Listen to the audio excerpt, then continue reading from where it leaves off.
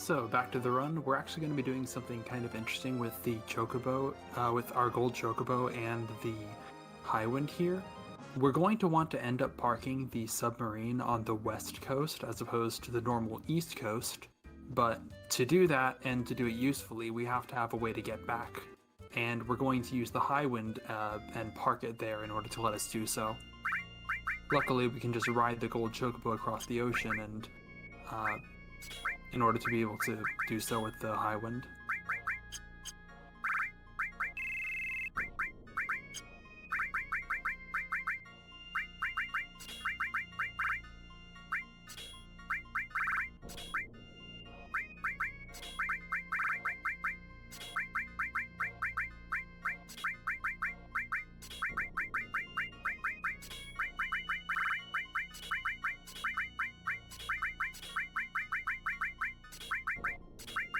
Gang, you are not the only one who sees the activate windows thing.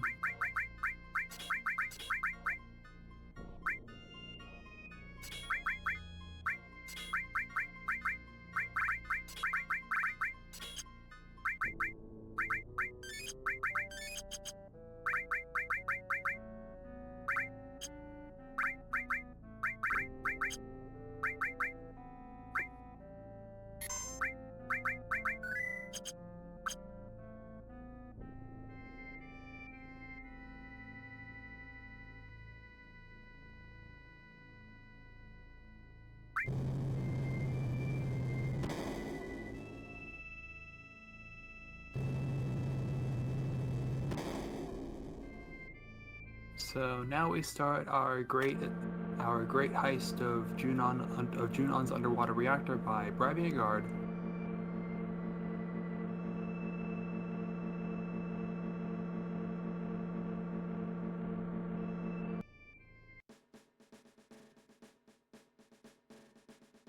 Sound effects are kind of unfortunate throughout the entire game, you see.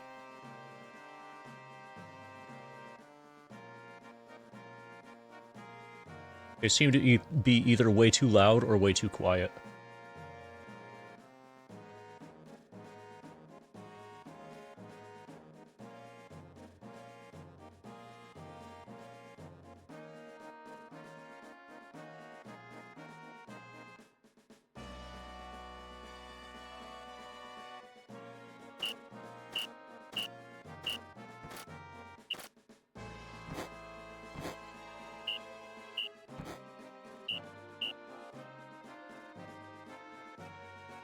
So in this next segment, we need to get as a drop an item called the Shinra Beta.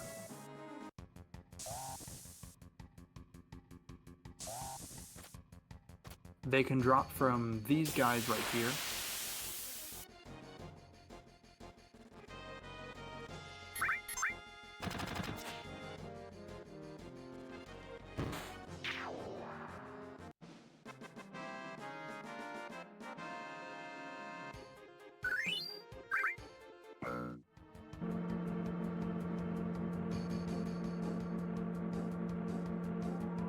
In total, there are about 14 chances to get this drop, meaning that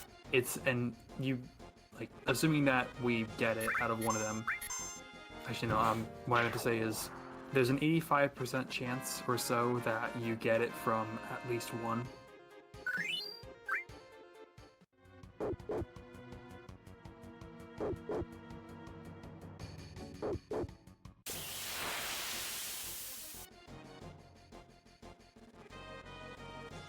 This fight here is one that we learn Matcha Magic on for all of our E-skills.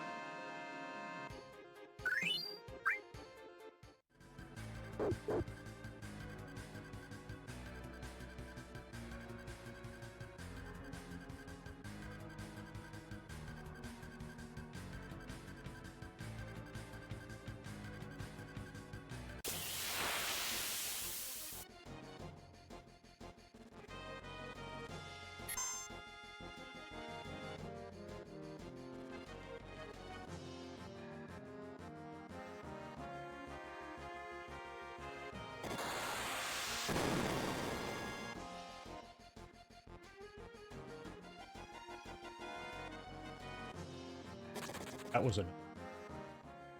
Yeah.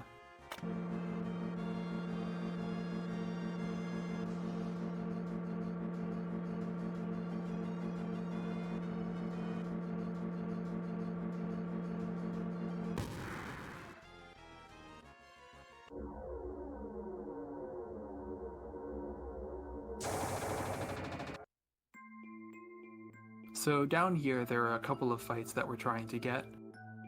First, a couple of fights against enemies called Corvettes, which will be the one after this one. They can be morphed into a light curtain, and also have a chance to drop a loco weed once killed, which is another item that we need to get from a drop from some enemy at some point. We'll be fighting and killing a total of 4 of them.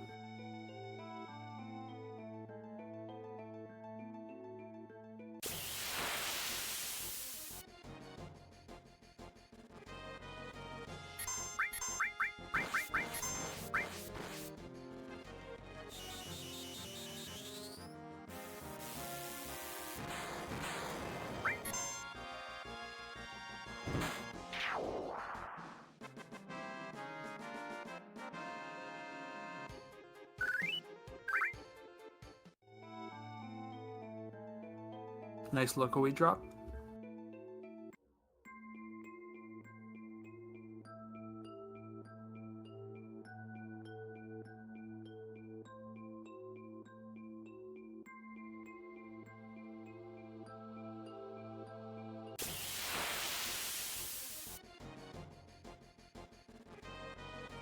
The second encounter with Corvettes is a pincer, but that is fine to be honest. After this fight, we're going to have 2 encounters with ghost ships, both of which we are going to morph into a guidebook. We need one of these to trade in for an item later, and the other one is going to be kept in our inventory for 100% completion.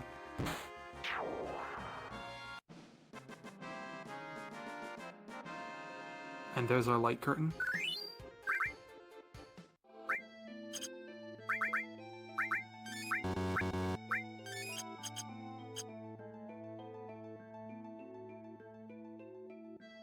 Ghost ships have about a 1 in 12 chance of choosing to throw away a party member.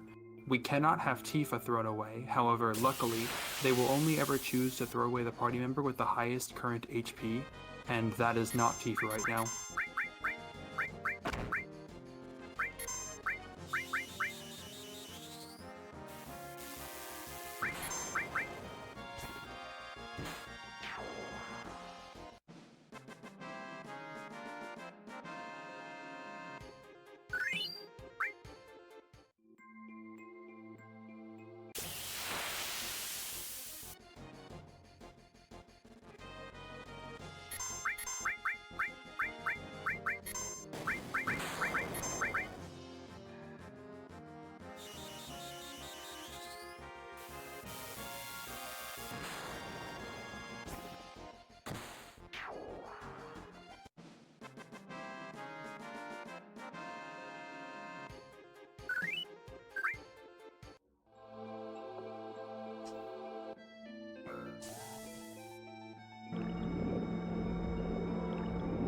And now we're done with that screen and continuing on into the underwater reactor. Into the underwater reactor.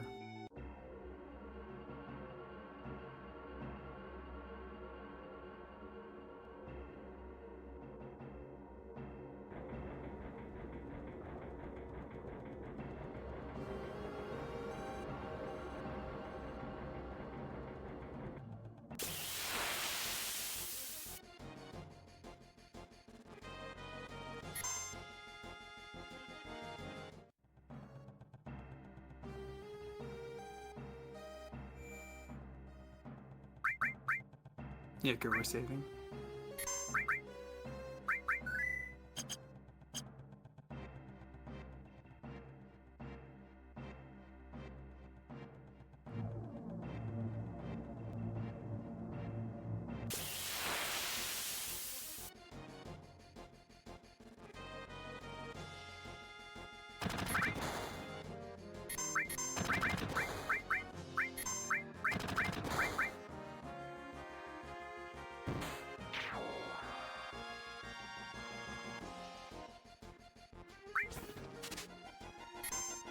Alright, so it looks like we're manipulating this one guy to steal the 8-inch cannon from him.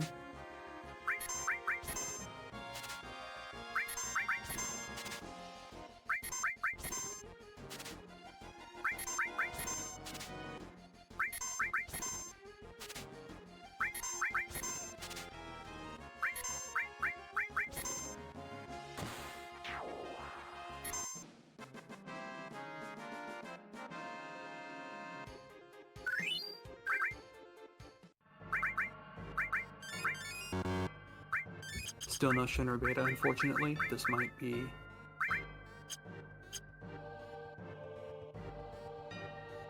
might be a bit of a problem, or maybe not. I believe we're going to steal the Shinra Alpha from this fight here.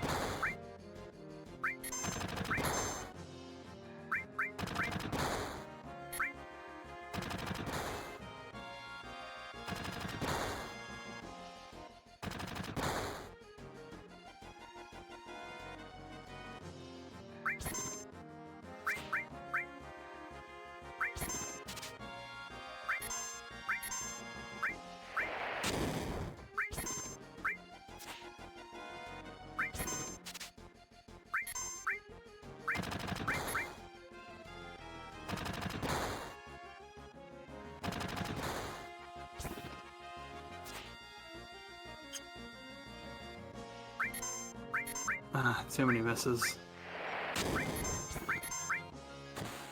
Finally. Nice. Yeah, it was important to deathblow that guy because we didn't want to kill the guy that was being manipulated. And I guess that was Tifa's only real reasonable attack to kill. Just the one guy.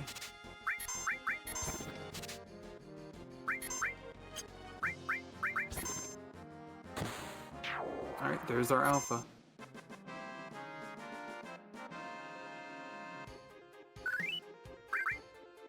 And I guess it's also worth noting that attacks can't miss manipulated enemies because they're turned around, like they can't miss preemptive enemies. And so that's how all death blows against manipulated enemies have hit always. So, we just equipped the Protect Ring on Cloud, which is insurance against double lapis lasers and most other unfortunate carry armor openings and such.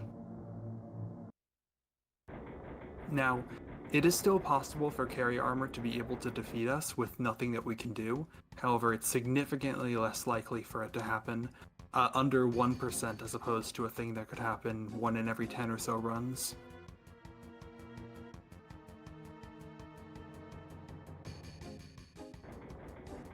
Commentary right now is being done by AceZephyr, and then later we'll have DashRetro. iBlink22 was with us until very recently, but he has gone to bed.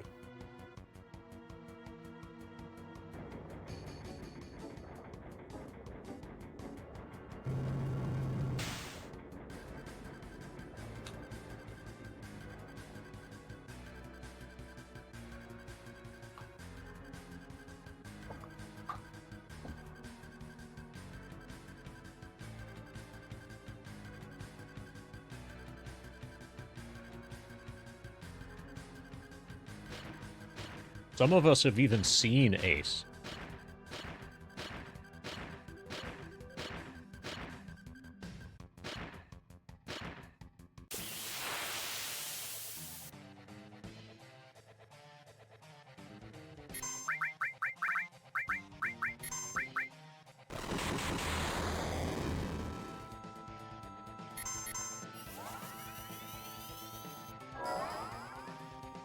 Alright, we win.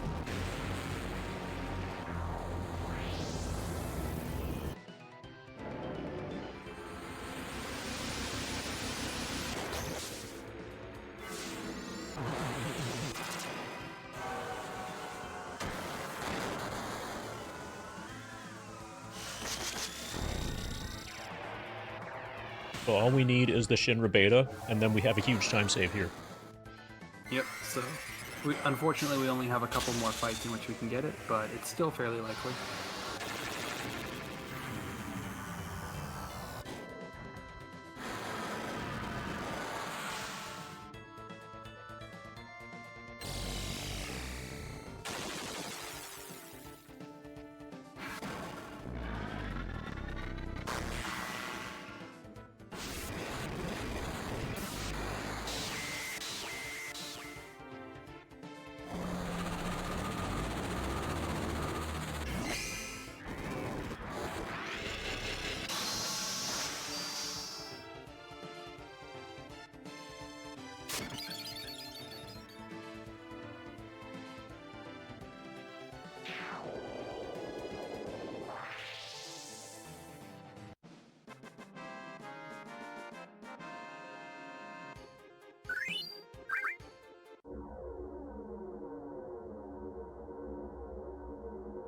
So we've got a couple of extra items we have to pick up in this area, as opposed to when compared to like no slots and other any percent like runs. The battle trumpet, scimitar, and leviathan scales, all of which are necessary for 100%. Well, the leviathan scales might not be necessary directly, but they're required to get a couple of other items that are.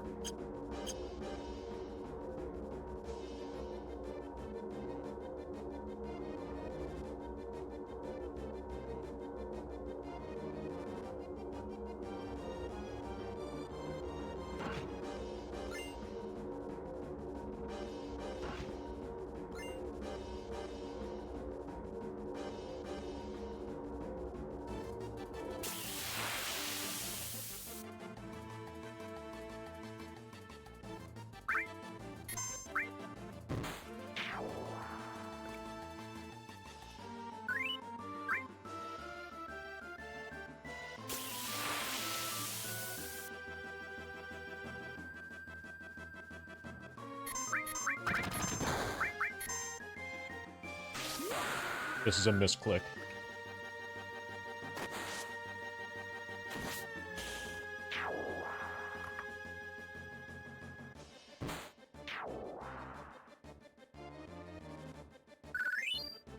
Okay, good. I'll take it. I'll take the boost jump. I'm gonna call that drop manipulation. Okay, good. Yeah, I'm completely happy giving up the boost for the Shinra Beta.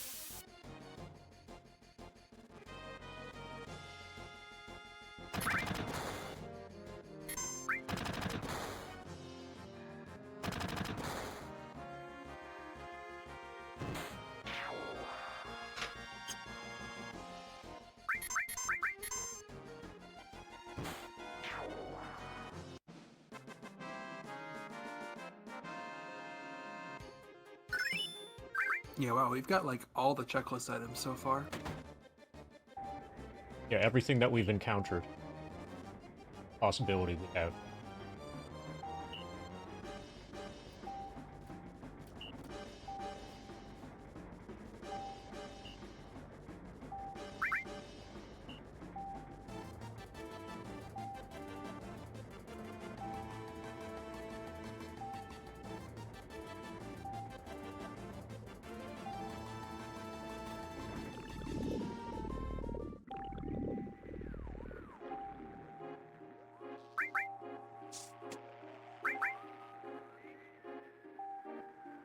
First try big shoes.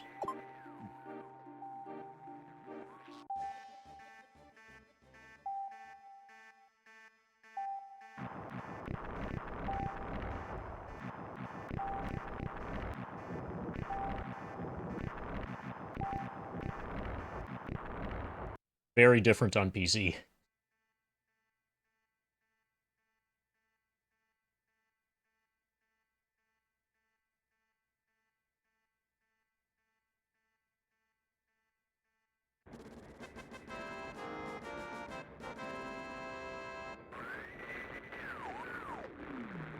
Okay, so we're currently 9 minutes ahead of my PB, my PC PB.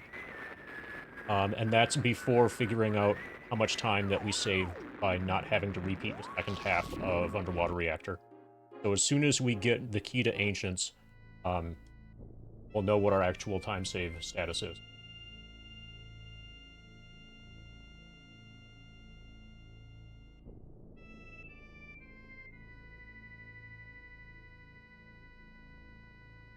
And I'm pretty sure my PB had really bad Chocobo racing as well. Like I did 9 or 10 extra races.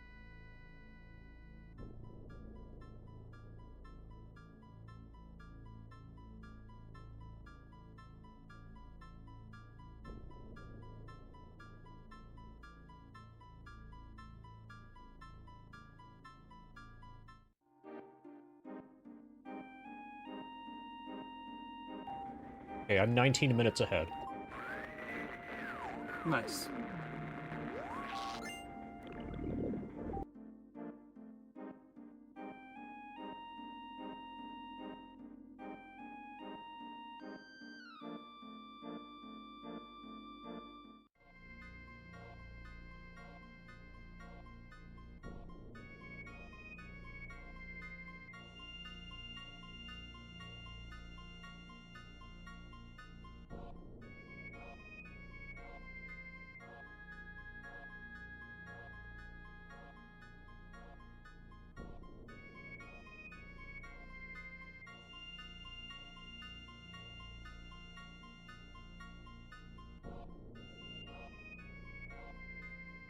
So we're going to be parking the buggy right by the Gelnika, but because of some weird step route reasons, we're not going to be going to the Gelnika quite yet.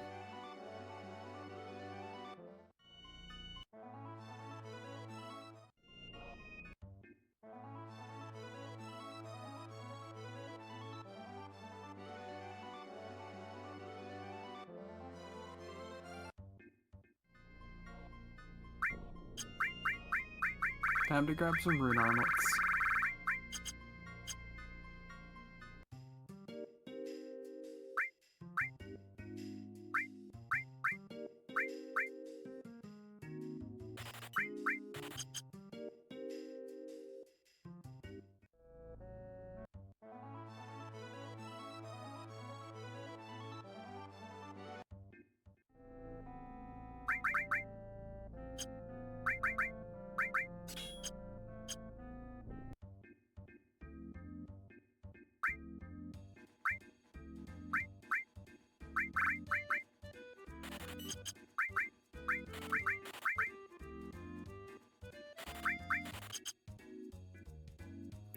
So yeah, I guess I forgot to mention that... Oh,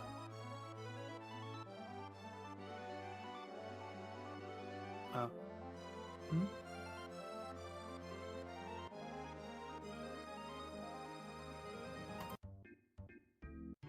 Okay. I guess I forgot to mention that, in one of just the last few fights that we had done, we had mastered the transform materia that we had been leveling up since we had gotten it from Kate Sith originally.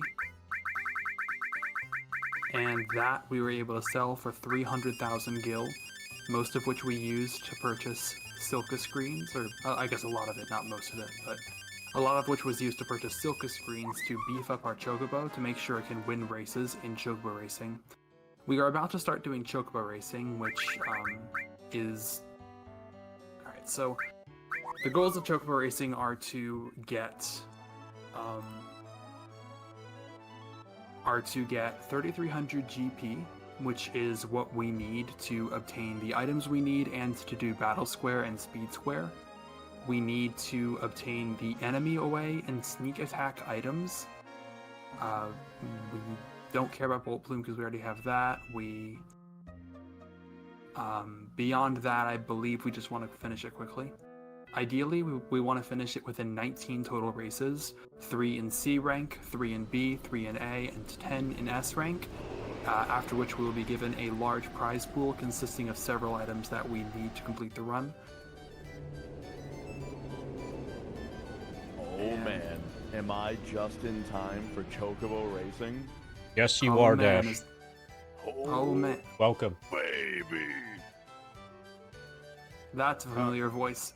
Everyone, welcome to the stream, DashRetro. I'm back. The plan was to get like 7 hours of sleep, and I got like 2 or 3. I did my best, but like I couldn't sleep. But Have you had it up? Are you somewhat up to speed as to what's been going on? I had it up for a little bit, but it was keeping me awake, so I turned it off. Okay. So yeah, well, actually, with Chocobo racing, kind of a good recap time, right? Yep. Oh. We got a fast speedy. race. Yeah. And that's awesome because this is rank C. They're like way more valuable here. Yeah. I did see also that you got a fast race on the Cosmo Canyon one as well. Cosmo Canyon. I meant Gold Saucer. Okay, so we're gonna want to keep track of GP. Currently, we're at 0. We have the Bolt Plume already. We literally just started racing. Currently, I am 19 minutes ahead of my 15:55 PB.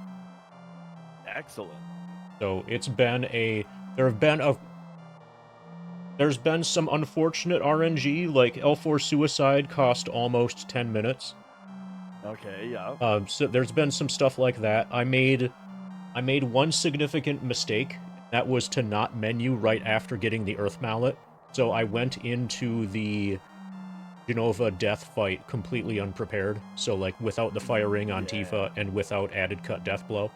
But Okay, thankfully, I didn't get punished for that very much. I only lost about... In total, that mistake cost about 2 minutes. We just made it through Underwater Reactor without having to repeat it. We made it through the trains without having to repeat them. So we're coasting at like 20 minutes ahead right now, just from that.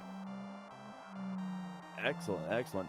Yeah, I heard that I was a little quiet before, but apparently I am cranked to max. And this is, yeah.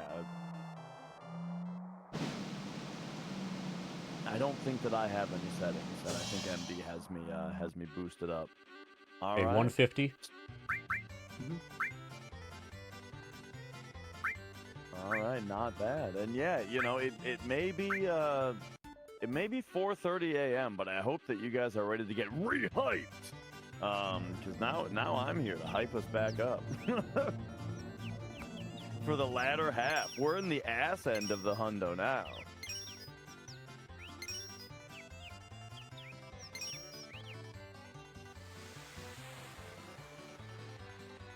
So yeah, Chocobo Racing on PC is quite a bit different than on PSX.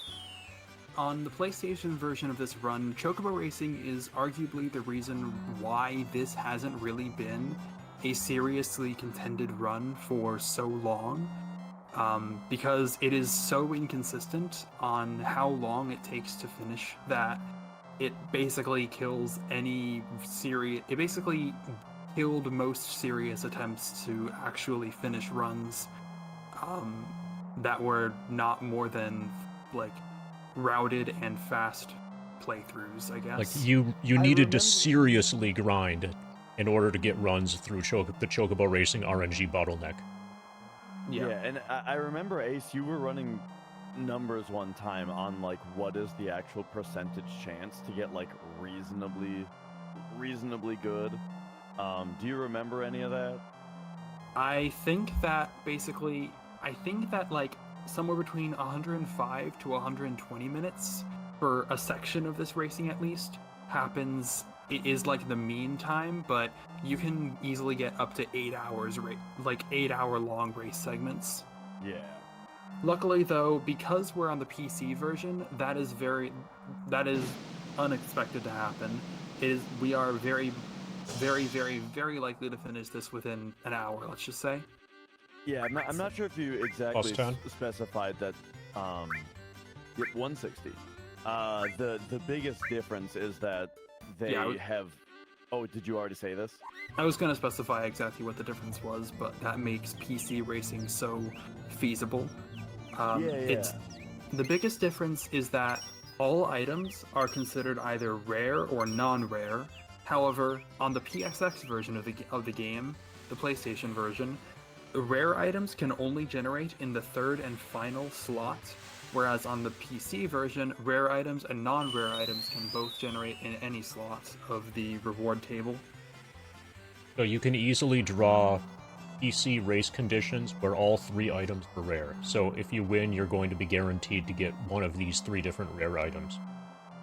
That's totally normal here on PC. Yeah.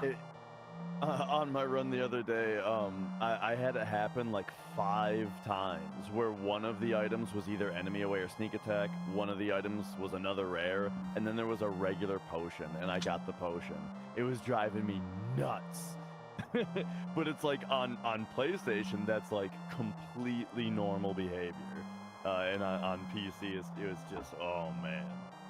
Yeah, it's also worth noting that the items that are present on the reward screen are not like equally distributed between the 3 of them. There are, out of the 15 total cards, which are basically just shuffled randomly between the different spots on the reward screen, 7 of them are the first item, 5 of them are the second item, and 3 of them are the third item. As a result, you have a 7 in 15... in the end, you have a 7 in 15 chance to get the first item, a 5 in 15 or 1 in 3 chance to get the second item, and a 3 in 15 or 1 in 5 chance to get the third. Another 10.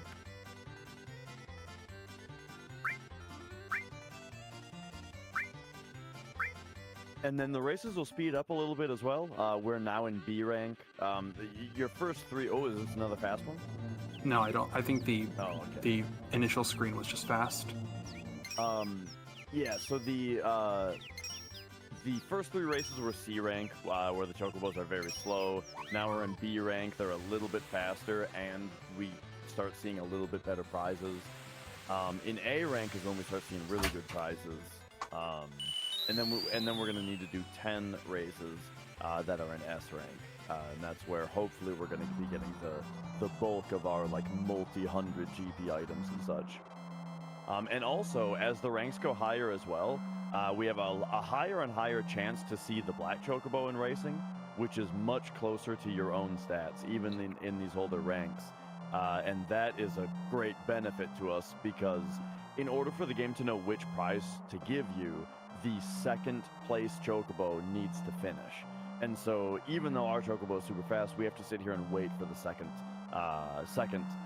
place chocobo to finish. So that's the reason that that the races speed up as we get to the higher ranks, is just so that the other ones can finish faster. But yeah, starting with B rank, we have a chance to see the black chocobo that really speeds things up.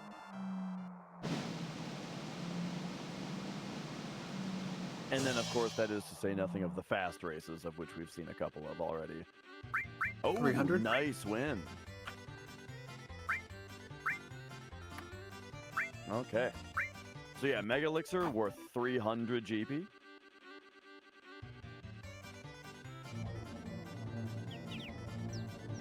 And yeah, you know, I think automatic transmission is pretty safe for the first couple ranks, but you know, manual is gonna guarantee the win on every race. If you know how to work a manual on your gold chocobo, you'll win every race.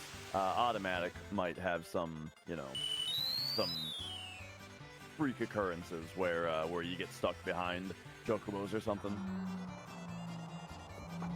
Katombas know, as in your movement and how you bump into chocobos and such, can and will affect the order that they end up in. Now, there are certain ways that some chocobos are set up to be better than others or more likely to win than others, such as with their AI type being aggressive or non-aggressive, for example. Like, basically, whether or not they charge at the beginning and therefore screw over their chances of winning is a random element, and I think each chocobo has a 1 in 4 chance of charging at the beginning. But no, it's not decided at the beginning if what order they will end up in. If it was decided at the beginning what order they would end up in, then chocobo racing manipulation would have been a lot easier to do calculations on. Trust me. Plus 15. All right, we're at 485.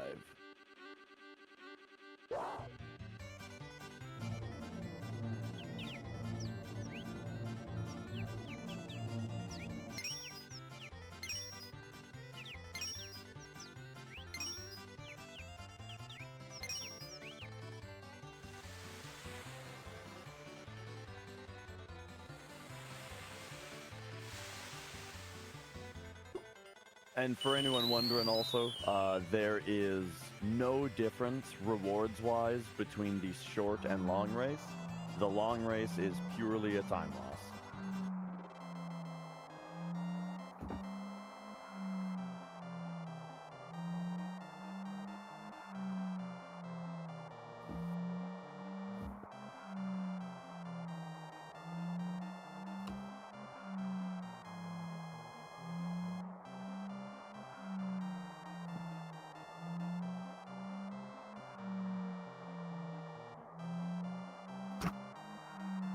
Yeah, above my table by accident there. MD, are you doing anything to try to cause fast endings or anything, or fast races? Not really. Okay, yeah. I mean, I know it's not much to If go I had- on. The only... Yep. If I had a turbo controller, I would play around with that, but not really. Plus 50. And now it starts for real in rank A. Yep, 535. SA There's not is much in to the go rare on. slot. Hello, Tail. So there's yeah, there he is. There's Joe with his black chocobo tail.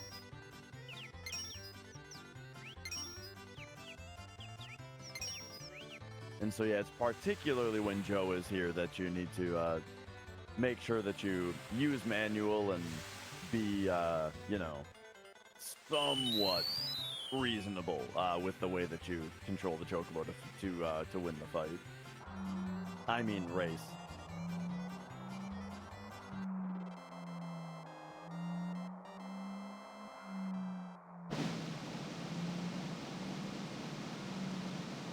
And that race finished quite a bit faster. Oh. That hurt. Plus 10.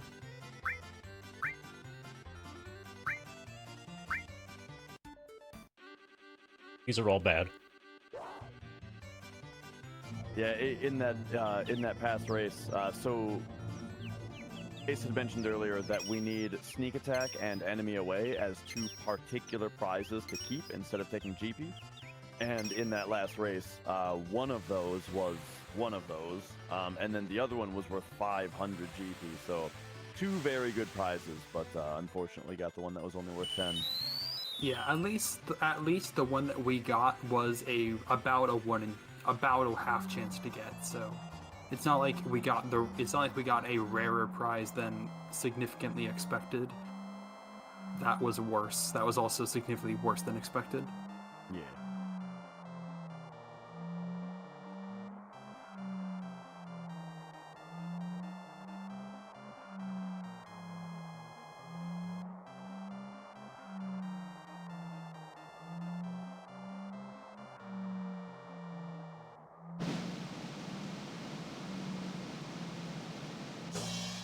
All right, and the races are sped up a little bit, being an A rank now. Done. That last one was much faster with Joe being there, but either way, the A rank races are still slightly better. A rank was pretty much a dud this time. We got, I think, 30, all of A. Yeah. Unfortunate, but happens.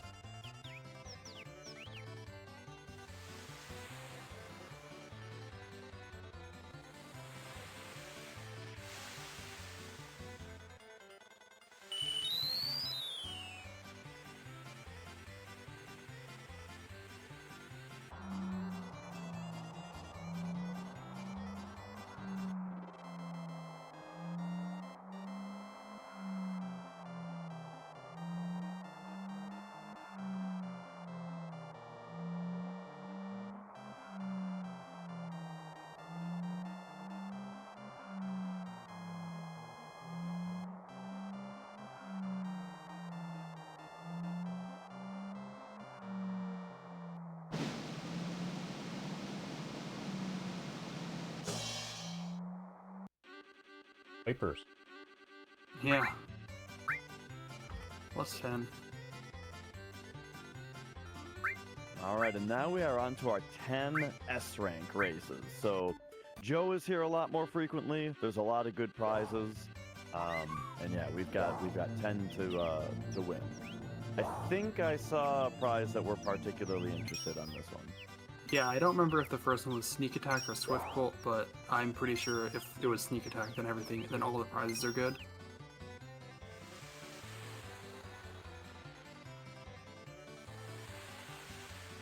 Yeah, and that's kind of the thing, is that like even if things look a little bleak at the moment as far as like how much GP we have and sneak attack enemy away, it really only takes a string of a few really good races in a row to kind of get back on your feet here.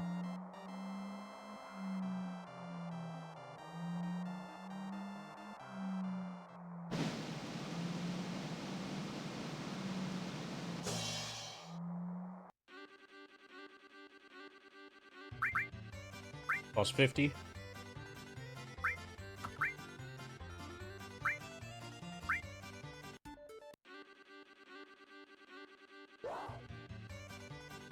And yeah, so the most valuable prizes are worth 500.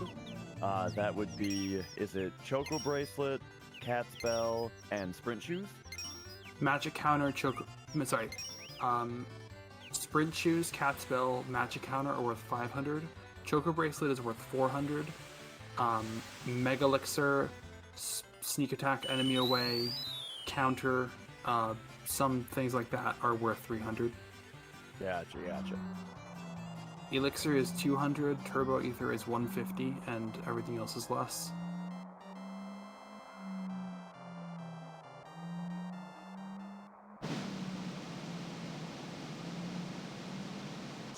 Yay. Yay, that's good. All right, 500. 1115 GP.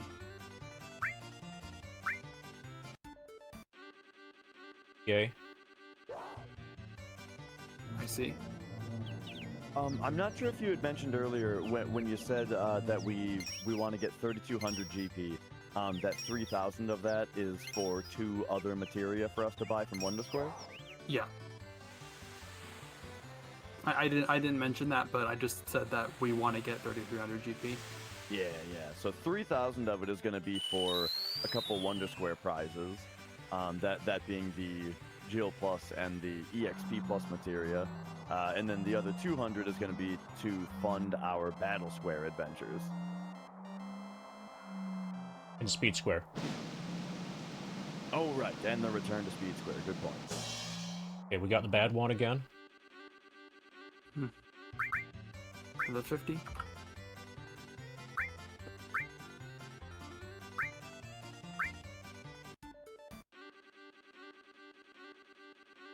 Okay. That's three at least good, or yeah, 3 pretty good prizes.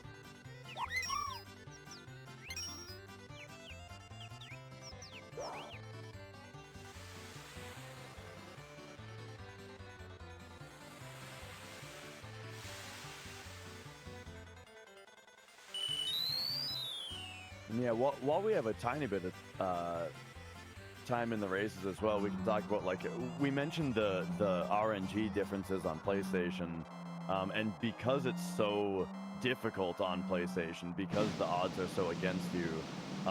Fast ending, nice. 300. Yes. Ace, actually, you developed a whole RNG manipulation for the PlayStation version. That's kind of one of the most intense parts, execution-wise, one of the most intense parts of the run now. I did do something like that.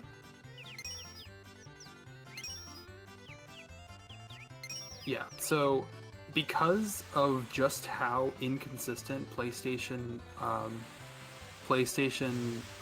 Chocobo Racing is without any kind of manipulation, I was able to develop an RNG manipulation sort of tool and system that can be used to, at the very least, more reliably get better prizes. Yeah, basically search for windows of, because the prizes are based on the frame that you start the race on. And so we can find windows of frames that have the prizes that we want. And aim for starting the game on those frames, and those frames being relative to the power on of the system. Yeah. Okay, so the 2 commons here are Cat's Bell and one of the ones we need.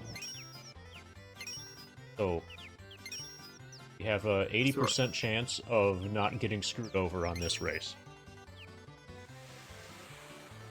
Yeah, though we only have 5 races left, but have neither EA nor SA, so we're hoping that we get those soon.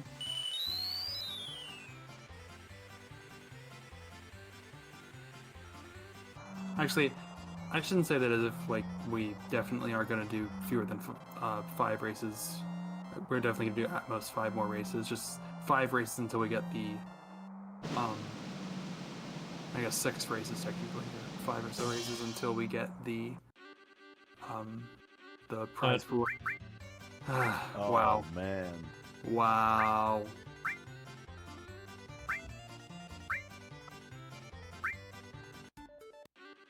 Okay, Sneak Attack is in the most common spot.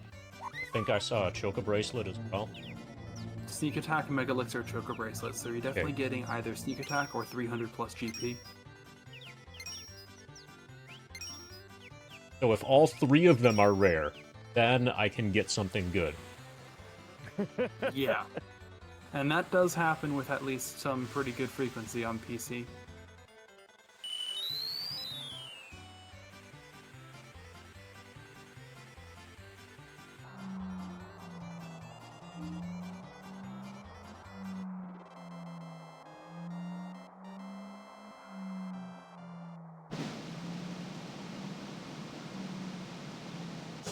Yay. Progress. Yeah, very nice. We got Sneak Attack. 0 GP, which is a good thing. So of the particular items that we're looking for, the prizes that we actually want to win that aren't just GP, we are still looking for Enemy Away. 2/3 chance. Yeah, 2/3 chance for 300 plus GP there for this one. And not to just talk about the differences between PlayStation and PC all day, but I just find it funny that while doing the manipulation on PlayStation, you really don't want to see Joe because part of the manipulation involves behaving in such a way that like gets a certain chocobo to win to get you a certain prize. But if Joe's there, he's always going to win. So you're always going to be getting prize 1-2, and it really limits your options. But on PC, when you're not manipulating, or on PlayStation if you're not, yeah, very nice, 500 GP there. GP is 2020. On that means that if you're not manipulating though, or on PC for example, then you do want to see Joe as much as possible because he speeds the races up. Both EA and SA are offered here. Ooh.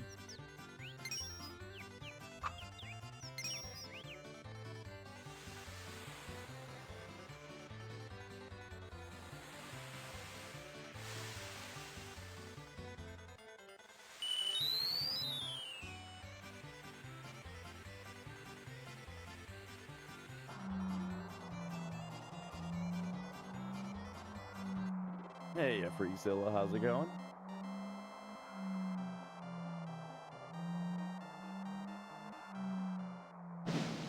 Alright, we got a Tifa race. Oh, this is good. All 3 are good. And that's another Sneak Attack.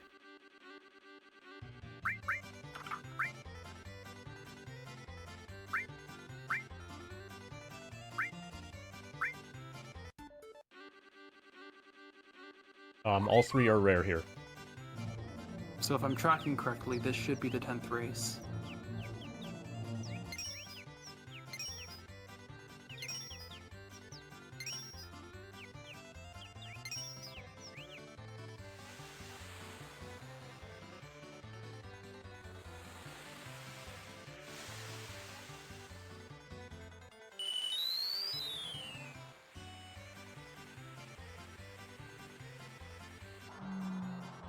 So ideally, if you didn't win 5 different Swift Bolts, this would be when you are able to leave. But yeah, we're going to have to do a few more races to get the last things that we haven't gotten yet here. Yeah, just a little more GP and Enemy Away, ideally. Okay, that helps. 500.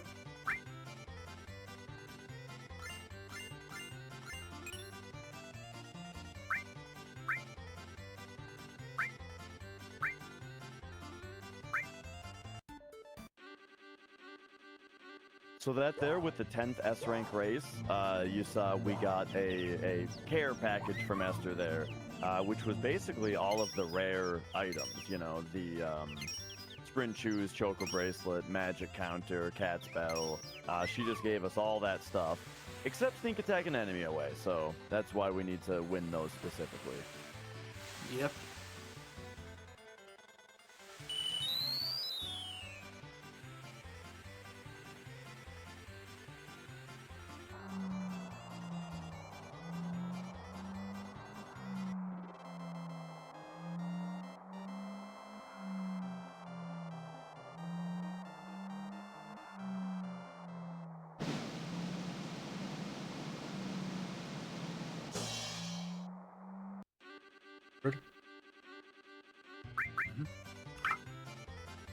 3120, pretty close.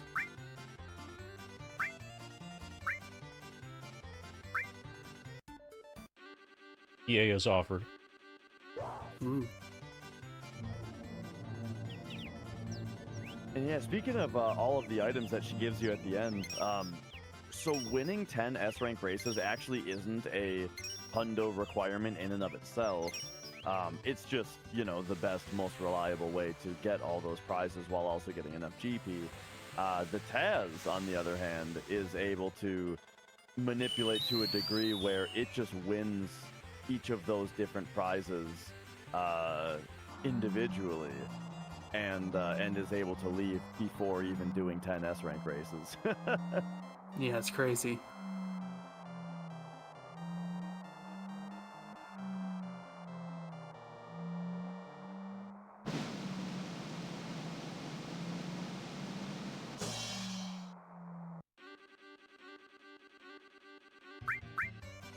Plus 50.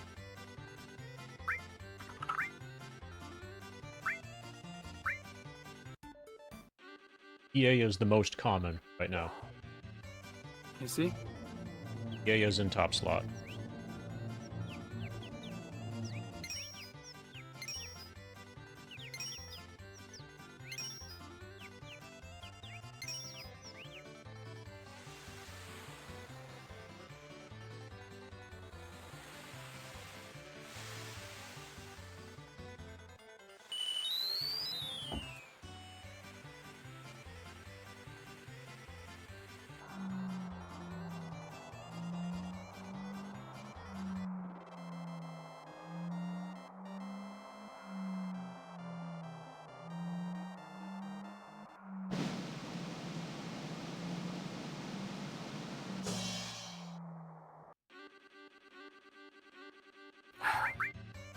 Plus 20.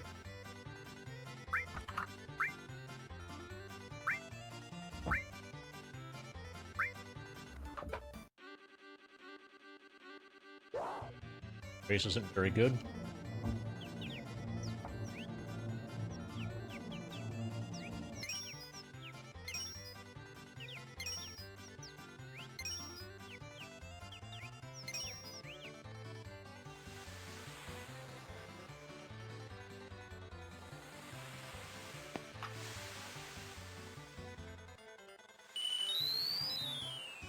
Another thing that would have always been very nice to be a feature in the game, and would have probably meant that on PlayStation, for example, we wouldn't even need a manipulation, or at least wouldn't feel as much need for one, would be if you could just back out of races. Or if you could pick the prize. Oh, yeah.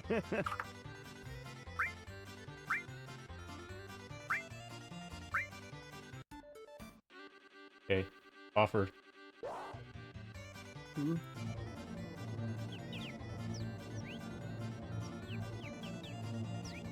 We're fine now. We're at 3240. This could be the last race. I have always thought that it's kind of interesting that you don't need to spend anything to Chocobo race. Just Yeah. an interesting design decision that, like, it doesn't cost money or anything.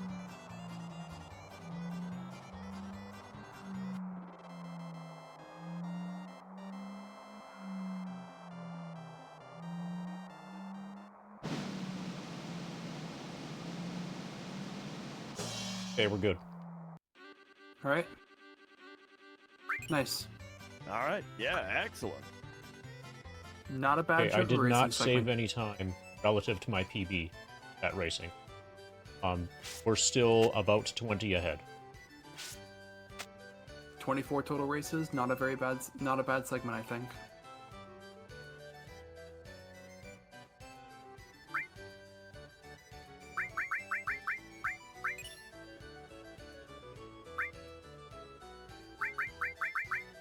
All right, so yeah, here there are the 3 mystery prizes, one for 2,000, one for 1,000. That's what 3,000 of that GP was for. The other question marks item on that list is a carob nut.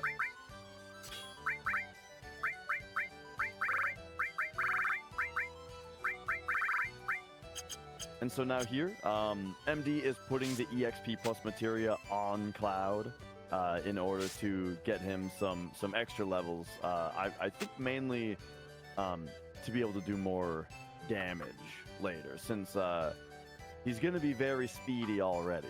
But to get a little bit more damage, you can use it for more levels. It's to try to help compensate for not duplicating power source. Yep.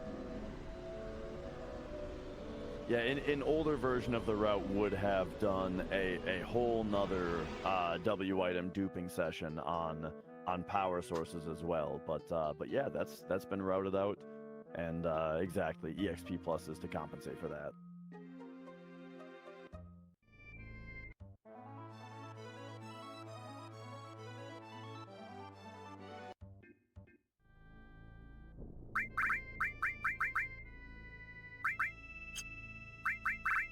All right, and it's time for our return to Rocket Town. So this will be, if you guys remember the main story, the plot that's happening right now. We're trying to get the huge materia. Shinra is. This is really lots of lore here, right? So we should be talking about the plot here. Shinra is trying to destroy the meteor by shooting a huge materia at it on the rocket, and so we need to return to Rocket Town in order to stop that, because we need the huge materia. And also it doesn't work anyway, so yeah, we just know that it's not going to work anyway. By virtue of also having run no slots where we don't remove the huge materia. Yeah. It's like that game, Virtue's Last Reward. We know what happens on the other fork of the tree.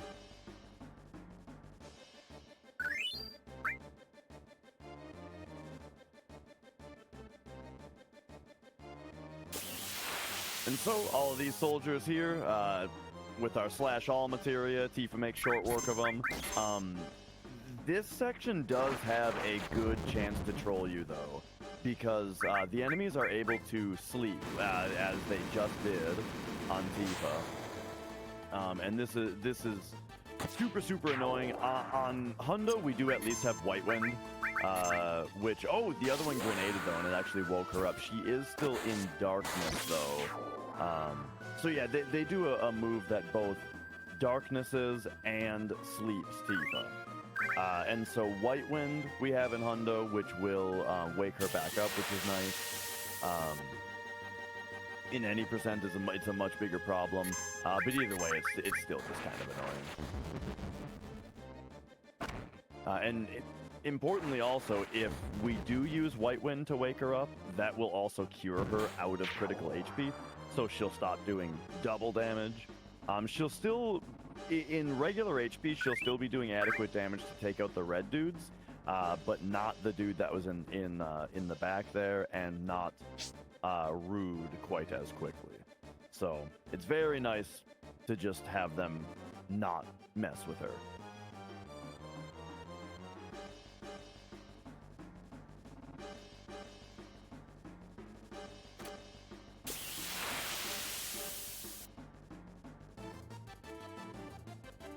And so here we are, it's the Rude fight. Famously, Rude does not attack Tifa in this fight. He, like, just as a hard-coded personality aspect of the character Rude, due to his hidden feelings for Tifa, he will not target her with an attack. Unless, however, he does have a script where when he's low on health, he will just attack whoever hit him last. And that can be Tifa.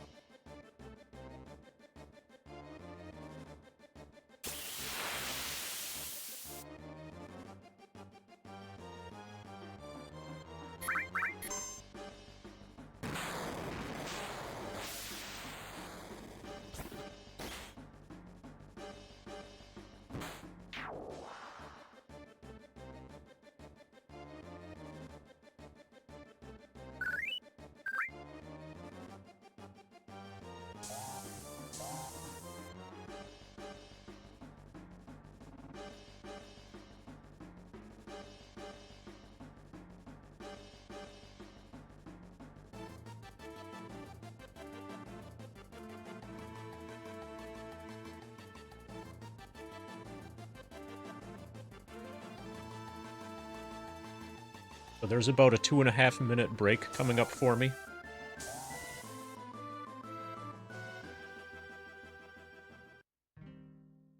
One of the biggest breaks in the run. Yeah. And yeah, here we have successfully stopped the rocket launch. We did it. Everybody's fine. Nobody is going to space today.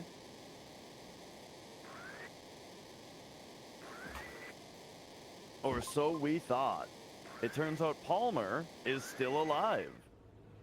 He just bounced away when he got hit by the truck earlier. And he is now launching the rocket.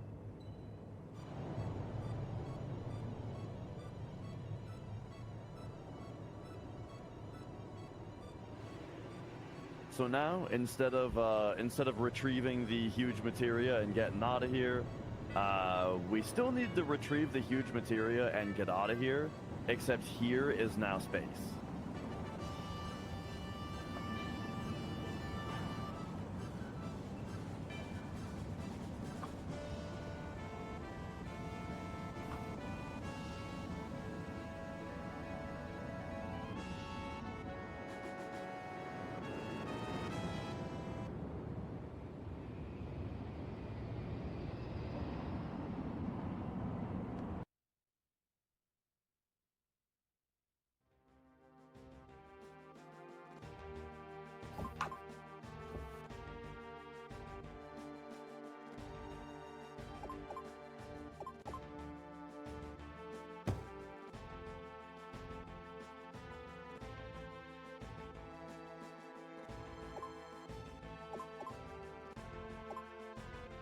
And despite this being the first Final Fantasy that's in this more kind of sci-fi-ish setting, or more future-y setting instead of older fantasy, not the first Final Fantasy where you go to space.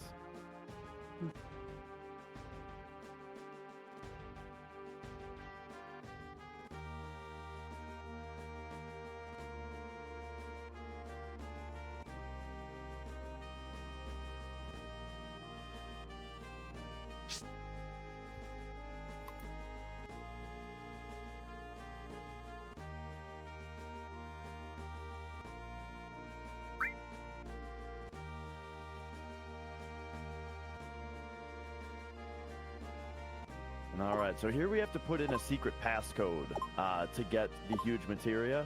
The only way, as like a first-time player, that you know the password is every time that you get it wrong, Stid will give you a partial hint. And if you're like writing them down or something, you can figure out what the hint is reasonably quickly. Like if you correctly interpret every one of his hints, it narrows it down to only 2 possibilities, as far as I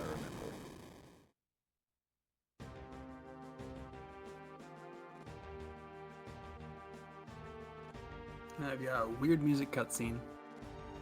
Another place where the music's different, or rather the fact that there is music at all. Yeah, I've noticed that there's a lot of parts on PC where the music fades out on PlayStation, and on PC it fades out and then it kicks back in for some reason. Yeah, that seems interesting.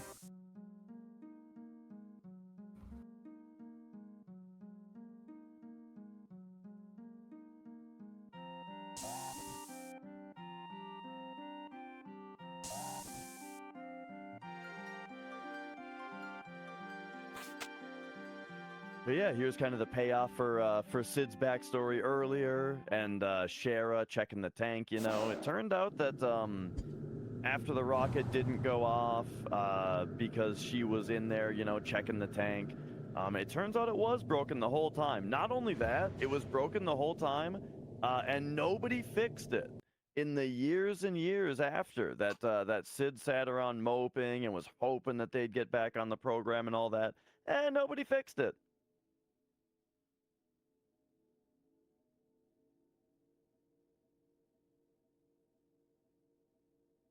And then this here, I believe, is the break that MD was talking about. These text boxes, they look normal, but they are auto advance. And so, yeah, this is a really nice break. Yeah.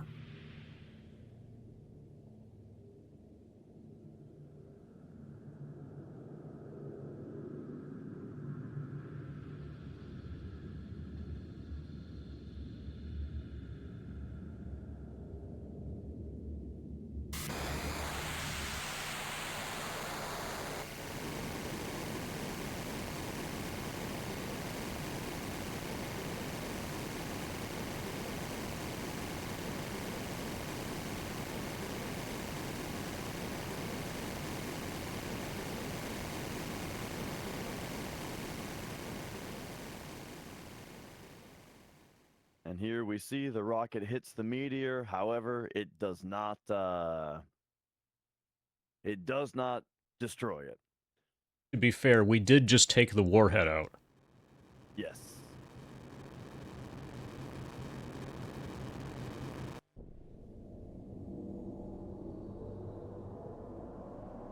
The activate Windows watermark really sets the tone.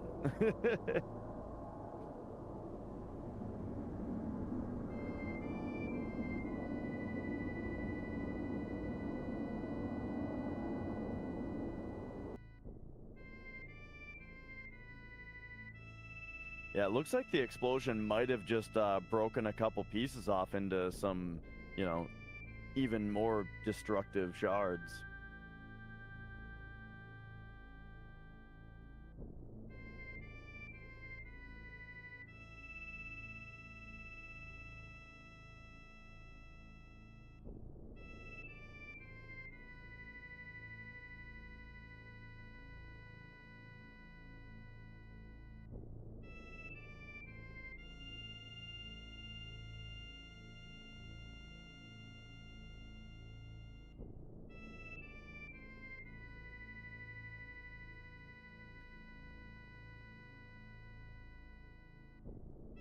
There may be questions about Windows activation. What I'm curious about is whether there are still any questions about what platform is being played. The strong indicator that this is actually FF7 PC and not like HD console. Emulator with a high-res texture pack.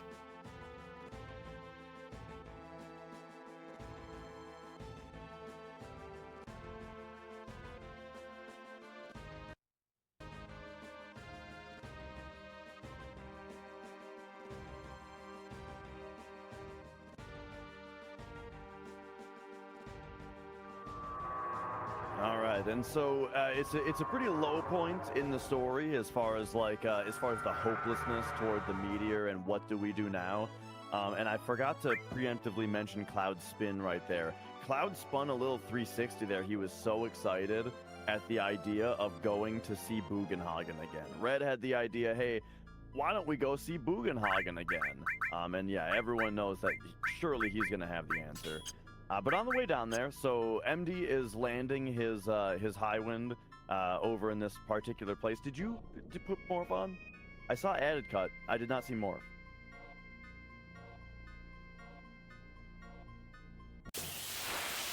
I think I always have morph. Okay, great. A fight on this beach always produces this enemy. This enemy morphs into a Oh, I put it in the wrong spot. Okay. Yeah, I was thinking for a second. Oh, okay. Probably what happened, I guess, is that this is a double input glitch kind of issue. Now we can't escape. Yeah, you swapped Deathblow morph for Deathblow added cut instead of morph added cut, I think.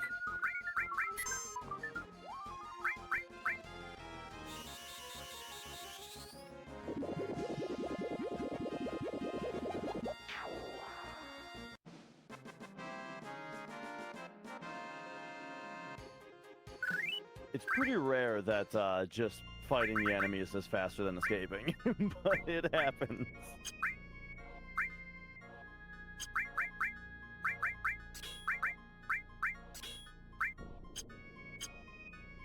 Oh, I don't... Okay, I don't know what's... Yeah, I hesitate to give advice because we have different menuing, but usually it's like Deathblow added cut is on her, and we replace added cut with morph is what I would expect to see.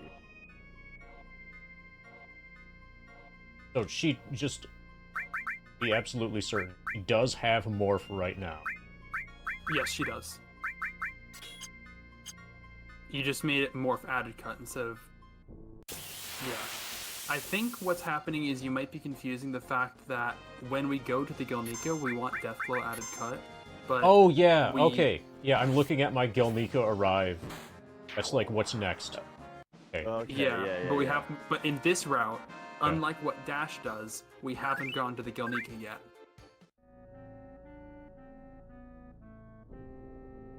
So I'll have to triple check menus when we arrive at Gelnika. Yeah, the turbo rec. Yeah, to comment on what's being talked about in chat, the turbo record is 15:07 by DashRetro here. In fact, just set like yesterday, right? Yeah, I think the run finished yesterday. Yeah. It finished about 24 hours ago, just a little more. All right, so here we find the full cure materia. We got the dream powder from the morph on those dudes, which is, quickest place to pick that up is on the way over to Cosmo here. And yeah, there's some other really important shopping while we're here as well. We're here to see Bugenhagen, but first, MD is going to stop at Tiger Lily here and purchase everything that is in stock here for inventory completion. And then also is going to make a stop at the materia shop.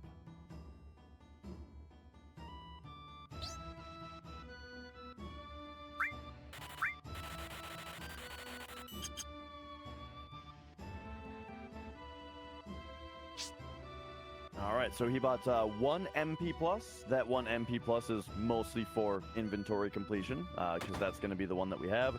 And then 10 HP pluses. Each HP plus starts out giving a 10% bonus, and so we'll be loading up on those before the diamond. Wait, has diamond already been fought? Not yet. In this route? Okay. So we'll be loading up on HP pluses before the weapon fights.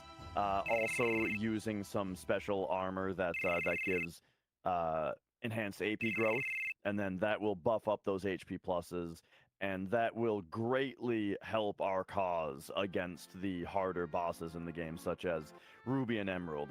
When we're so underleveled and our HP is so low and the characters are, in danger of just getting one shot right at the start of the fight, being loaded up on HP pluses is going to help that a lot. I will not be beating the Turbo WR today. I'm currently basically on pace for about a 1530 to 1535 at the moment.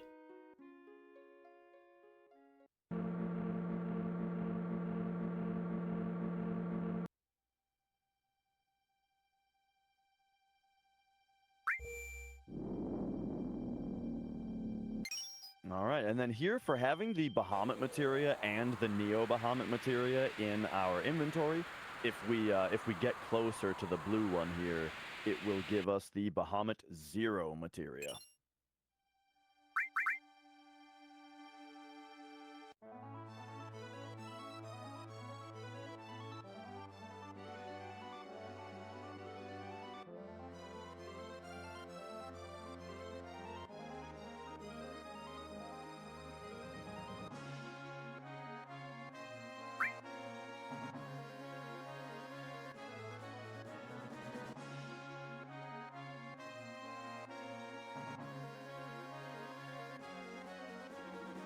And we now return to the City of the Ancients. This is where we needed that key for. So when we got the submarine, we immediately went and got the key to the Ancients. And that was to be able to interact with this place.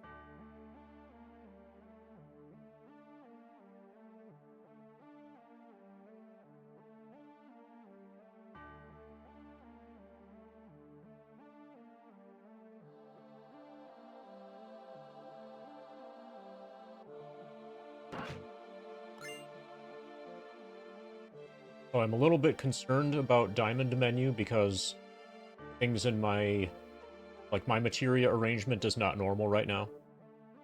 Yeah. I'll lose a little bit of time on Diamond menu.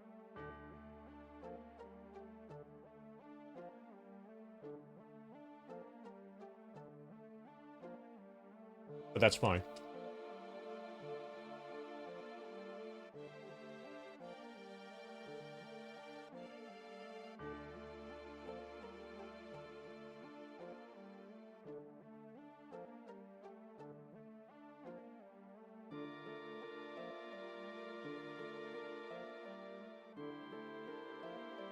And yeah, while we have a short break here, so talking about the 1555 that you got about a week ago, did you talk about that at all before? About having to do trains twice because of the chocobo mistake? Chat mentioned it a couple times, but it hasn't been gone into in depth here. Yeah, I did mention that, oh, hey, now I'm 10 minutes ahead. Yeah. So one error was that during chocobo breeding, MD had forgotten to get back on his chocobo and bring it back to the stable to be bred. And so entering the stable changes your RNG value, though, and that whole section is RNG manipulated. So he couldn't just leave, get the chocobo, and come back. The manipulation is thrown off. And the only way to remedy that was to load his save file at the start of chocobo breeding, which meant to redo the entire train section over. And then, on the way to carry armor, no shit, or after carry armor, that is, no Shinra beta was ever dropped by any enemies, and so the safety save before carry armor had to be loaded and carry armor had to be fought twice as well. So we're very well toward being significantly under the 1555 non-turbo record, as long as things like that don't happen. Well, and we're through chocobo racing. That too. Like the last big thing that can go wrong, really, is Kiss of Death. Yeah. The last big multi-minute RNG point that we're not already through is Kiss of Death.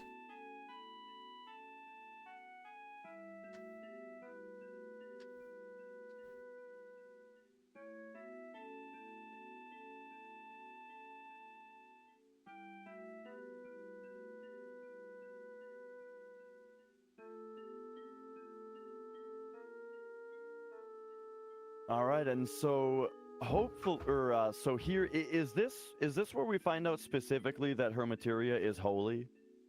I think so. So little lore talk here, and a big reveal cutscene is that right, the materia that Eris mentions that she has when you first meet her. She says she has one materia, but it does nothing. And yeah, now here we find out that it's actually the holy materia, and that's going to be our best hope against Meteor. And she got it from her mom.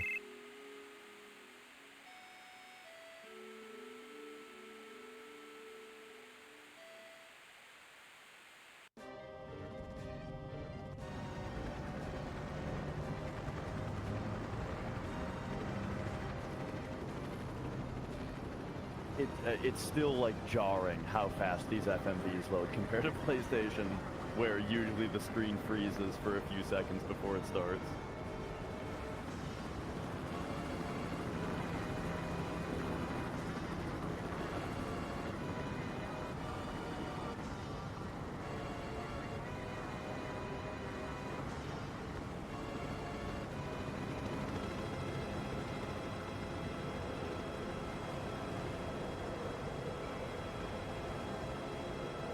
And then this is also, this is the reveal that the cannon that was previously on Junon has now been moved to Midgar.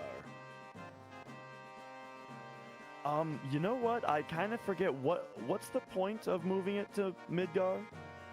Why to not? Shoot the northern. Oh, Yeah. is it? Yeah, is it to shoot the barrier around the northern cave? I think. I mean, that is what they shoot with it, I guess, and Diamond Weapon just is incidentally in the way. That appears to be the direction this unaimable cannon was aimed in.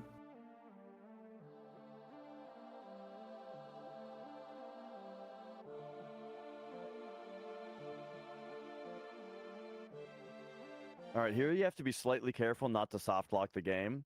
So notice when MD talks to the high wind here, Cloud runs back a tiny little bit. All right, so if that tiny little run back were to cause the little world map cloud to touch City of the Ancients, it would actually load you back into City of the Ancients, canceling the rest of this cutscene. And the canceling of the rest of this cutscene would cause Diamond Weapon to not spawn, and you would be in a soft-locked, unwinnable state in the world of Final Fantasy VII. Yep, but luckily we didn't do that, so Diamond Weapon is now charging straight towards Midgar. Oh no. He's very slowly making his way over.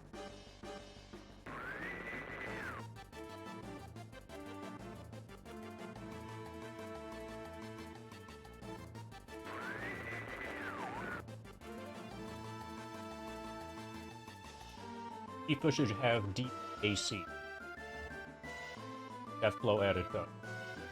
I'll make sure to check that. I think right now she has empty and then Deathblow. Like empty on the left, Deathblow on the right, if I remember right. Or sorry, empty on the left, Morph on the right. Yeah, that sounds right.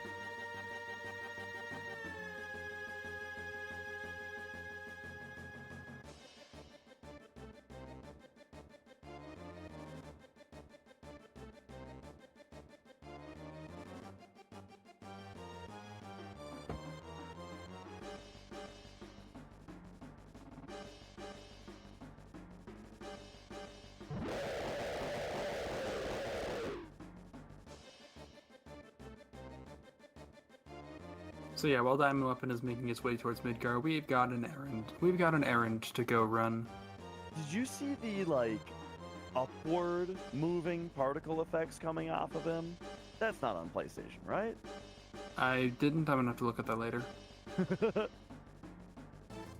yeah, so while Diamond is slowly making his way toward Midgar, we actually have to wait for Diamond to get to the shore before we can fight him. And so instead of just standing around waiting in a speed run, we are going to run a couple errands while he makes his way over. The first of which being the retrieval of the huge materia that's in the submarine here. For 100%, we need all 4 of the huge materia to be retrieved, and this is the 4th of 4.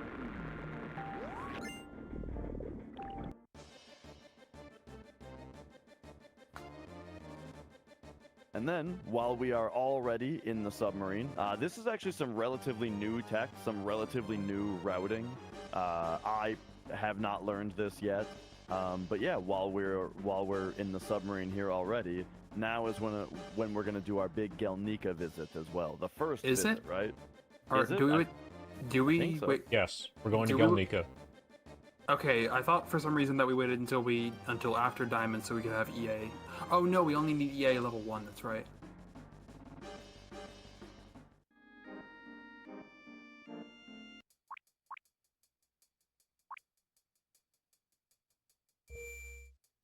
So yeah, here we make our way down into the crashed wreckage for the first time, the Gelnika. And there's a lot of really good stuff in this place. I mean, tons of speedrun relevant things are in this place. One being the double cut materia, Yuffie's ultimate weapon, the Conformer, a couple things that we need for inventory completion, like the escort guard. And we're gonna grab all those. We're gonna grab those 3 things right here. We got this chest with the escort guard. Here's Conformer. And then we've got a very dangerous escape here. This is one of the scarier escapes in the run.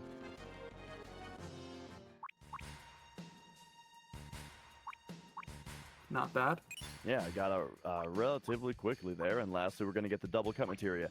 And I tell you, when making this game, they really struggled to have the correct materia models and colors on the field.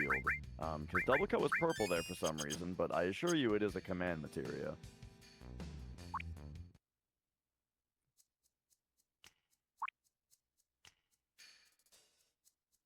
And while we're down here also, we've got another boss fight for the all bosses portion of the run.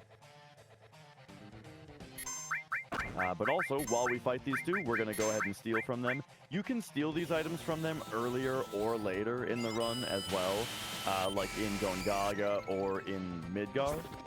But here is a really nice opportunity to steal from both of them. So we're going to get the Tough Ring from Reno. There it is.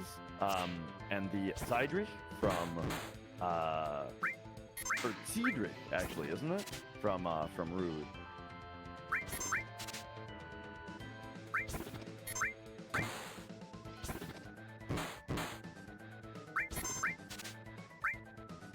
And then also, Rude's script is somewhat broken in this fight. There are certain moves that he can do where after he does them, his script is just broken, and he will not take another action for the rest of the fight.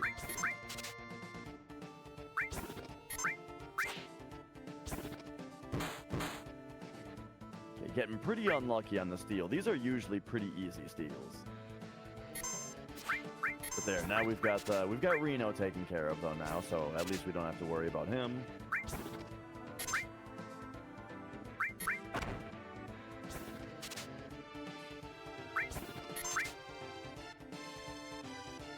And now we've got all 3 characters stealing here. There it is. Yeah.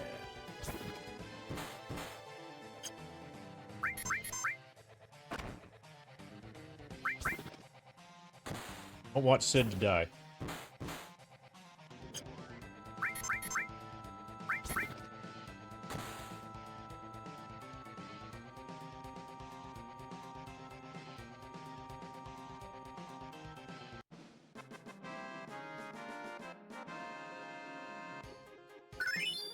Oh, Katumbas is asking about an item that you can also get from the forest. That is the 3rd Turks item, the Minerva Band, which you get from Elena.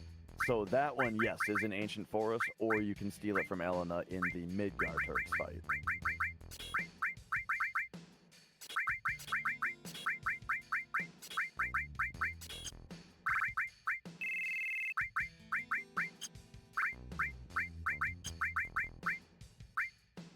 Alright, so now MD is doing his big menu here to get ready for the diamond weapon encounter. So rune armlets are going on each of the characters because rune armlet has double AP growth. So any materia that is slotted into the character's armor now gets twice the AP. And that's very significant because diamond weapon gives a ton of AP. And so as we can see, he's got Enemy Away slotted into Apocalypse, which is giving triple AP growth. Yuffie is getting loaded up with lots of utility here, including all 4 enemy skills. And then the rune armlets are mostly hosting HP pluses here. So this is where you know, our HP gets a little bit buffed from these HP pluses, but then Diamond Weapon is going to level up these HP pluses and give us a lot more HP to work with.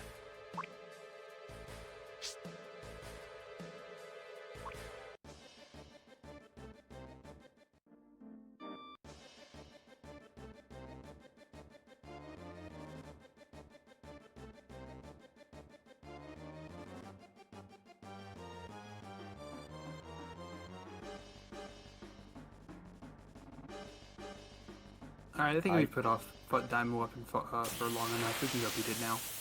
Yep, and here we are. We arrived exactly when we mean to. And now Diamond Weapon does have one item that we need to steal. Rising Sun. Yeah, this is one of those bosses where... Oh, Good fight. Very nice first turn steal. Good fight. We won. And yeah, since this is one of those fights that we just knights the round and it's over, it can be easy to forget to steal the Rising Sun when you're, you know, super excited to just toss a knight to the round out.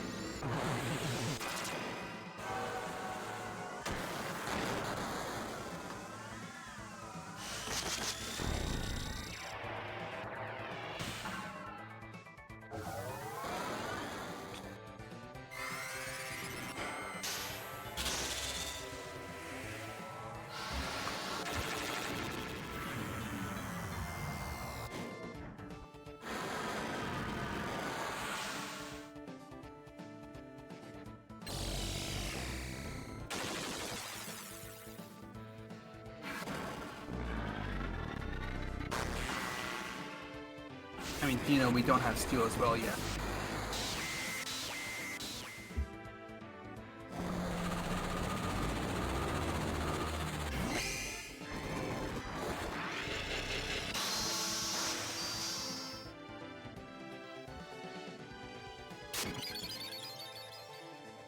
That is an interesting routing possibility, though, if you wanted to do Wutai earlier than this.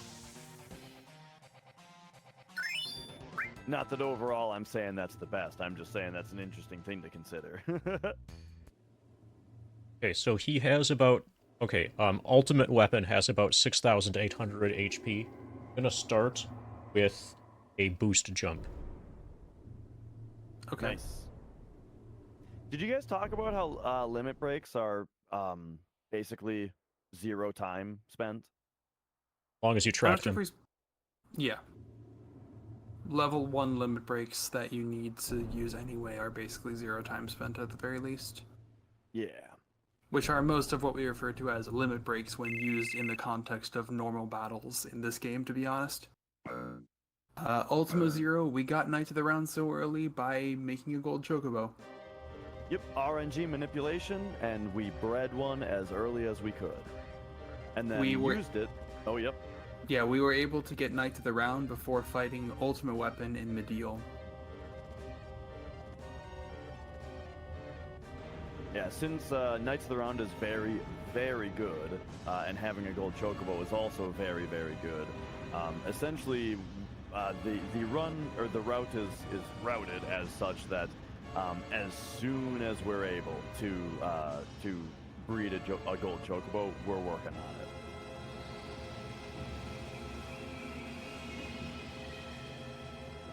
We start the process of breeding a gold chocobo as soon as we get the high wind, when Tifa is still party leader. Yeah, and that's as early as you can own a chocobo stable.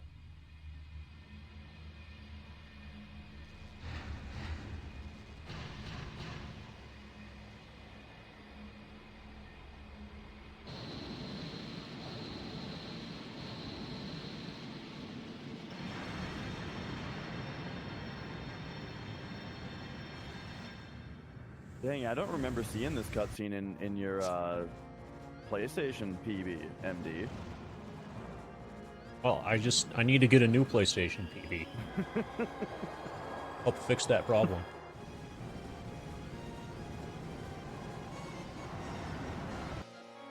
It's gonna feel really nice going back to PS2. Once I'm done for now with PC. Having menus that are actually responsive. I have been noticing that double input glitch anxiety is infecting other parts of my life.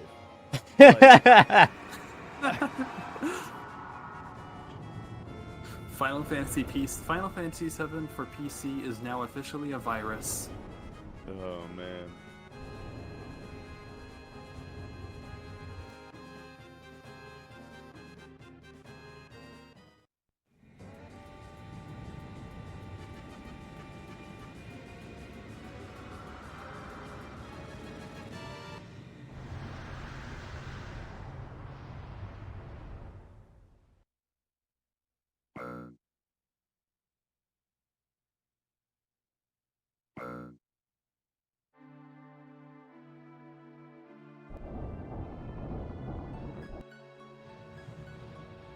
This is the sequence of cutscenes where, like, no matter how many runs I do of this game, I underestimate how long this part is.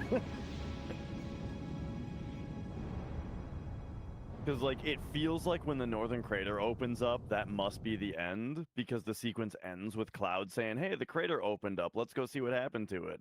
But then there's this whole part of Rufus getting shot.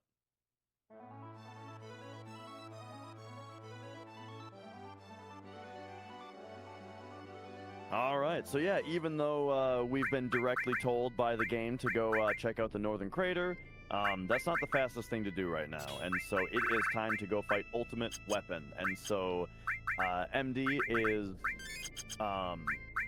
replacing Enemy Away. Now that Enemy Away is leveled up, He's got that unslotted and now has Magic Plus back in the Triple Growth Apocalypse slot, and then has re-equipped the Fire materia as well. For the purpose that Fire makes for a nice, easy 1,000 damage on this fight, and it's usually a pretty good tool. Because here's the deal, this guy's got about 6,800 HP right now, depending on the amount of damage that was done earlier to him. But if we kill him right now, he won't actually die. He will respawn with 20,000 HP. So MD used a boost jump there to do 2,400 damage. So now he's at like 4,400 health. And then on this particular encounter, he leaves after a single turn, and then we have to fight him again. And it's when we fight him again that we can actually kill him. If we killed him on the Medial fight or during that fight, once again, he would spawn with 20,000 HP instead of actually dying. And because Ultimate Weapon uses Shadow Flare as a death counter, it's very important that Yuffie is the one to kill him. Yuffie has all 4 of our enemy skill materia and the Reflect Ring equipped. Yeah, and so since she does about 2,500 damage per physical attack, it's nice to get him under that 5,000 threshold and then just use a double cut with Yuffie. And so here's the death counter.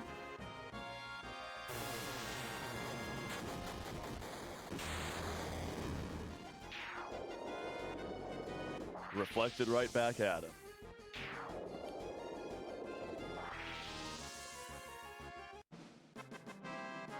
Alright, and with that, Shadow Flare has been learned on all 4 E-skill materia.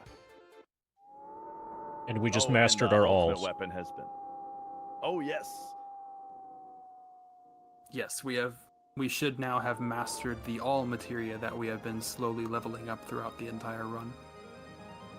And now, in a very short amount of time, we should have effectively all of the money.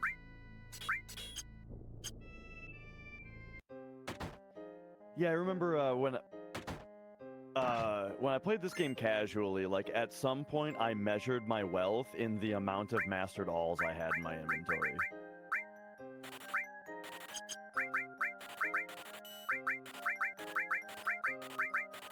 Alright, we now have nearly 3 million gil.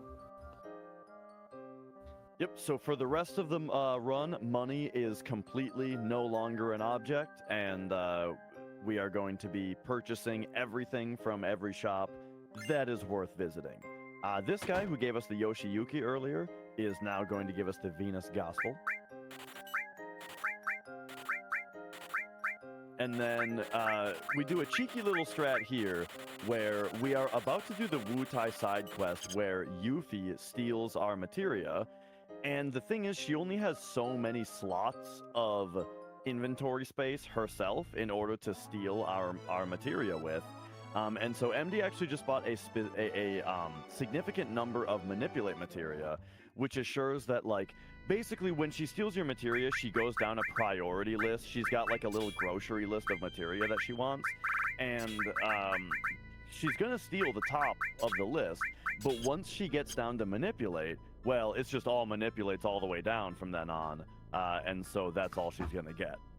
And so that kind of retains some of the materia that are a lower priority in our inventory, and it also MD bought a very specific amount, which also means that the way that she is going to rearrange it in our inventory is going to be consistent because he has a consistent materia setup with a consistent number of manipulate spots and that kind of thing. So it keeps menuing consistent to do it this way.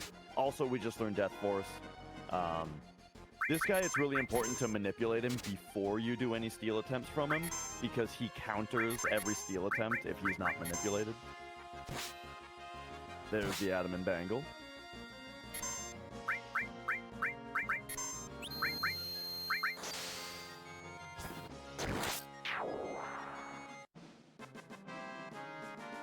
Oh, and there's the counter I was talking about also, where since the attack didn't quite kill him, it broke him out of manipulate, and then he did that counter. But yeah, he'd do that every steal attempt if he wasn't manipulated. And all right, so since Yuffie is about to leave the party, we're getting Tifa back in, and we're going to use Tifa for a little bit for the next section.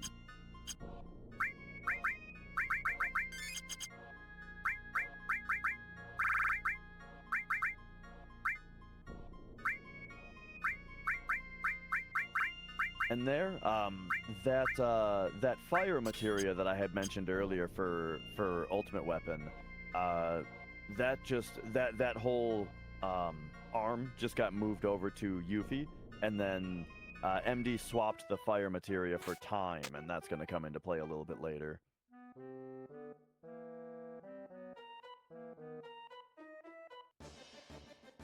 And here we go, the very, very famous side quest where Yuffie steals your materia.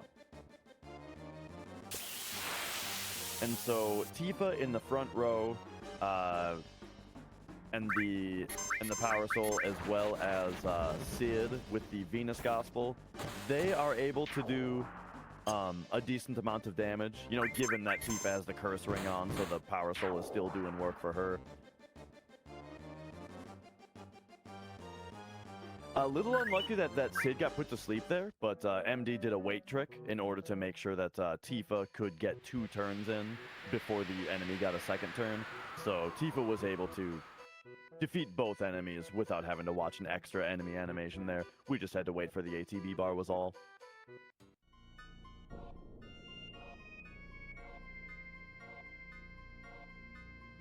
So yeah, it's interesting, like, you know, we kind of talk, I'm sure we talk about weight tricking kind of at the start, and it's really clear what weight tricking does for you on, like, boss battles when, you know, we can fit extra death blows in during a paralysis section or something like that. But really, like, weight tricking is used all over the place for little things like that. And once you either run the game a lot or just play the game a lot, once you've been introduced to the concept, it's something that you kind of just start doing naturally, second nature all the time. All right, here we find the MP absorb materia, but Yuffie takes it away from us real quick. And then this is a nice opportunity to get to this shop. Interestingly, you can't shop from the other shops in Wutai yet. They tell you that, like, oh, they're out of stock, right? But that shop you actually can shop from. So it's nice that we have to go into that room anyway, and that shop already sells to us, because it means that we don't have to re-enter that building to buy the stuff later, since we need a couple of those things for inventory completion for 100%.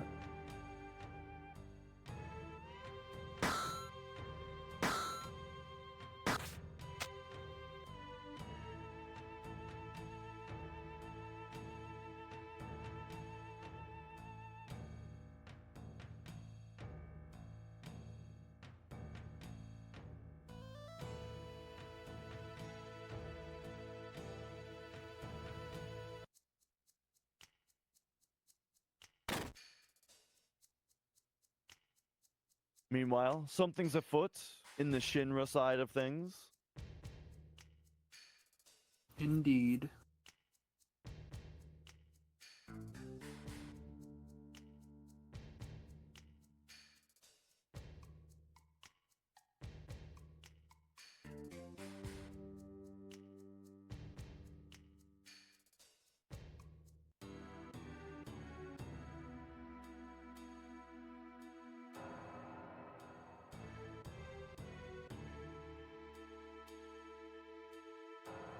Yuffie leads us to her secret hideout here, where she also has the final Turtles poster for that side quest. Yep, it's been a while since we've gotten one of them, but we've finally gotten all of them now.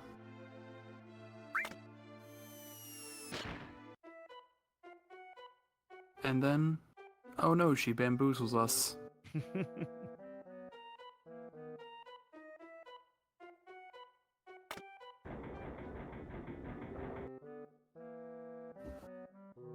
I like that she starts to run away, but then she comes back into the doorframe just to shit talk us a little bit more and then run away.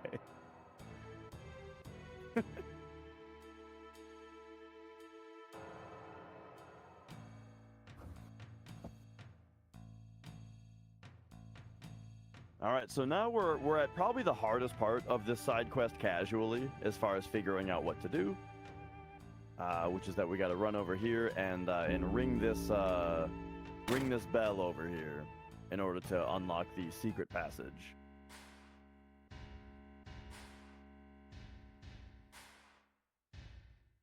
But now we find out that Yuffie's been kidnapped now. Now she's in trouble and needs our help.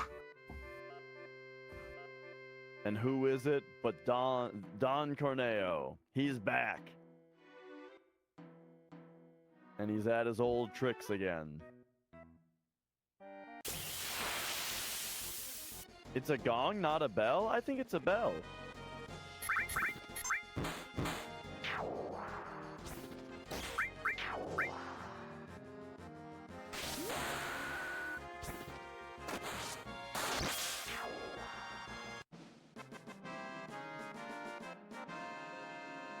All right.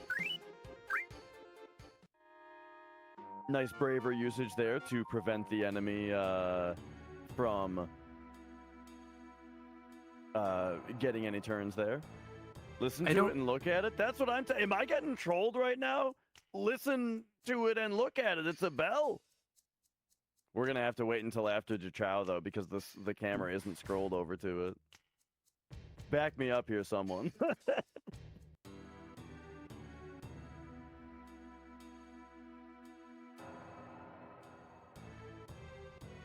Those bells, they've got, I mean, this probably isn't the only place, right? But in Japan, around the site of Hiroshima, they've got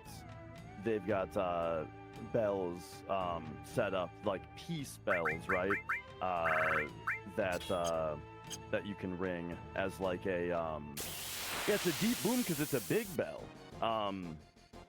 So yeah, right now in the run, we're fighting these Foulander enemies in an attempt to try and get a Lunar Curtain drop.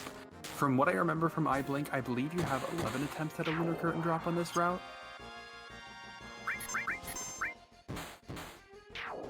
Yeah, this is one of the missable items that we're going to have to come back for if we don't get right now. And coming back means flying to Wutai, entering Wutai, running all the way back to the Chao, and coming back to this screen. So it's a big time save to get the Lunar Curtain right now.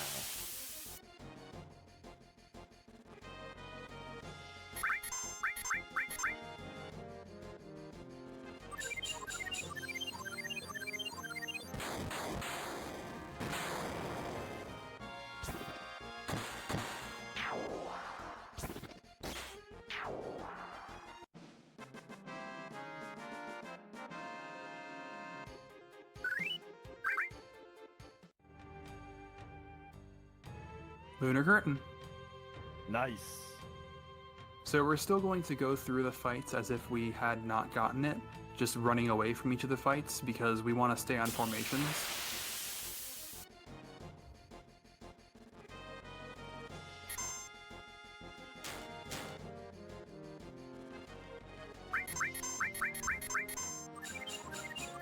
I think the only thing left on my checklist is the War Gong. I have Birdwing also. Oh yeah, that. And then a short list of, I guess Birdwing is on that, but order list of battle square specific.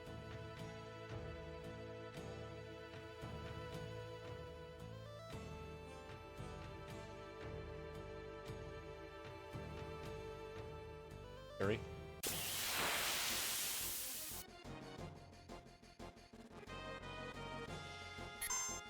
I should be an active.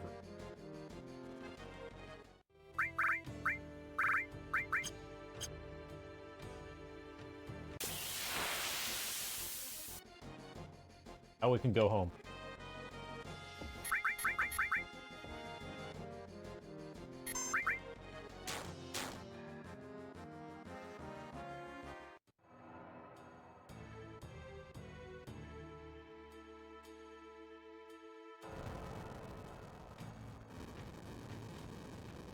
All right, and so after the carry armor fight, we got the Leviathan Scales item, which is what allows us now to get into the fire here.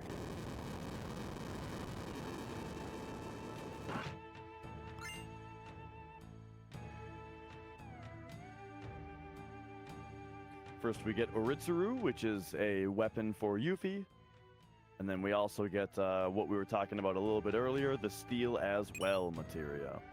An interesting materia that I never really appreciated, where blue support materia, where if you attach it to a command, then when you do that command, you also do a steal attempt with it.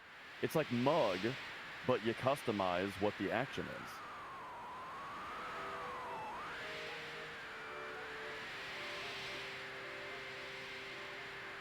So you could do things such as Knight to the Round steal as well, and get 13 steal attempts per use.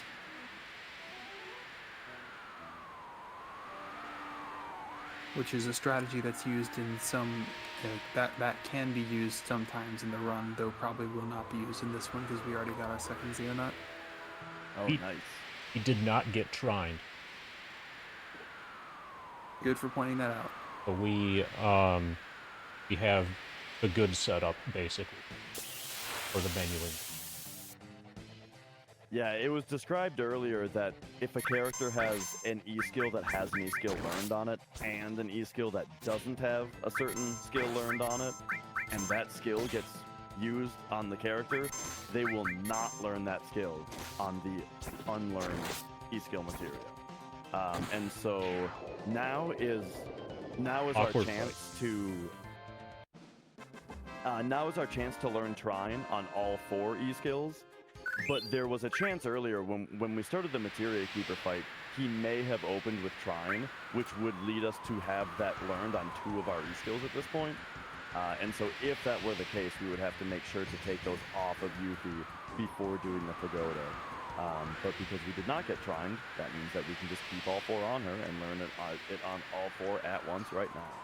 It's simpler that way.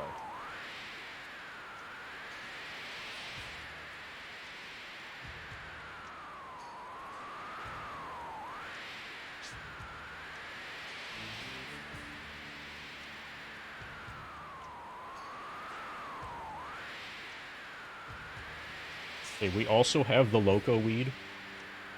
So we need Magic Hammer, but that's it.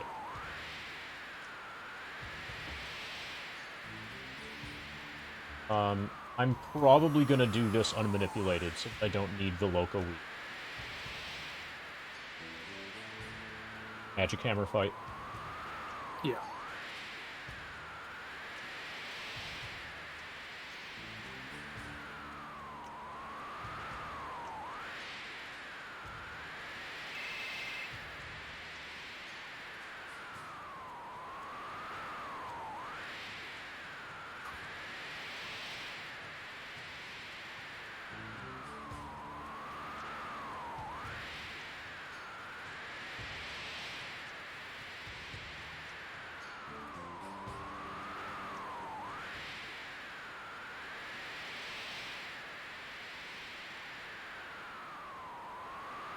I don't socialize. Yeah, the Rising Sun from Diamond Weapon we stole just a little bit ago, and interestingly enough, that is not a steal in the original Japanese release of the game also. I think they kind of forgot. They forgot about Diamond Weapon entirely. Oh, right, that's what it is, Diamond.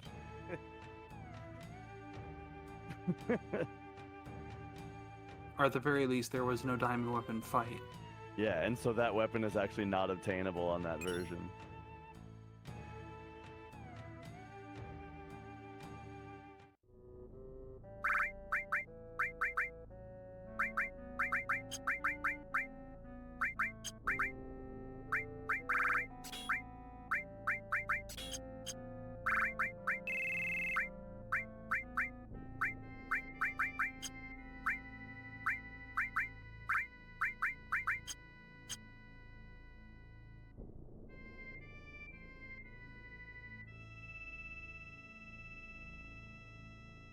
All right, so with Yuffie being back, her part of the materia is untouched because, you know, her being the thief and all, she didn't change any of what she had equipped. And so now MD is farming for a Razorweed encounter, which unfortunately did not get yet. The Razorweed has an enemy skill that we are interested in called Magic Hammer.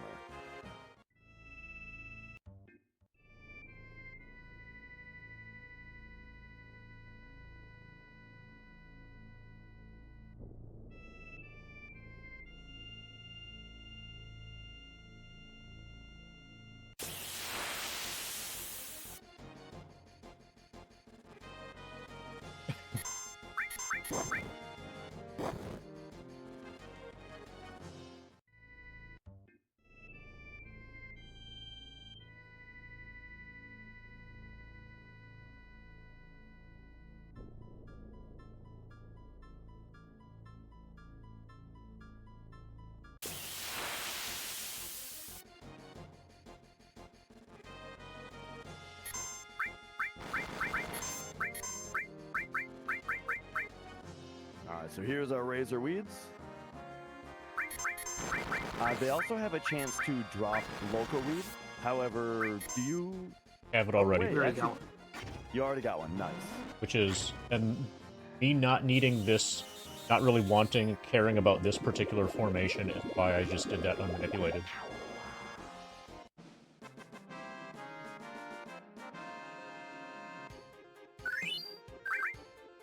Or. Yay.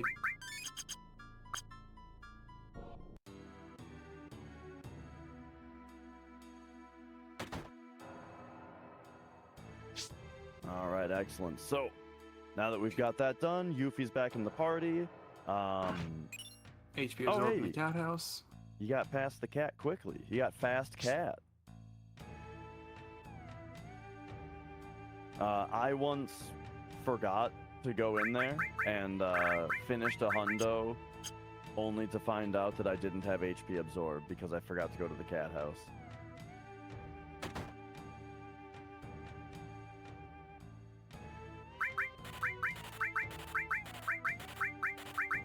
And now that we're done with the quests, this shop actually allows us to purchase from it. So there you go for inventory completion. We've bought everything from that shop. And then here is the turn-in of the Turtles Paradise quest as well. Once we've read all of the Turtles Paradise posters, this bartender will give us the reward, which is one of each source and a Mega Elixir.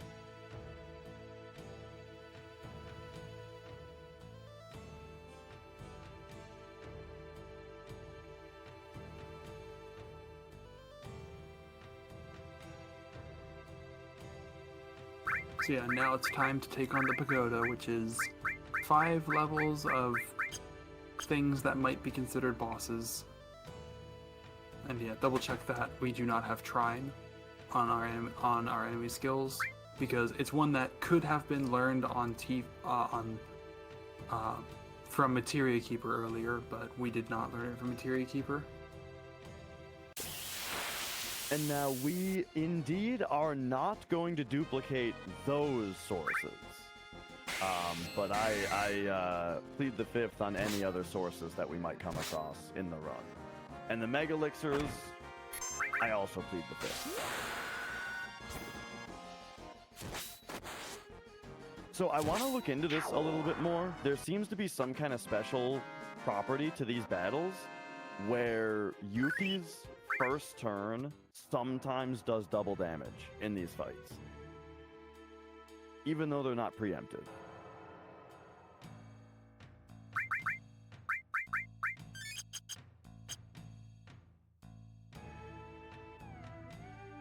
And I can't think of any other part of the game where that happens.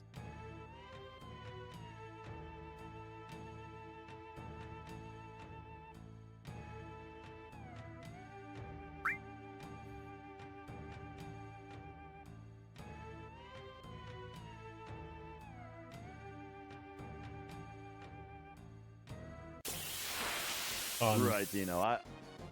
Goofy's named after my wife. I don't socialize. Dree would be like the speedrun equivalent.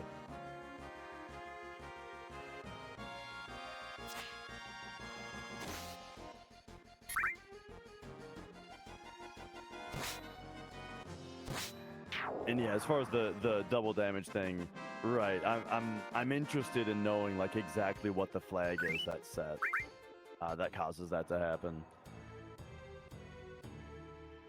Because it seems to behave like the preemptive flag without the fight being preemptive. In that, if you don't get a turn right away, then she doesn't do double damage.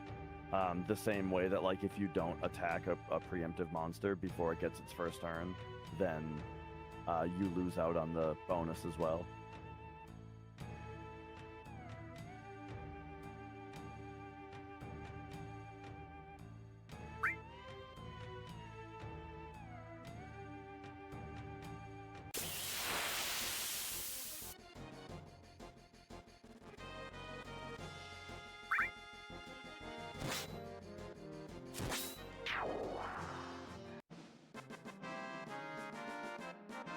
Ooh, nice crit.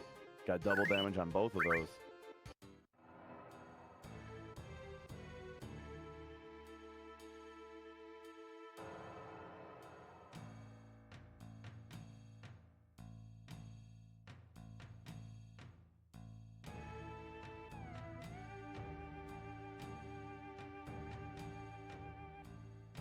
All right, so yeah, we've got so this side quest we've got 5 bosses in a row here. The first 4 were pretty beefy at this point. Yuffie's got her ultimate weapon. She's got double cut, and is doing a lot of damage. So so the first 4 fights, we really just got to attack them and make sure that we're not entering the fight with too little HP. And there's really not too much to say about them. But the 5th and final fight against Godo has one particular thing about it. Like, Godo, we would also just double cut until he's dead if it weren't for the fact that he is the only source for us to learn the Trine E-skill on all 4 of our E-skill materia.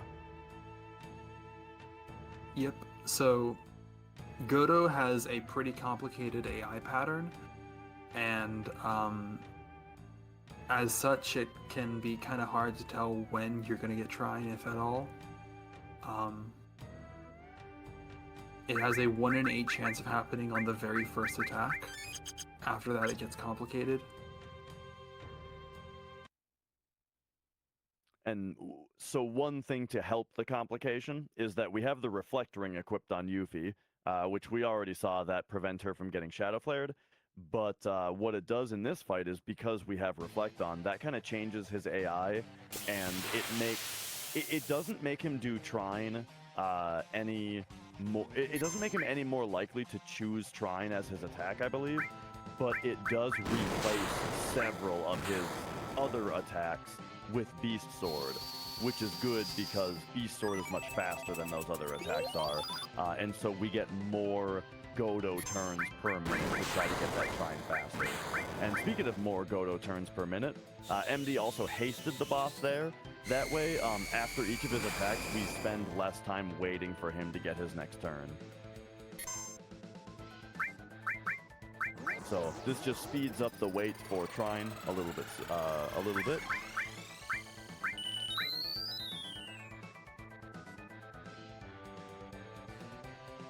And then we've got a few things for safety here. It's important to remember not to try to cure yourself.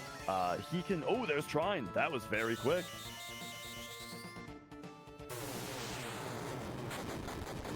And there it is. He can do Demi 3 to you, which is a little scary because it's 75% of your HP. And then if you try to cure yourself, that has a bit of an issue with the fact that you have the Reflect Ring on. So X potions or elixirs or casting White Wind is preferred for healing on that fight. After a Demi 3, probably not White Wind. In response to a Demi 3, I would immediately use an elixir.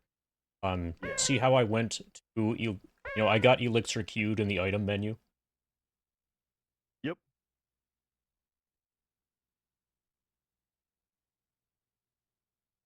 Oh, and all right, so yeah, that was a really good fight.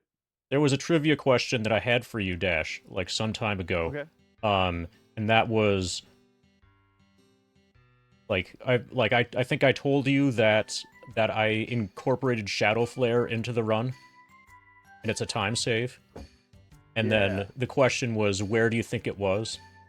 And you probably just saw it if you were paying attention. I did. I saw it when verifying your 1555 Okay, yeah. also. But yeah, I like it. Yeah, haste. That's a good idea. Laser, Shadow Flare. Yeah. And then he never does the Cure 2. You keep him out of the HP range where he can Cure 2 himself. Oh, yeah, yeah.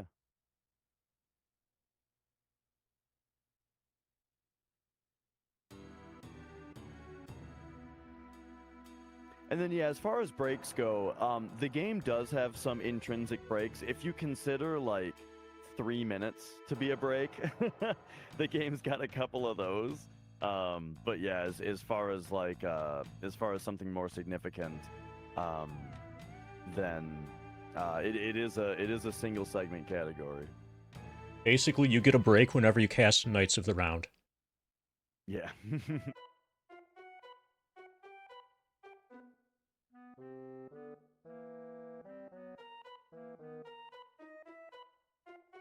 Yeah, in that fight with Cure 2, he actually has a chance to cast it on Yuffie instead of himself. But with the Reflect Ring, that'll actually reflect back onto him anyway.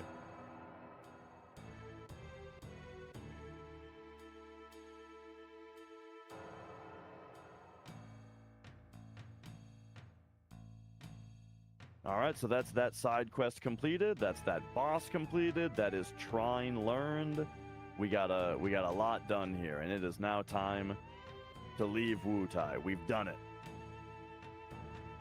It's interesting how much stuff gets wrapped up here. Like if you're checking off the boxes on Hundo completion, you know, there is a lot that gets done in a short amount of time here. Yeah, Turtles Paradise, the Wutai side quest, and the Pagoda all are finished within like not very long of each other.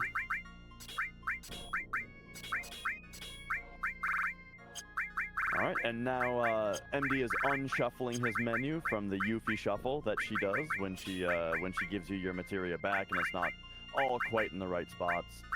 But as I mentioned, so the purpose of buying all those manipulates is that all of the materia that she didn't steal didn't get shuffled, and so that also simplifies this menu.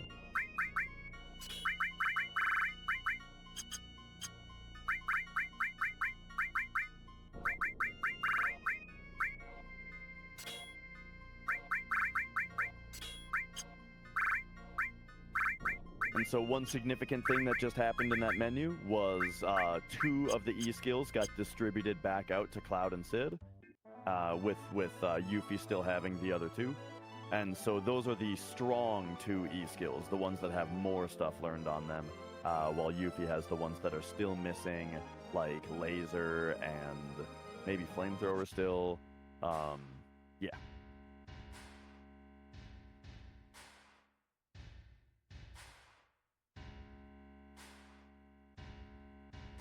So there's normally, in other categories, there is a skip that one could do here to skip directly to the end of the Radar Midgar fight. We oftentimes sort of joke about taking hands off the control in order to not accidentally execute this very simple skip to do. But I think MonetaryDragon's defense against accidentally doing that is that he has never actually done so in a speedrun before, as far as I'm aware. I've also never done guard skip. MD, I'm curious, do you know how to do the skip? I think you just run to the right. Yeah.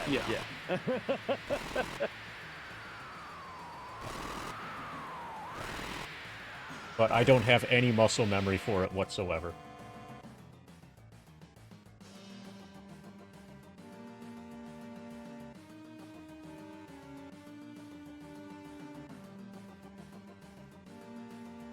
Now, speaking of holding run and right, though, interestingly, that not doing that skip is going to have us enter the parachute sequence pretty soon, and that same button combination does a skip there.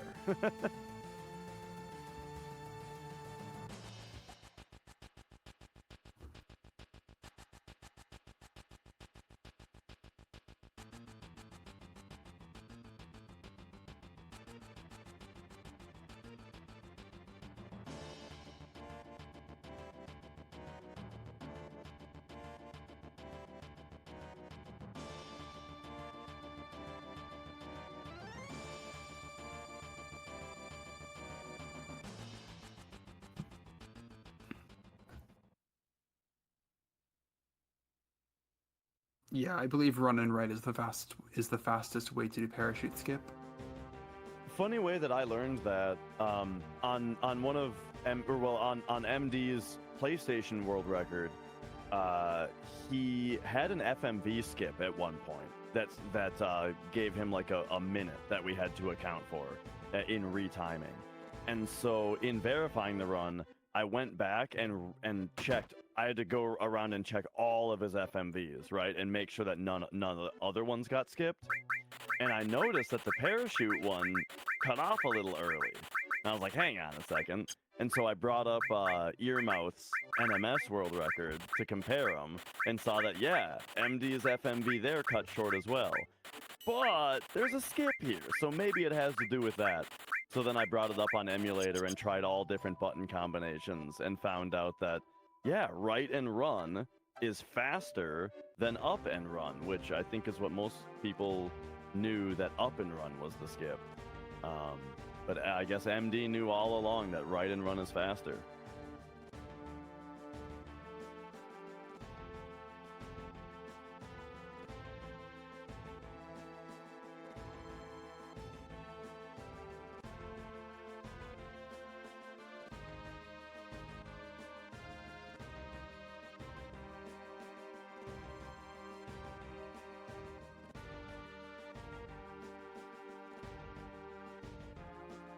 And now, so that skip that we're talking about, we call it parachute skip. Essentially, it's coming up here. How it works is there's going to be an FMV of the characters parachuting down into Midgar. But the thing is, you have control of Cloud on the field that you're going to be loading into. Like after the FMV is over, we're gonna load into a field that we then run out of.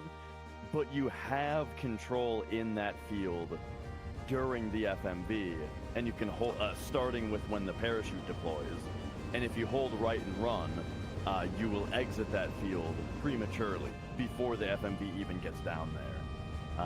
And so that cuts it short. Yeah, when the parachute version. When the parachute deploys, the game just removes Cloud from there because the parachute, it can't really draw the parachute over Cloud if they're both part of the FMV. So that's when it moves Cloud over, I think. Also, here we have Kate Sith clip, where we're going to be clipping past Kate Sith instead of talking to him in this 15 FPS field for the next little bit as a result of doing parachute skip. Alright, there we go. That skip right there was implemented in runs in late 2023 after having been rediscovered after having been used by Pingval back in 2011. Yeah, once Radon Midgar skip was discovered, that minor skip was kind of forgotten about because it was only, you know, we only started doing this section again once, like, all bosses and Hundo and no major skips, then, you know, those categories coming up gave this section of the game much less use. And yeah.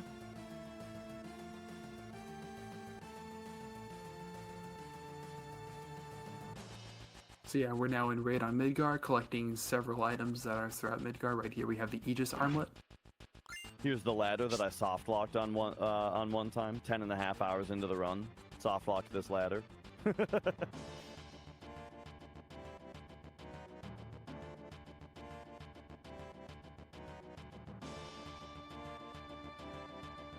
Yeah, there's a ton of stuff that we need to grab in Return on Midgar, so like doing Raid on Midgar skip is never going to be possible in 100% or anything like that.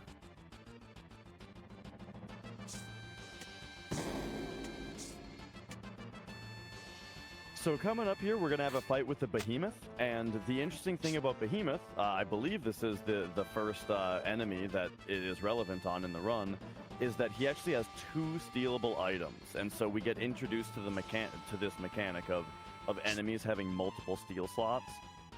Basically, first the game tries to steal his Phoenix down. When you try to steal from this enemy, everything that happens in a single turn is it first tries to steal the Phoenix down, and if it doesn't get the Phoenix down, then it rolls for a steal on the War Gong, and then that's it. And so we can, and if you get either item, then that is the steal from this enemy, and you can't get the other thing. So we're gonna steal from him, hoping that it produces the War Gong. If not, we have a few more chances at it later. Oh, nice! So that's really great. That is just very nice peace of mind. There's 4 more behemoths later, but if you don't get the War Gong from all 5 of them, then we need to farm that off the world map later, and it's a big pain.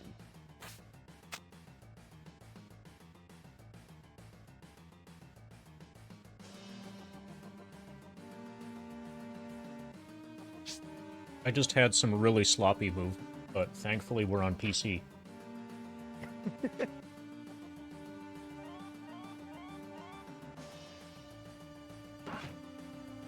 Here's the other Barrett gun that can be found in the Return to Midgar segment, the Max Ray. I don't know if this area is OSHA compliant. Like these giant ladders, no guardrails up on these things. You got the employees sliding through air vents, apparently. Oh, and there's monsters.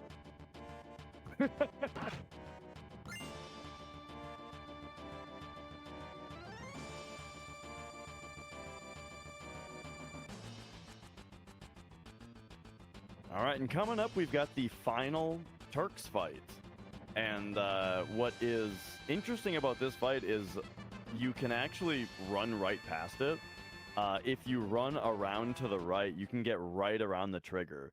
But being that one of the requirements of 100% is to fight all bosses, this particular encounter is a requirement, so we cannot avoid it.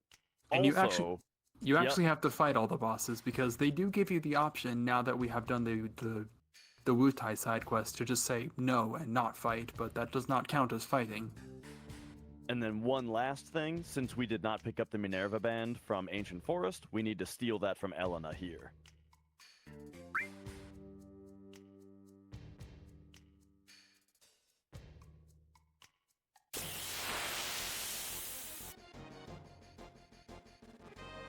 And here we go. So this fight is going to be stealing Minerva Band, and then just mostly just attacking Elena. If Elena is the easiest to attack because she's in the middle, she's the default target. And then once we've done enough damage to just her, then we will they will all retreat. And so Sid has added cut death blow on now. The old death blow added cut trick is on him. Oh, nice steal. And then Yuffie's got 2 times cut. So Sid and Yuffie together are a significant damage dealing force here.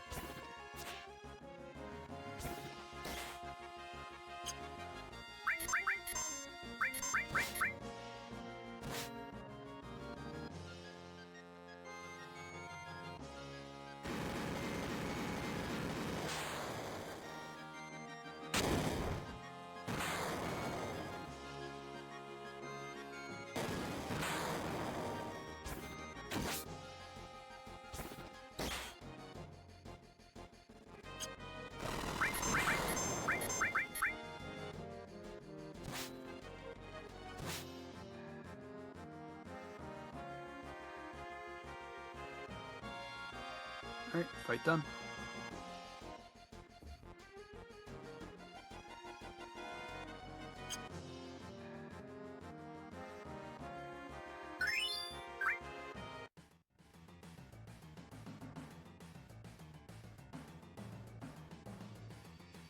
So the next segment is going to be going back to the Shinra Tower and revisiting it to collect several items that we need to get. Now, this goes back to one of the reasons why we chose to take the stairs all the way back about an hour and a half into the run when we were first climbing the Shinra Tower. Taking the stairs sets up a glitch that we refer to as stairs warp, where the next time you climb up the stairs, it will immediately teleport you from the first field to the second from last field once you take the first screen transition.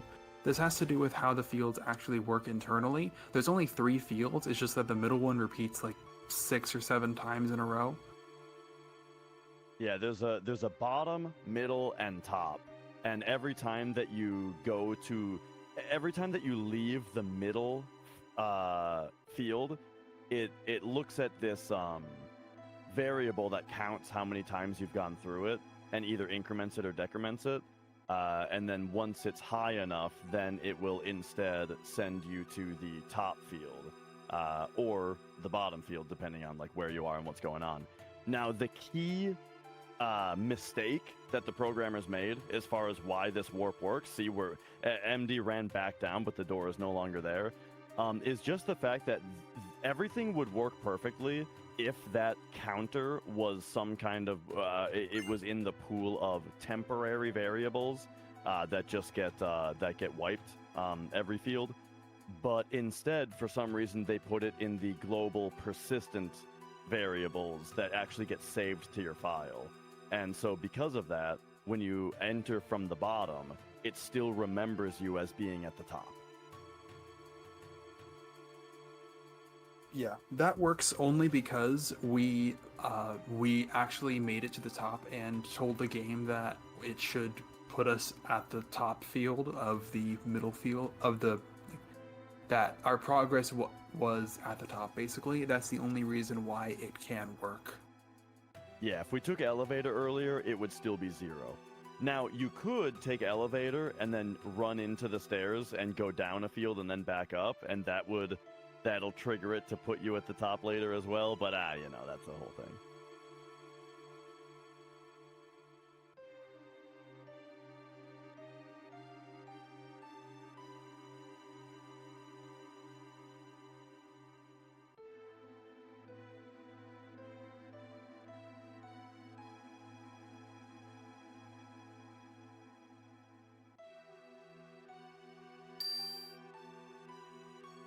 All right, so now that we've grabbed the behemoth horn from the stairs,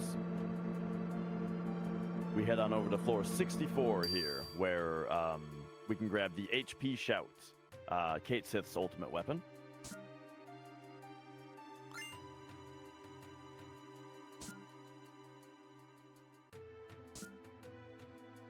And then on the next floor, there should be a fight against a couple of hammer blasters, from which we can morph a smoke bomb. And then this is the part too where if you didn't have the Loco Weed yet, you could choose to kill the other hammer blaster here, and that would have another chance to drop one. But because it's faster not to, and we already have a Loco Weed, we can just run away once the morph goes off. I believe MD chooses to always kill the second hammer blaster. This time around, I have like 6 of them. I'm more confident than usual that I have the Loco. Okay, that's fine. And then there's the Glow Lance for us, which it says Glow Lance there, but then it's called the Grow Lance in our inventory. There's a bunch of items like that. All right, and now back to the first floor. However, we're going to take the stairs to the second floor. And we got just a couple more items to grab here.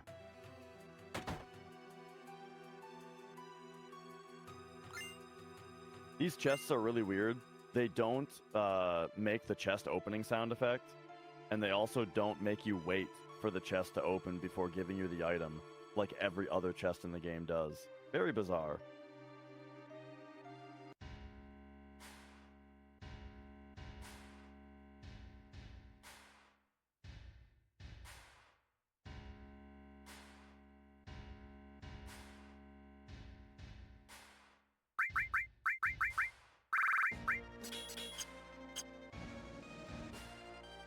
Needs a force of fight. We're good. Okay.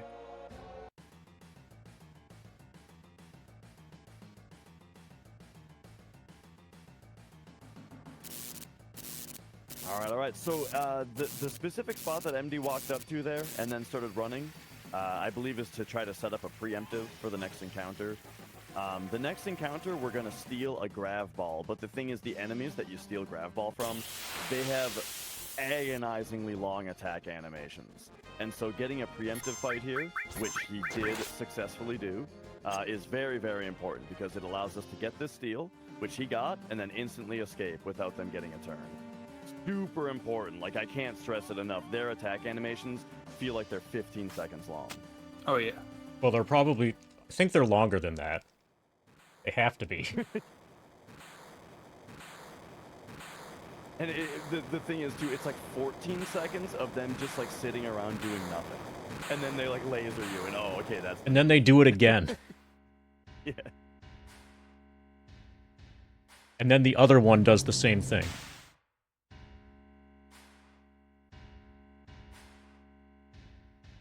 All right, here we have the last hurrah of Scarlet and Heidegger. These two characters have kind of been getting built up the whole game. And here we go. Here is their boss battle, right? The Proud Claude.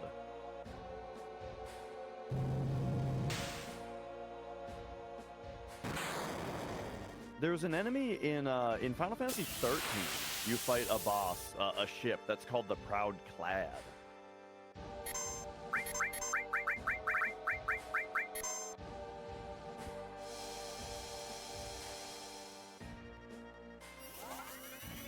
And yeah, this guy, we're just gonna Knights of the Round him. And so the question often comes up, like, is Knights of the Round fast or is it slow? Because it is a very long animation. But the thing is, Proud Claude has a lot of health and his attack animations are very slow. So being able to just like whoop him up with 13 attacks that happen in like relatively rapid succession here is pretty fast.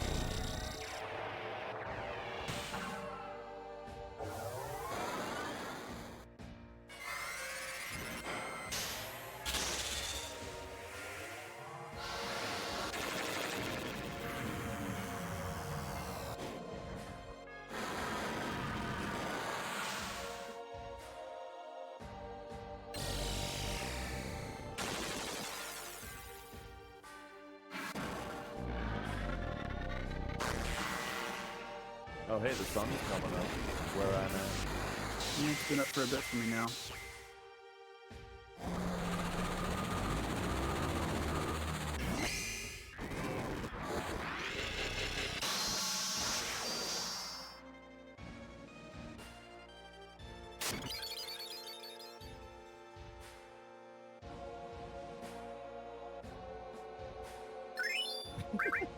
I'm only just noticing the description of 2x cut. Attacks constantly. That's a very funny, like, description. Yeah.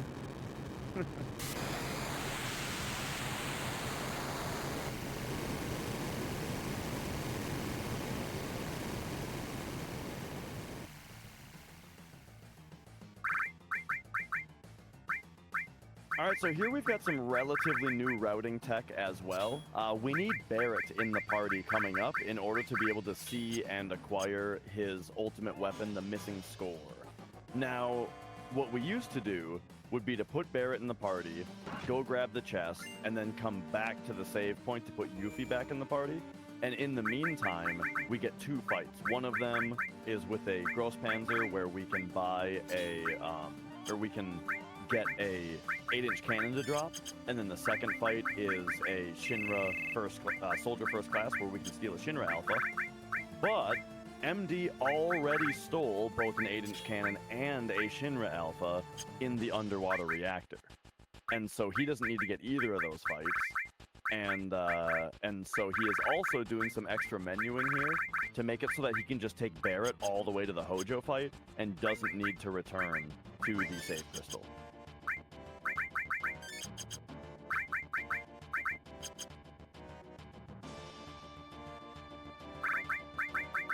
So yeah, a little bit of extra menuing there, but a very nice time save.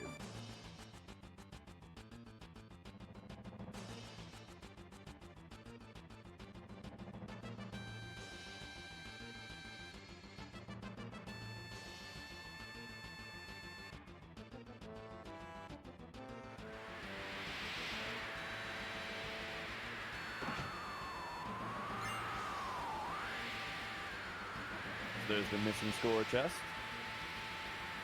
And yeah, that's only there if you've got Barrett in your party.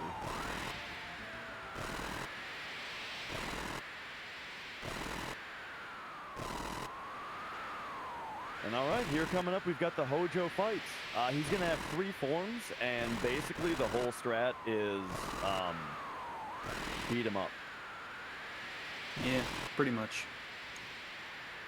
He does have a lot of status ailments that he can give to the party, but all 3 characters have E-skills with White Wind equipped, and so who is the weakest at this point? Is it Barrett? Yeah. So Barrett's not attacking in this fight, right? So I believe he would be the one to White Wind if needed.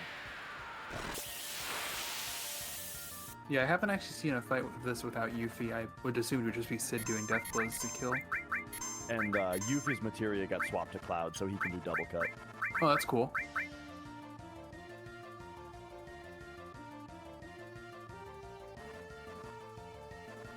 MD is highlighting Shadow Flare, though.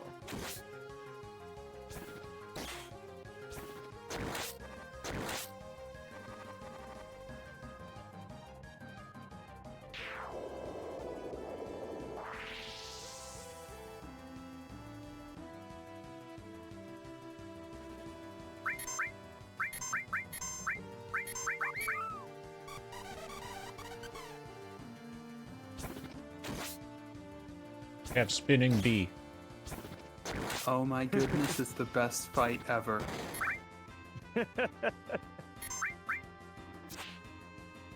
Now, what's kind of nice about Barrett being confused is that enables MD to just hold circle, at least until now.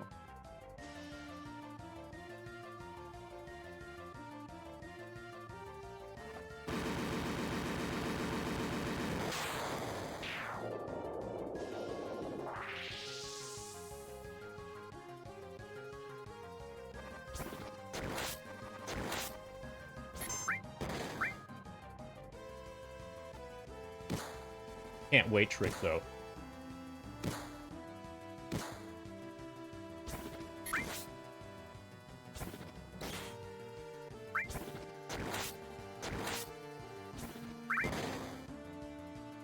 Okay, finally.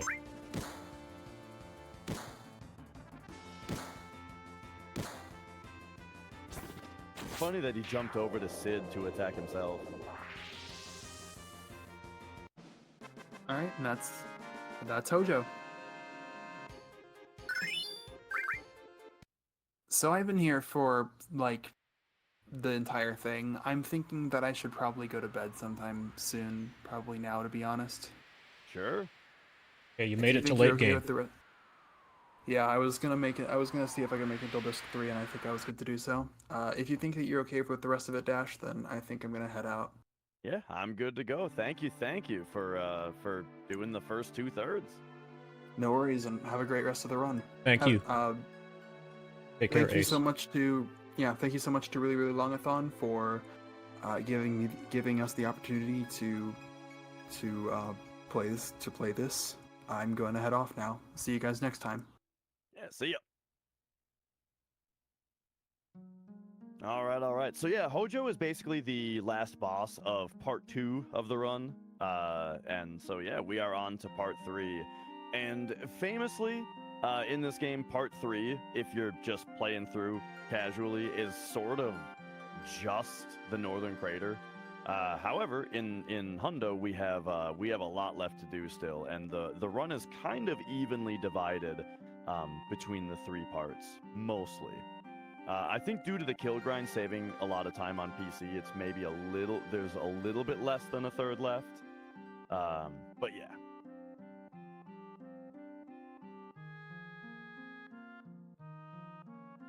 And yeah, each of the different enemies' ultimate weapons characters' ultimate weapons has kind of a unique-ish gimmick to it.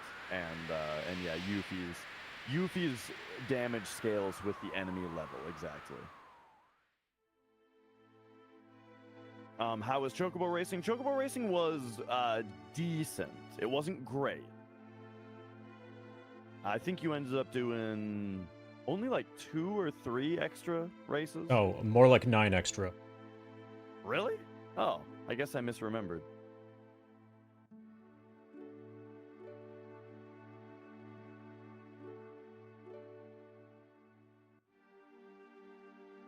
But yeah, the gimmick of Conformer as well as the morph thing, yeah, that is one of the aspects that makes Yuffie such a great character as far as like her usability in battle. Like she is such a strong character.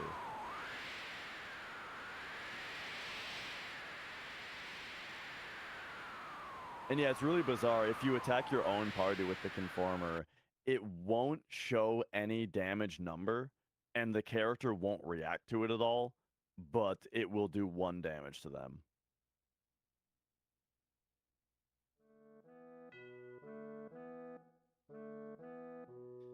You're thinking of Vincent's death penalty. Missing score is Barrett's ultimate weapon, and that scales damage based on how much AP is on the materia that are equipped to it.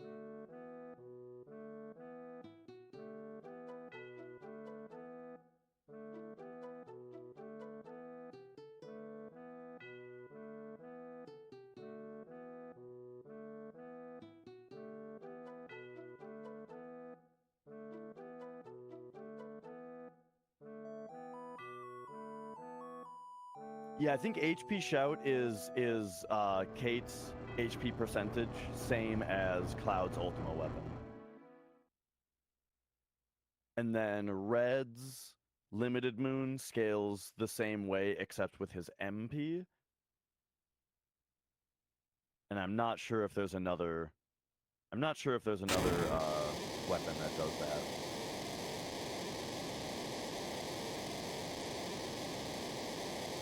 It's also Sid's. Okay, there you go.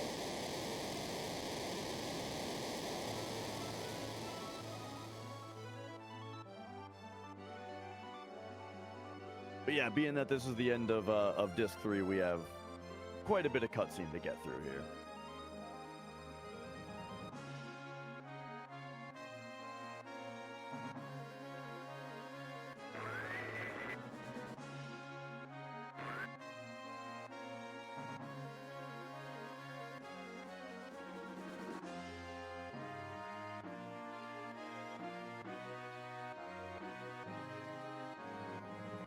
Did I say end of Disc 3? Yeah, I meant, well, end of Part 2.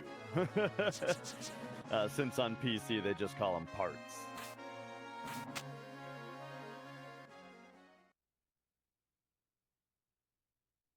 You know, I noticed the other day that on PlayStation, at the end of Disc 1, the black screen with the white text that tells you it's the end of the disc, it says end of Disc 1, right? But then the end of Disc 2, it just says end Disc 2. It forgot the of!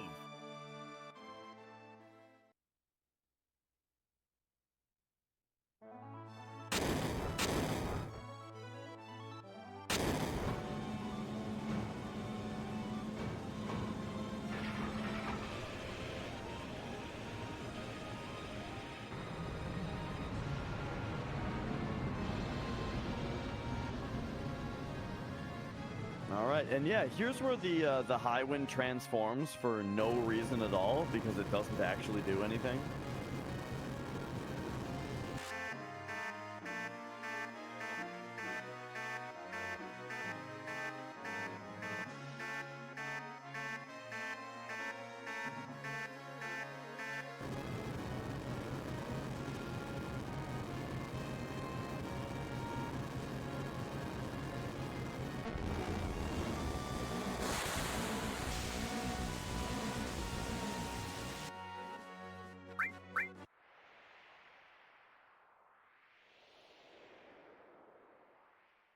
And all right, here we go. We are on Part 3. It is time to do a whole bunch of hundo stuff. You know, now that we have access to the final boss, the final dungeon, it's essentially now time to do all of the things that you may have been wondering why we haven't done yet, if you're wondering that. Like when do we do this or when do we do that?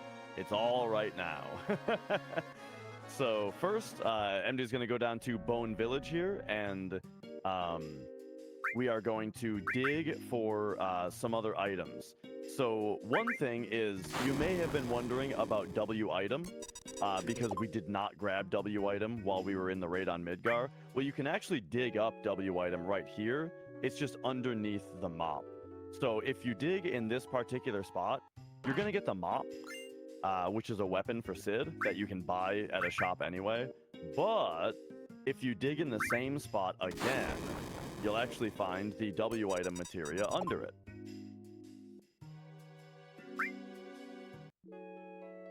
So there you go. This is a much faster way to get this than it would have been to go get that in the raid on Midgar.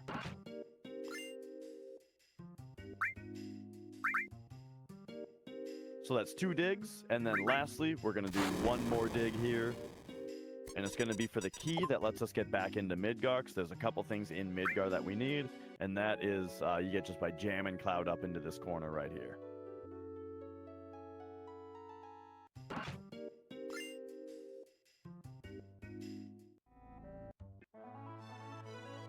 And there you have it.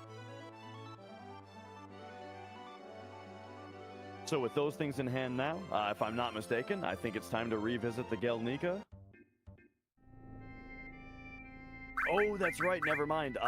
The route is slightly different. First, he's coming over to Mount Nebel here, and we are going to acquire a Fire Fang, as well as learn Flamethrower on the other 2 E-skills. So I had mentioned earlier that the two sets of E-skills, the 2 early ones and the 2 late ones, still have a couple discrepancies as to what enemy skills have been learned. One of those is Flamethrower, and so we are going to be learning Flamethrower on the other 2 E-skills right now. So there it is. Cloud got Flamethrower there without even needing to manipulate the dragon, which is pretty nice. And then this weapon drops, or this enemy drops the Fire Fang, which is also a item that we need. So that's all we needed from Mount Nebel.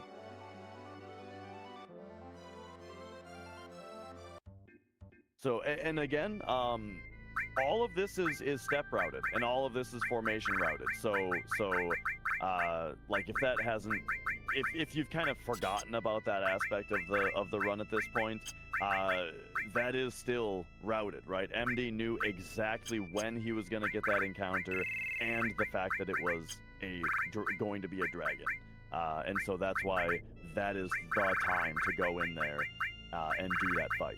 And similarly, doing some menuing now to get Yuffie back in the party, and get ready to learn our other 2 E-skill, or another E-skill. So now,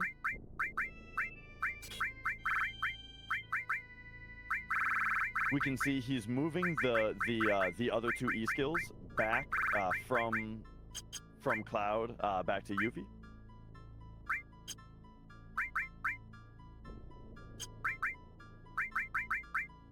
Can you stop talking for a moment, please?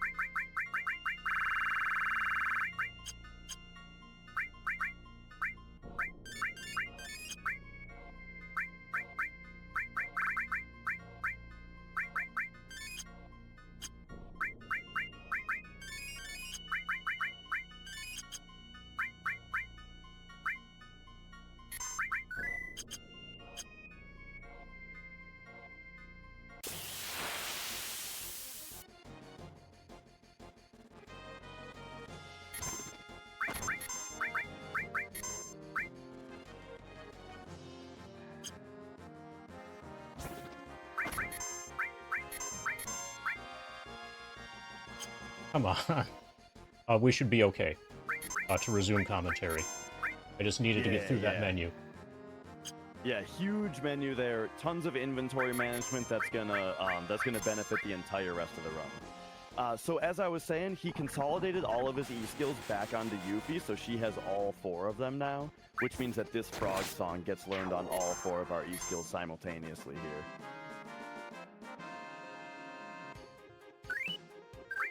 And then, again, still with the step route, the next fight here is going to be with a couple of Kimara bugs, and that is going to be our opportunity to both steal a spiderweb, which I believe is what you made the inventory slot for, and then also morph an hourglass. So yeah, now that Frog Song has been learned on all 4 E-skills, the E-skills are redistributed to Cloud and Sid. Here's our Kimara bug fight.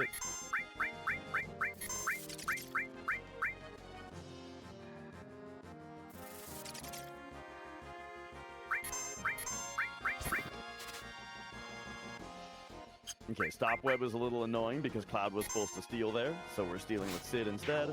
Got the Spiderweb. Here's the morph for the Hourglass. And we're good.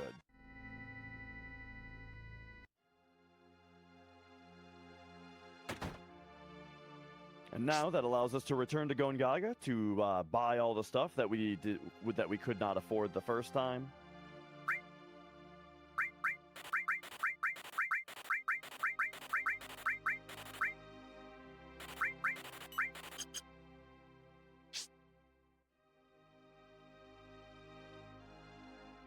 And then the reason to buy a bunch of shrivels there is because we're going to use a lot of shrivels, and while we normally just W item dupe all of the stuff that we need to use a bunch of, it's very easy to instead just hold up for a second there and get a bunch of shrivels much faster than W item duping them, especially on PC where W item duping it has to be done much slower.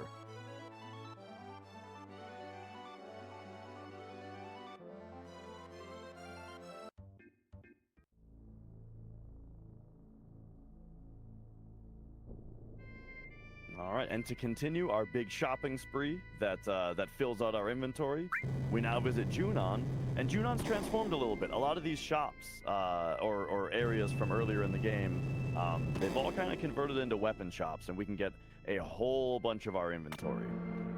Like if you've been wondering any particular item, like where do we get this particular weapon, there's like a 50% chance that we get it here.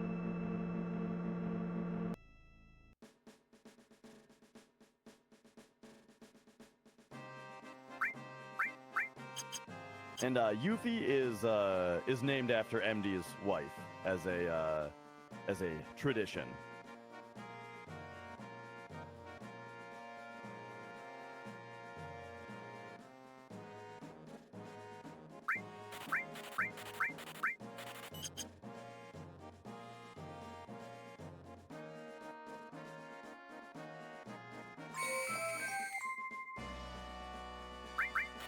All right, so here, yep, there's just a whole bunch of shops to buy, or to visit, and essentially just buy one of each thing.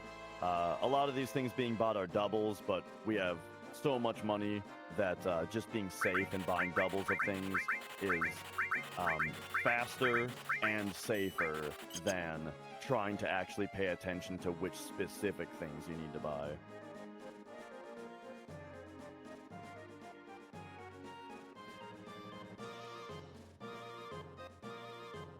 So kind of the harder thing to remember here, or the thing that's route relevant, is just remembering which shops to go to, right? Like, I'm saying it's kind of a waste of time to try to remember each individual thing that you need to buy, but knowing which shops you can skip, that's of course very important.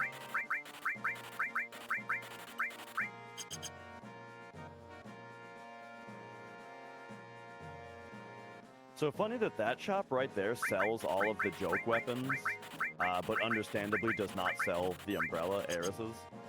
But that consequently is also why we have to do speed square early in the run, is because we can't get the umbrella there.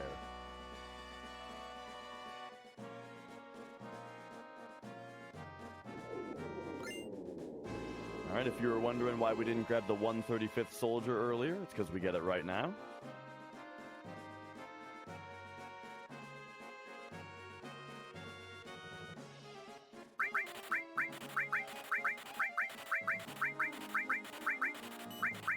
And then here's the final shop of the sequence.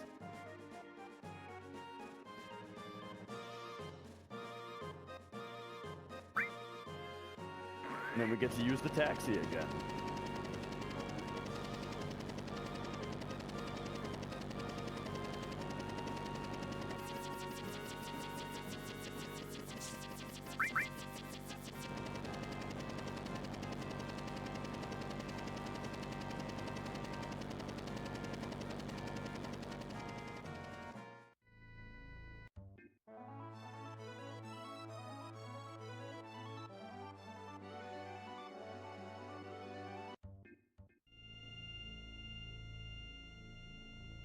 All right, and I jumped the gun earlier when I was talking about going to the Galnica.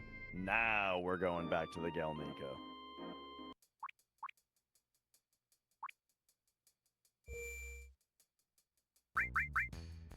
And all right, so I'm probably gonna have to be quiet during the actual duping process. So let's briefly describe what's gonna happen here. So you guys know about W item duping, right? Where if you queue up one item and then you select a second item but then back out of targeting, it dupes the first item that you queued up. And you can do that repeatedly. And that is W item duping. It's the easiest thing in the world, and everybody knows about it because it's just so incredibly easy to perform. Now, the hard thing, though, is duping items that you can't use in battle because you can't easily just queue one up. So what you'll see is MD is going to queue up an item that he only has one of, which leaves a blank spot in his inventory. And then when he morphs the enemy into the source is going to drop into the now empty inventory slot that the first thing left behind. And then when he starts W item duping, it's going to start duping the source that dropped into that slot instead of the item that he queued up. And so now I'm going to stop talking and let him do it.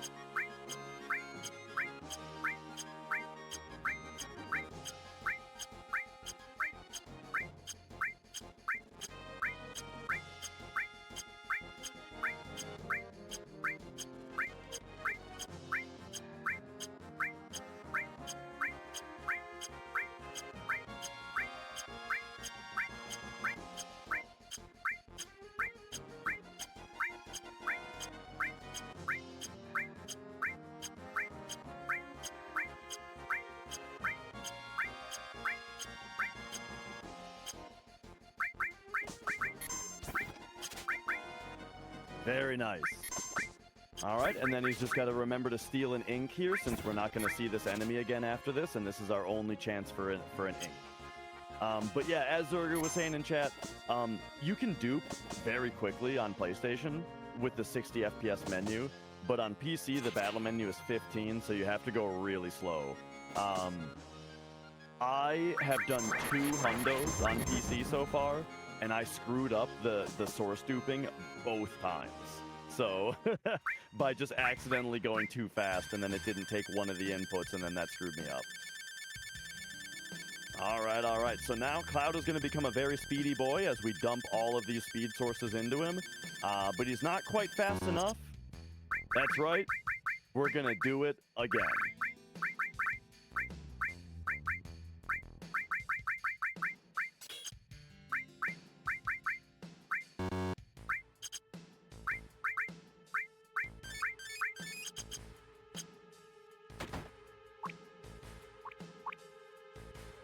Oh, but after we learn Aqualung, right. So this room has a bunch of good stuff in it. We got a Mega Elixir in the chest. We've got a weapon for Sid. Way over here. We've got the Hades summon. And a couple of other things, but also importantly, he's about to get a fight where we get to learn Aqualung on the other two E-skills. That Aqualung is another E-skill that we only learned on 2 of our materia so far, and now it's time to learn it on the other 2.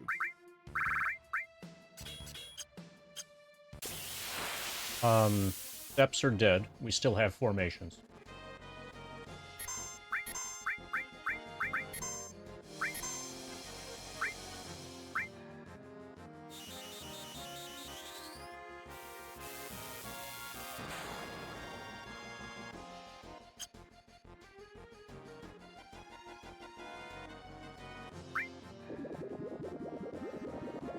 Yeah, Zergu, Cornucopia, and Maiden's Kiss both.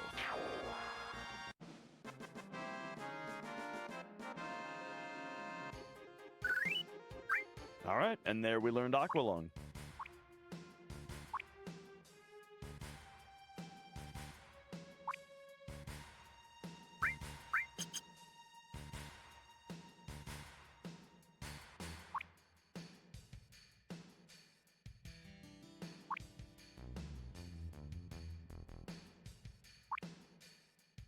Yeah, steps are dead. But we're very, very late in the process. Yeah, at this point, it's actually not that big of a deal, yeah?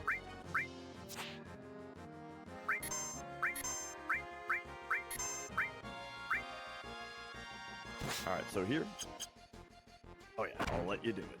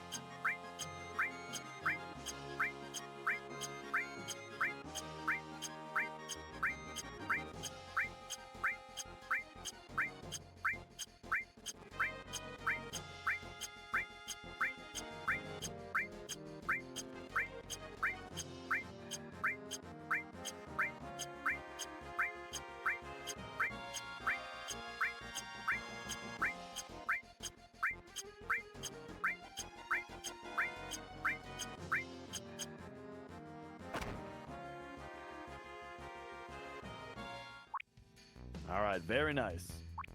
So yeah, I guess it's a good time to talk about the difference between steps and formations then. Because when MD says steps are dead, what that means is we no longer know exactly when the battles are going to occur, as in on what step counts, because we've been thrown off that route. However, formations work on a different principle, where your formation ID only increases every time that you actually get into a battle. So as long as MD can still use his enemy away materia and his enemy lure materias once he gets those, to get the battles in relatively the right places, as in on the correct fields, then his formation ID is still going to be what he expects it to be. And that means that the actual enemies that are in the battle are going to still be correct. And that's what's very, very important. You know, that way we can get, if there's a steal or a morph or an enemy skill or what have you, we can still get all of those when we are routed to get them. For example, we're about to fight a bomb on this bridge. Because this hard reset not only reinitializes RNG values back to 0, well, actually one of those RNG values is our formation ID, which also gets set to 0. And so that is first going to produce a bomb on this bridge. And then also it's going to allow him to do a little bit of RNG manipulation once we go back into the gold saucer in a moment. So this This bomb encounter is very important for a couple reasons. Firstly, we get to steal a right arm, so that's where we get our right arm. We're going to morph it into a shrapnel, so that's where we get our shrapnel item. And we're also going to heavily abuse W item duping a little bit more to get ourselves set for the rest of the run as far as the items that we need. So we'll see a right arm steal, and then we're going to see some W item duping here.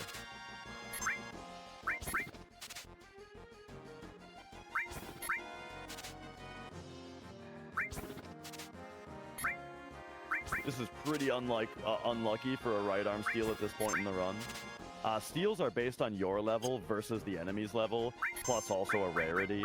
And right arms are a rare item, but still, when you're this high of a level, it's very unlucky for it to take that many tries.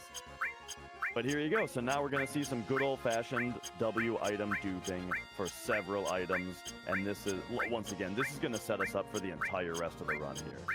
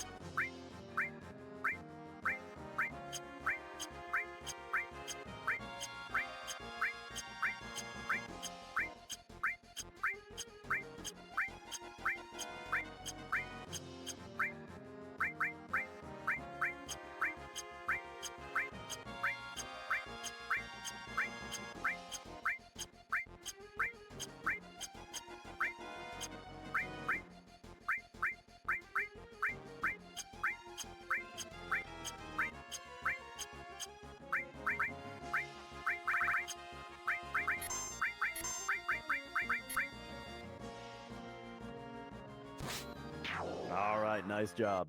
So I also stayed quiet for that because if any of those got screwed up, it could have caused us to have to reset and try again, such as if a smoke bomb went off and escaped the battle without the shrapnel, or 8-inch cannon went off and killed the enemy, right? Oh, by the way, here is the restock on the Cornucopia and Maiden's Kiss that were used for the duping. So there you go on that as well. And all right, so now MD is going to be doing a bit of RNG manipulation here as well. So the reset also, I mentioned it reinitialized RNG values. Those RNG values are used to decide what prizes you get from Speed Square. So there's two specific prizes we need from Speed Square, the Super Sweeper and the Masamune Blade. And so in order to get those right away, this movement is kind of specific here, where he's going to run straight in from here, and then go straight to Battle Square, and then from Battle Square run down to Speed Square.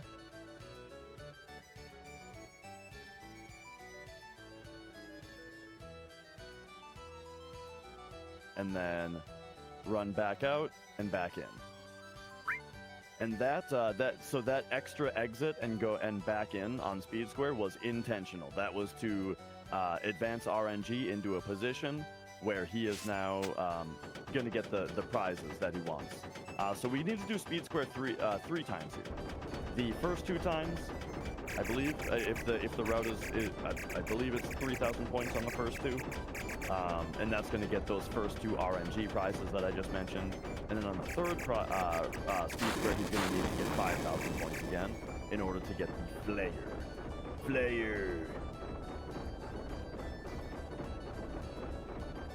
Now the thing about PC is this speed square runs at 30 FPS, and the cursor moves at like double the speed as it does on PlayStation. So speed square is way harder on PC than it is on PlayStation in general. Except for the fact that they added those propellers that give you a lot of points. But hitting those without a setup is difficult, and hitting them with a setup gets you 5,000 points. So here he just needs to play real good to get 3,000 points.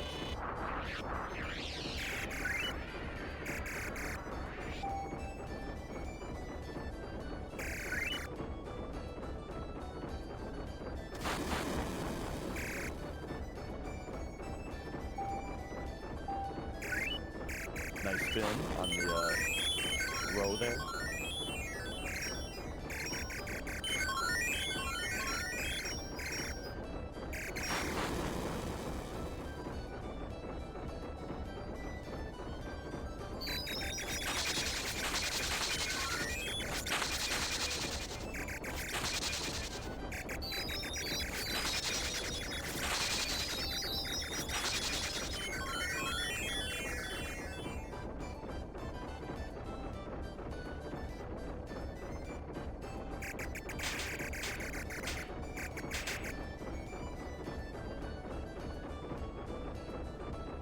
Excellent. There's the 3,000 points he needs, so he can take a break if he wants now for the rest of this.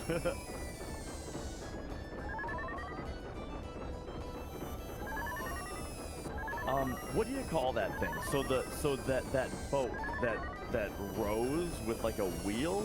I mean, it's like an oar, but it's like a wheel. What is there a name for that?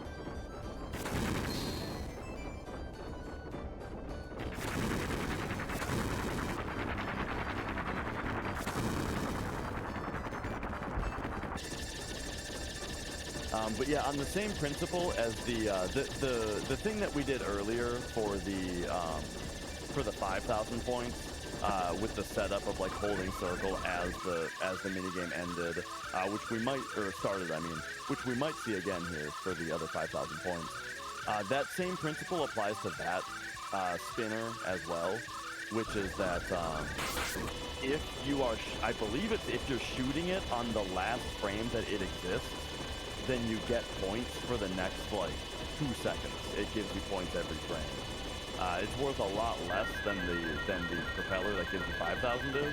It only gives you about 200 points, but it's a nice boost of 200 points if you get it. But it's like essentially a 50-50 even if you do it right.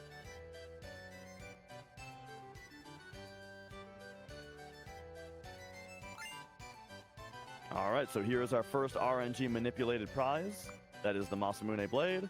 So now we get 3,000 points again for the Super Sweeper.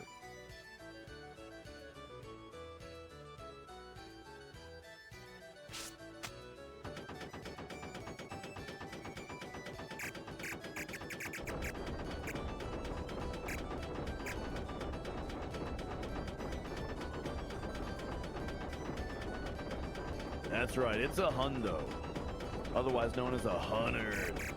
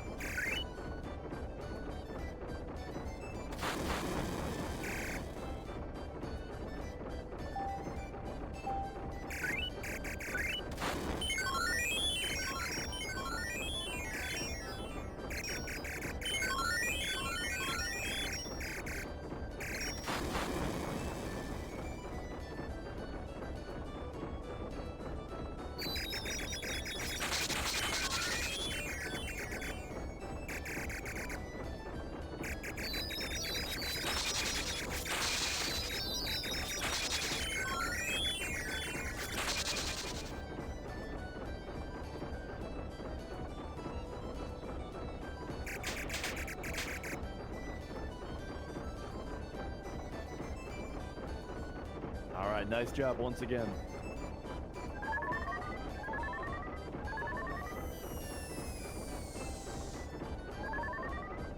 Yeah, getting 3,000 points here isn't too particularly nerve-wracking, since if you need the UFO gives you an entire 1,000 points.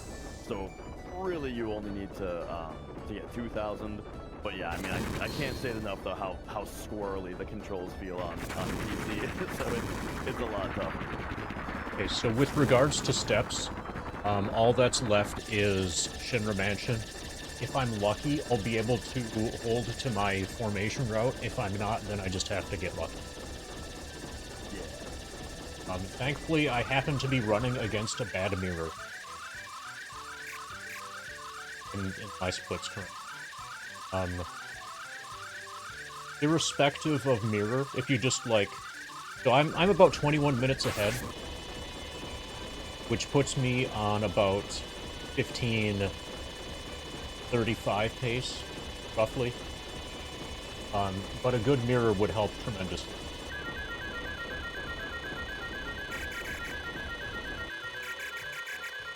Looking like we're gonna have to be more lucky than usual regarding mirrors. Just because of the Yeah, because steps are dead. Yeah. Yeah.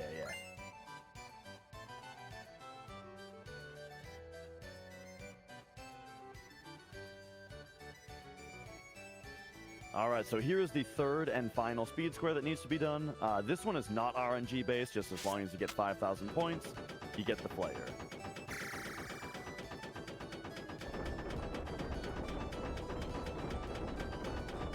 And so yeah, here we see MD doing the special PC strat, which is you must be holding circle as the game loads, and then hold it the entire time. Do not drop that circle input for a frame, and just have your cursor jammed down into the bottom right corner, and quite a ways through the game, there is this propeller, this special target that's going to pass by the bottom right, and it works similarly on that boat I was talking about, where if you're shooting it on the very last frame that it exists, I think is how it works, then it gives you points for the next like 2 seconds. The propeller is worth many more points, and this setup that he's doing is exactly what it does. Is it shoots that propeller on that correct frame, and the number of points that it gives for those couple seconds is going to be 5,000, or a little over, or a little under, or he's going to end up with, I believe, 5,120 points in the end.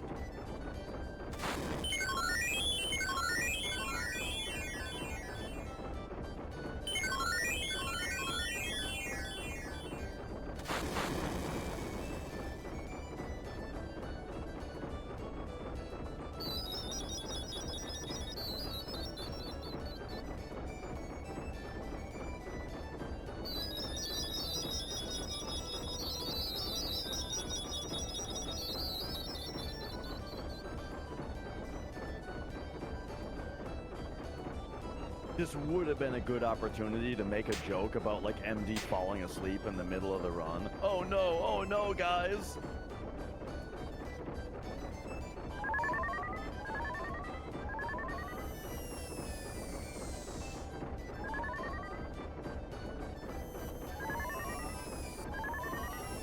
Alright, so you see that blimp in the background? Passing by right now? That's what's got the propeller that we're gonna shoot. And as it passes by this time, boom, there it is.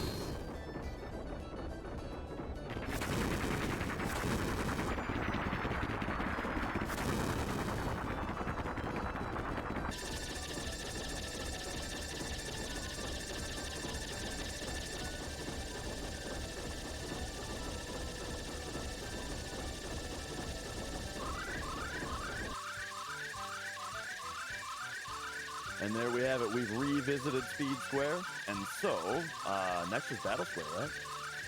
Yes.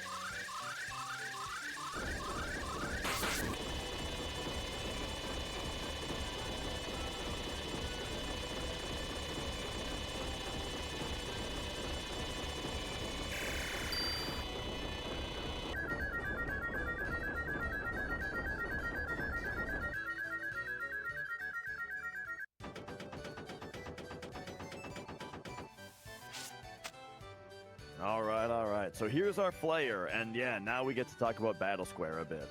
Y'all know what Battle Square is. What's the thing about it, though? Well, first of all, let's talk about why we're going there. There's several items that we're going to be buying with battle points, including Omni Slash, Cloud's Final Limit Break, but also the Speed Plus materia, enemy lure materia, preemptive materia.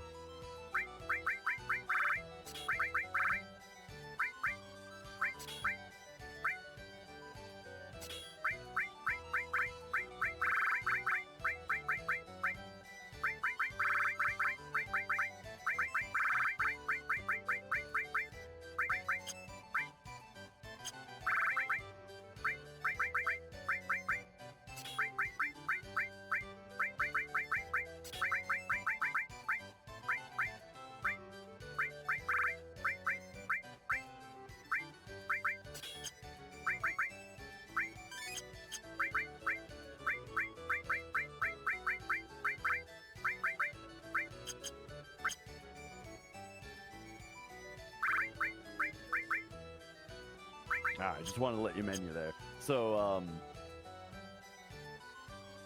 we're going to be needing all those items with our BP, also the W summon materia. And so, yeah, it's going to take several battle squares here. So we got Cloud pretty loaded up here. He's got the Mistile on him, so he shouldn't ever miss anything. Well, actually, that's not entirely true, but he'll be good. The Curse Ring is going to increase damage and dexterity. Slash all materia, if I didn't already say that, to just wipe out every battle in one attack, hopefully.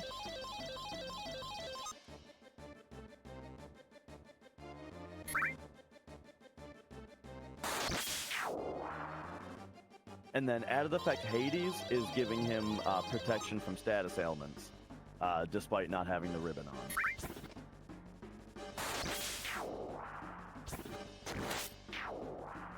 This is one of the worst fights to get, the 3 dudes. So the reason that he deathblowed is because slash all doesn't do enough damage to kill them. So if you slash all, you leave 3 enemies alive. But if you deathblow added cut, deathblow kills one of them, added cut kills a second one, and then only one of them survives and gets attacked. Likewise, you might see a lot more death blows on a lot more fights just because death blow is a slightly faster animation than slash all.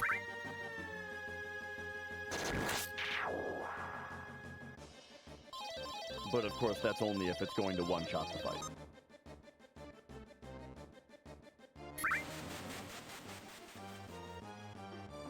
Now, the biggest concern about Battle Square in general are these reels. These reels also subject to the PC 15 frames per second problem. These reels are really annoying to hit. No pun intended.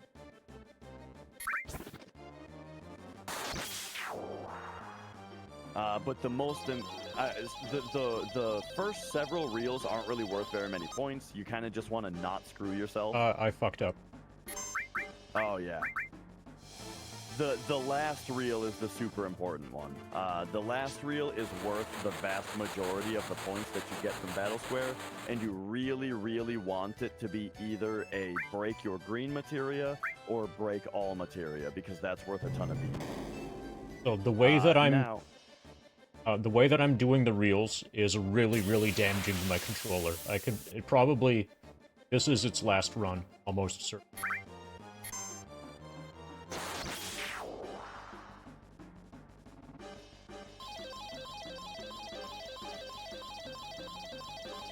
And yeah, interestingly, at the end of the sequence, you can smoke bomb out because they didn't code the game to take away your points if you smoke bomb out, and you get the points just from selecting the reel.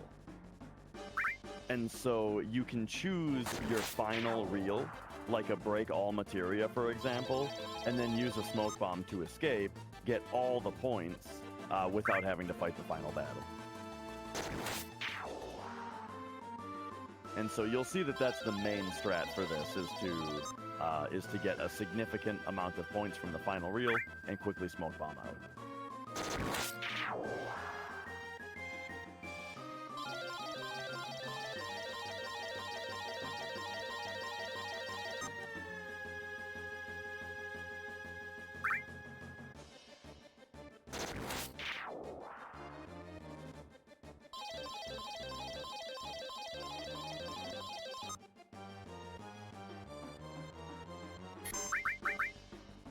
Yeah, and escape magic won't work also if you chose break all materia.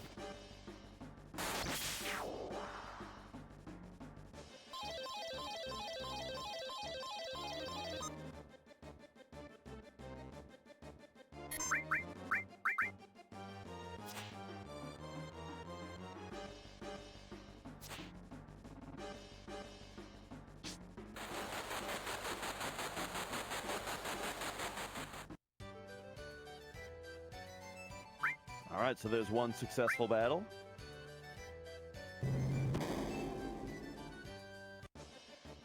And yeah, the ghost ship, I think many people who have played Battle Square in this game have a little mini heart attack whenever the ghost ship appears, because he has an attack that just ejects the player from the battle.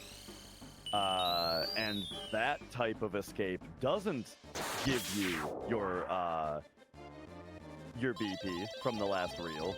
And so yeah, you can make it all the way to the end and then have the ghost ship just throw you out.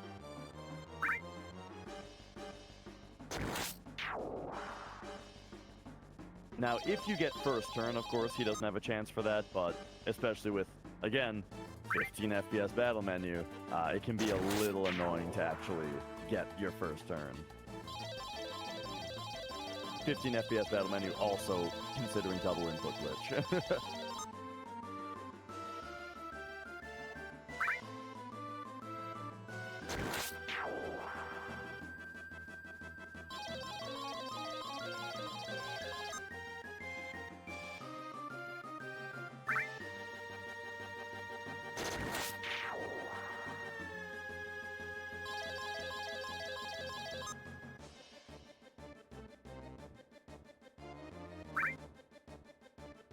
And so how he's doing the reels here is if you hold square to show your status and hide the submenus, it hides the reels, which actually stops them from spinning.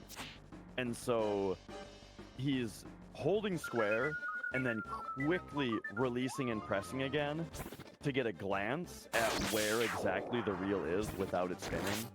And then also using that to very quickly confirm when it's in the position that he wants it to be in.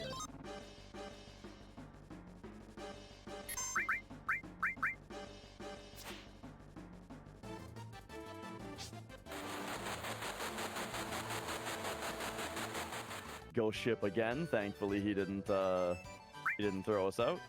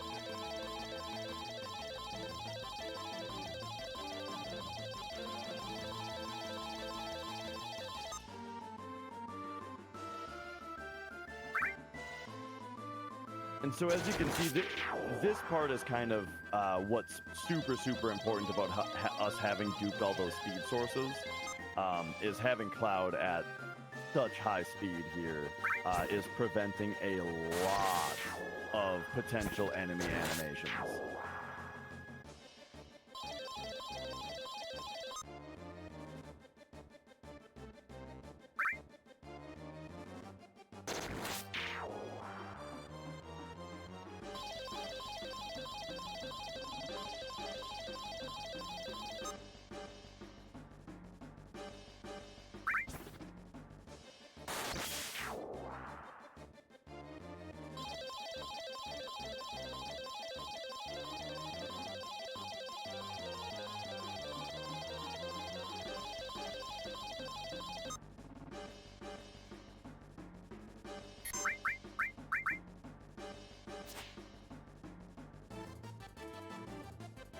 all ghost ships.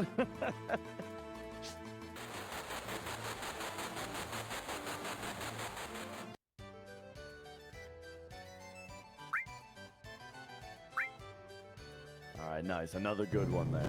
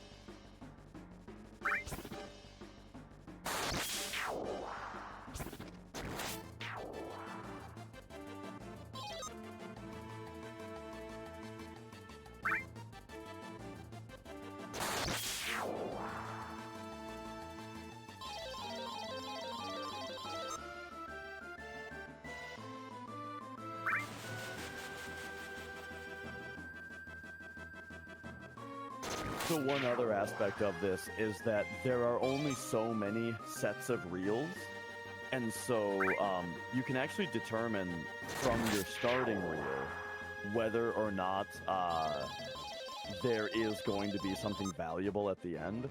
There's a few red flag reels that you start with, where if you see them, you know you can just instantly smoke bomb out and try again because they are not going to produce anything worthwhile.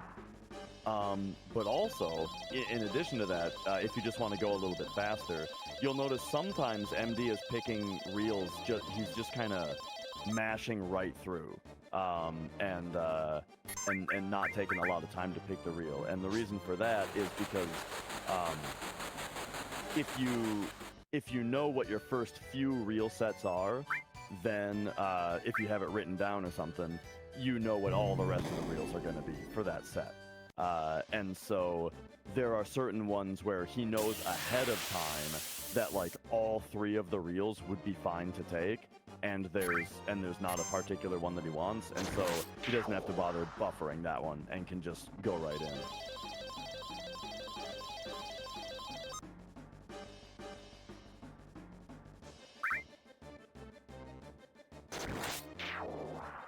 Like this one.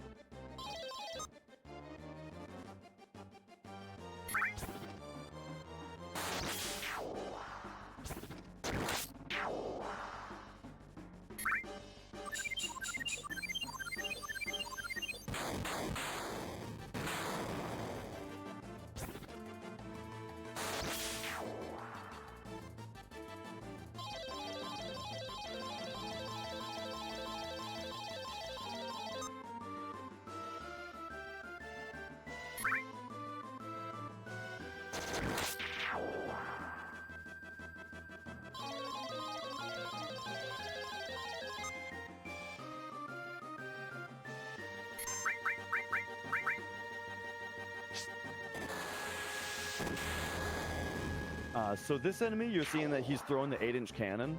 Reason is that this enemy has really, really high evasion, and so it's risky to just try to attack him. So that's what the 8-inch cannon, that's one of the things that the 8-inch cannons are for, is for a guaranteed kill on that guy.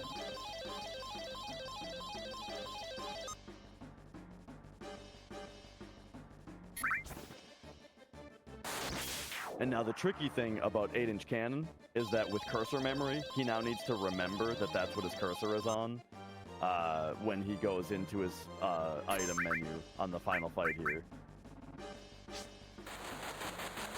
Oh, it's a ghost ship again. Lovely.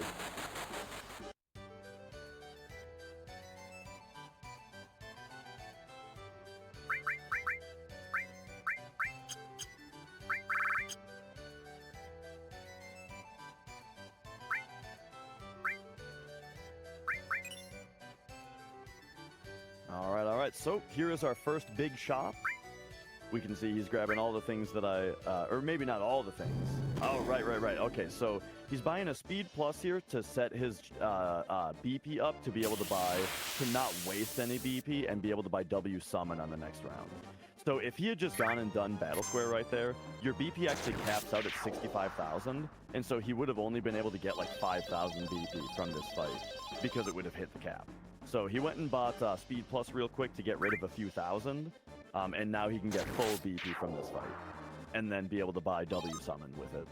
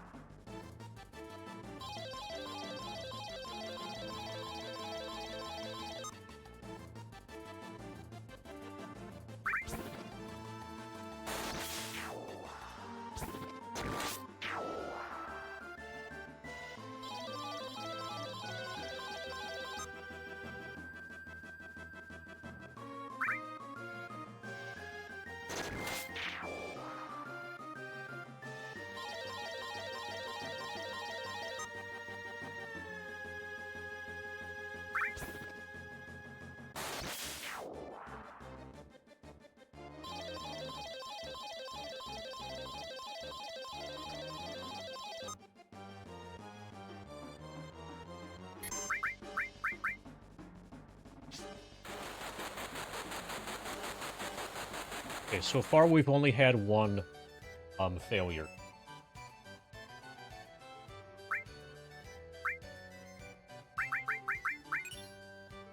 And there we are with maximum BP. W Summon purchased. And so now the rest of the farming is for Omni Slash, Enemy Lure, Preemptive. Am I forgetting something? I get a couple remedies. Yeah.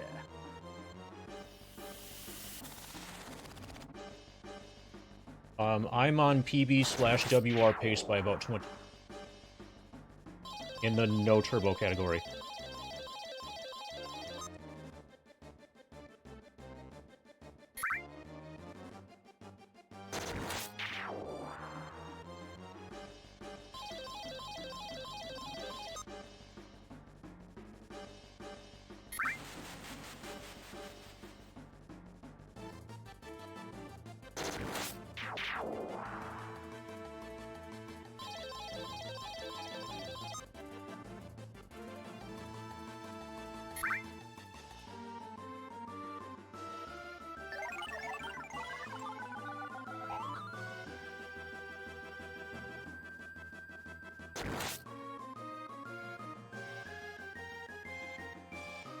Okay, I feel very scammed right now.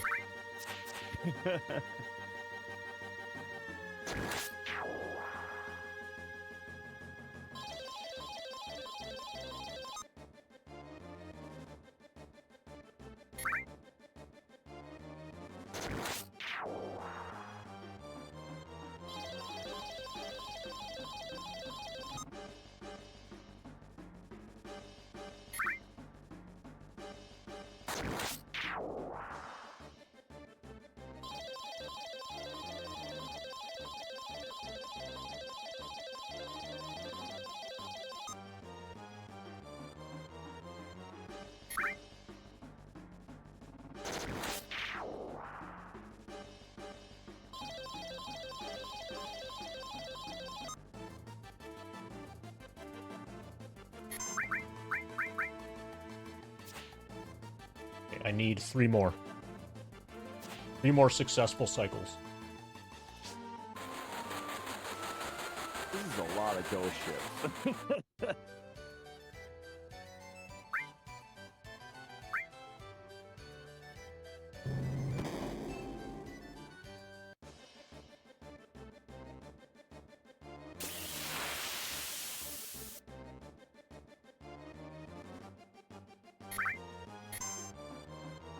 Choco Racing was okay. Could have been worse, but it could have been a lot better.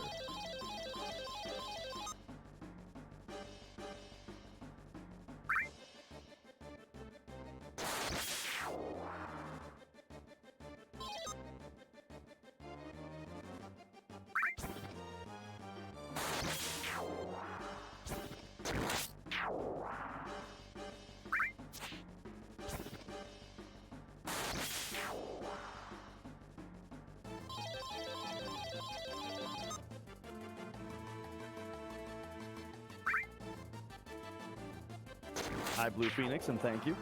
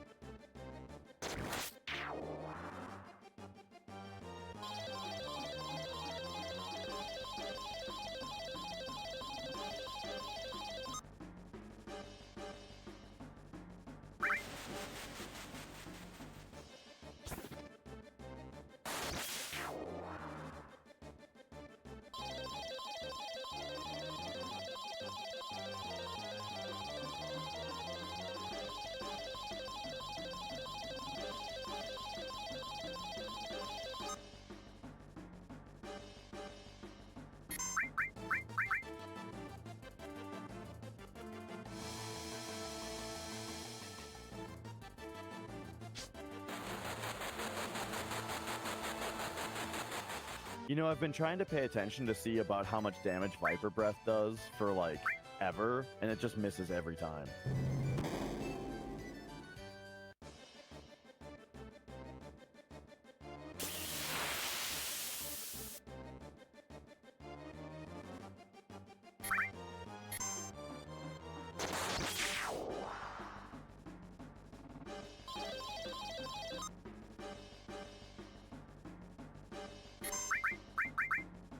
All right, so green, green, green. This is one of those bad ones that I talked about. So much earlier, I said that the first reel can be indicative of a ultimately bad set that's not going to be worth much BP. Green, green, green is one of them. And so MD smoke bombed out right away without wasting any time.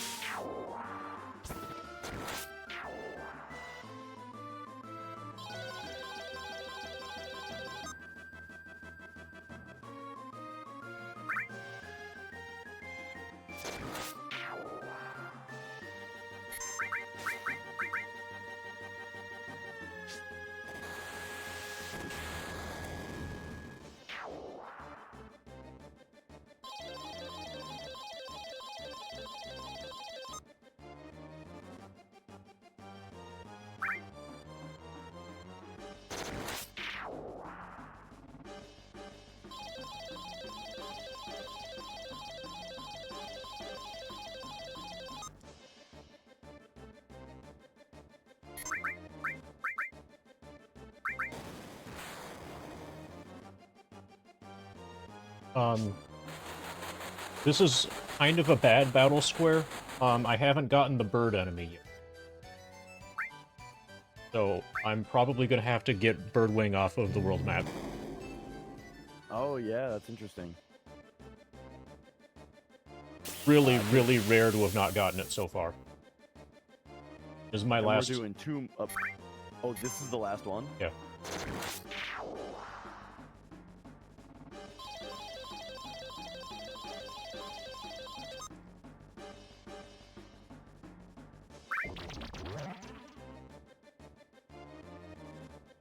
I think when it shows up, it's in slot 2, so we don't have it.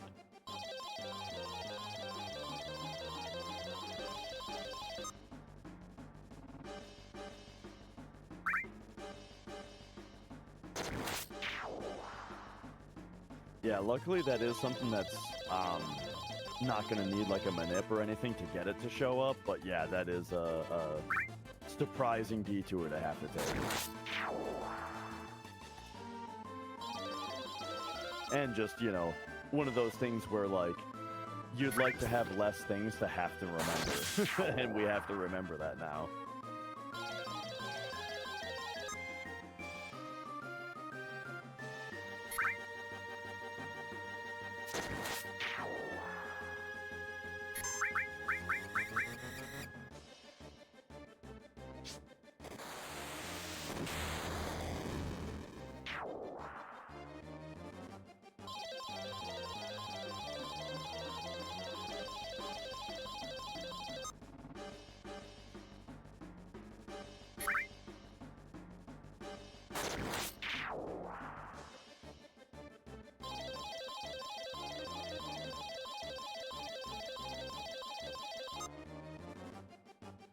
Okay, this could be bad. If this hits, we're dead. Okay, good. That's what I'm saying. Like, I've been trying to assess the danger of that forever, and I've just never seen it hit.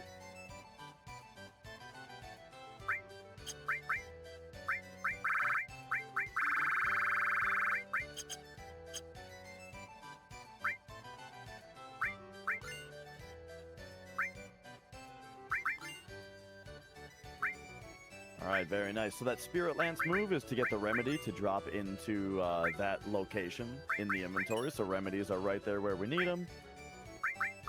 Then we've got Omni Slash, Cloud's Final Limit.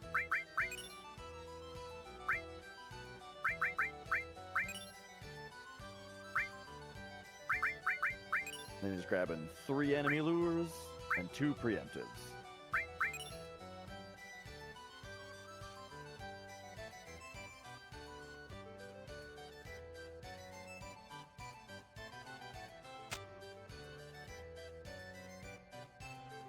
And I suppose you ended up with 2 speed pluses, so I almost wonder... I guess the last battle was worth just over enough, yeah. It's rare for me to not get both speed pluses. Okay, yeah. Yeah, no burb. We're gonna have to burb later. I've got it written down just in case. It's on my checklist.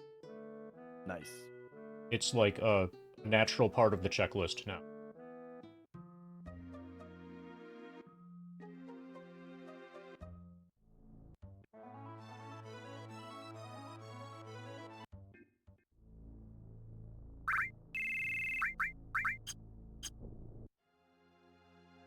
Alright, so with that done, we are now returning to Nibelheim. We're getting Tifa in the party.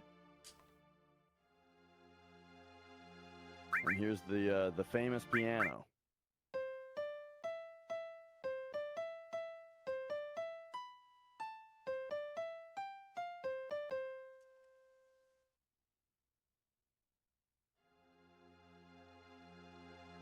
And there it is. So that gives us Tifa's final limit break. But then while we're here, we're not just here for that. We got more to do in Nibelheim.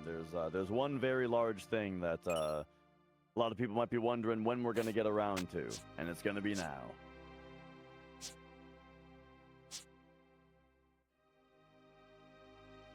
Hey, Cornfed.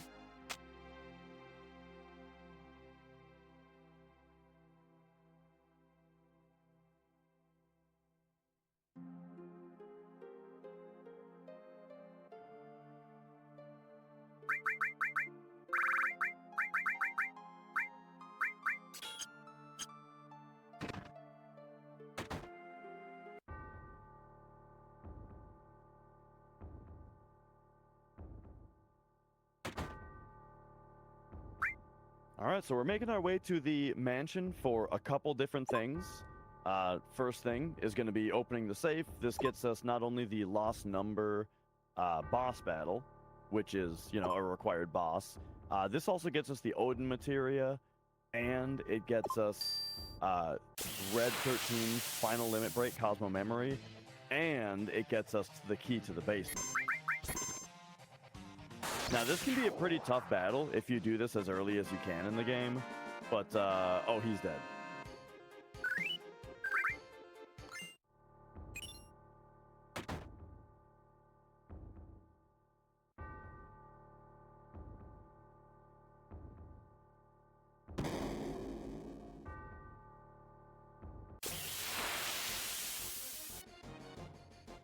And now here we are. So here's where it becomes very relevant what we talked about earlier, where we are off steps, so we can't be entirely confident when these battles are going to occur, but we are still on formations. We expect that encounter with that guy to happen on the way down, and then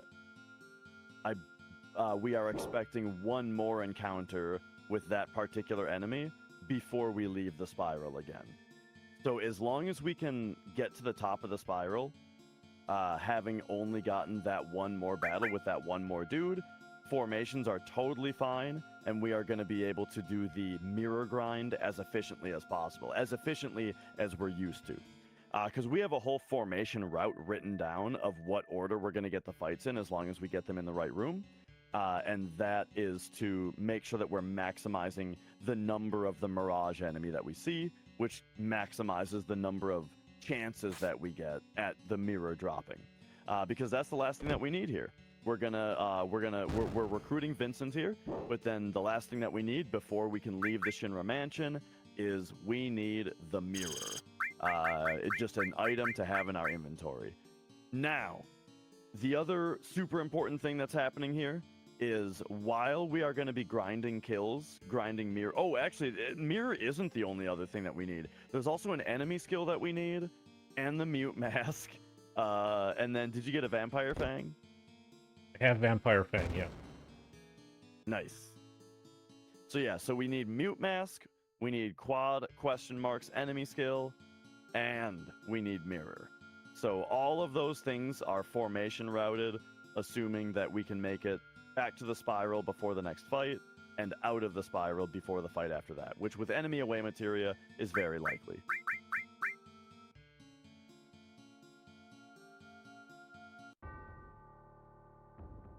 So in a cheeky little move there, we use the Vincent recruitment THS screen to put Yuffie back in the party. Yuffie is the one that's got all of our E-skills equipped on her. Not yet, but she will soon. Oh, yeah, yeah.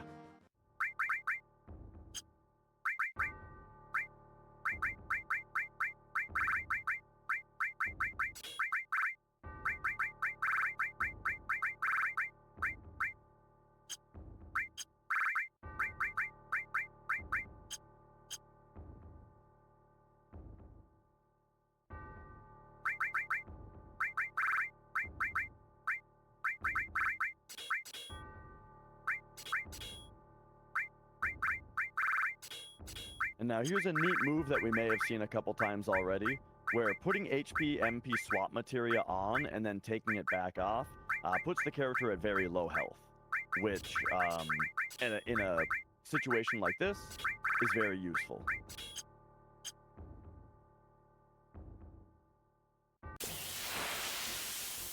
Preemptive materials get loaded up on Cloud. And now we have our Jersey fight. So the reason for the HPMP swap is that now our party, oh my gosh, didn't even need to do it. The reason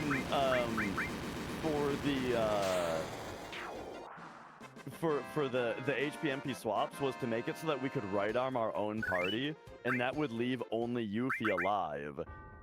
And that would make it so that whenever the enemy used the quad question marks enemy skill, it would be guaranteed to be targeting Yuffie, since she has all the E skills on her.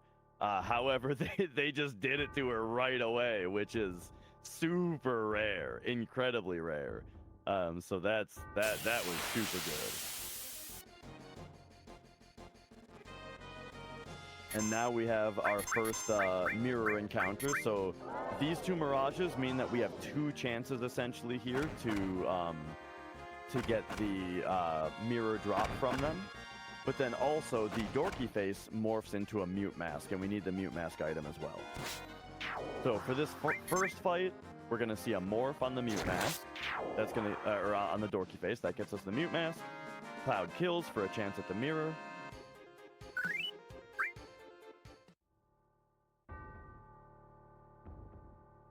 Didn't get it this time, and so now begins the mirror grind. And so this isn't entirely bad.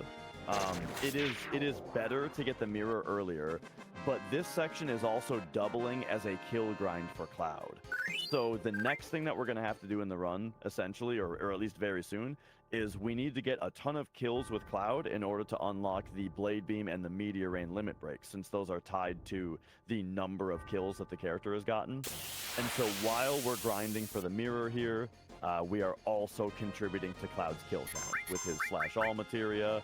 We've got preemptive on. He's very fast. But it is more efficient to grind in a different place than it is here. So it is nice to get the mirror early, or as early as possible. I'm remembering better now. I had a very bad mirror.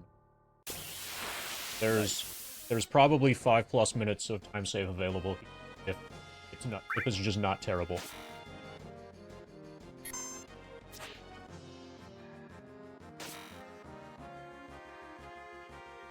And yeah, so this is what I was talking about with the formation route, right? So even though we didn't have steps anymore, we do have formation, which means that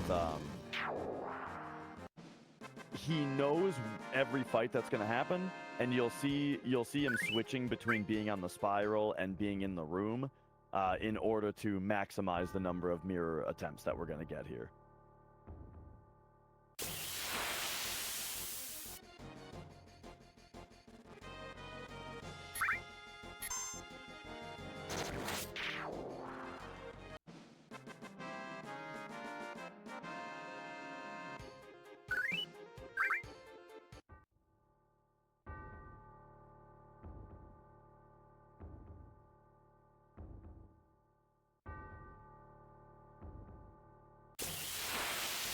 The Phoenix down drops are always there to troll you when you see that you got something and you get excited for a second.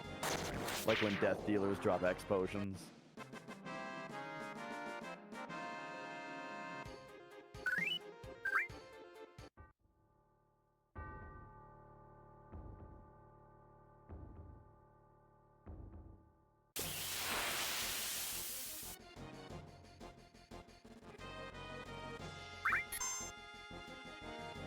Yeah, some of the formation routing here isn't just for mirrors, but also like when it's not a mirror fight, if you have the option to get a 4 dorky faces fight, that's also pretty good for Cloud's kills.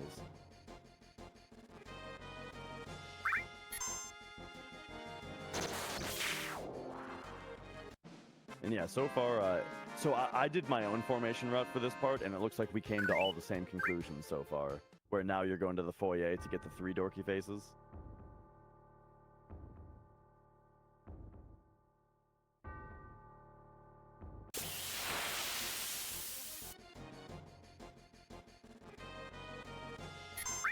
And that's kind of the interesting thing about like a step route and a formation route and stuff, is that like there's always the question of like who made the step route and that kind of thing. But what's interesting is just that like a lot of the time there just is a correct answer on how something should be done. And so if 2 people make a step route, you know, they're very likely to be very similar. And so that said, a lot of the step routes now, if they're made by someone recently, they're still going to be doing a lot of the same things as a step route that was made a long time ago by someone else. And so, you know, how do you answer the question of who made it? I don't know.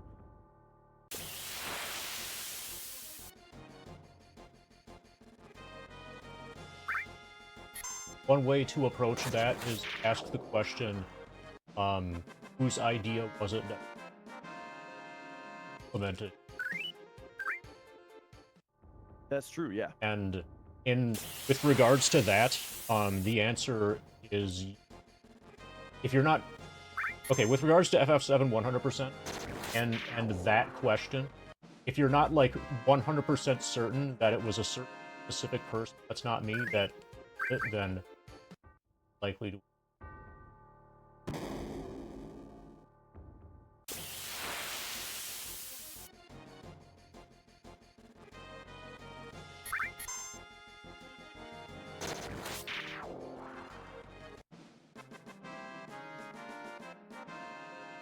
not going well. Yeah, it'd be nice to have a mirror at this point. The cloud kills are pretty well routed at this point, though.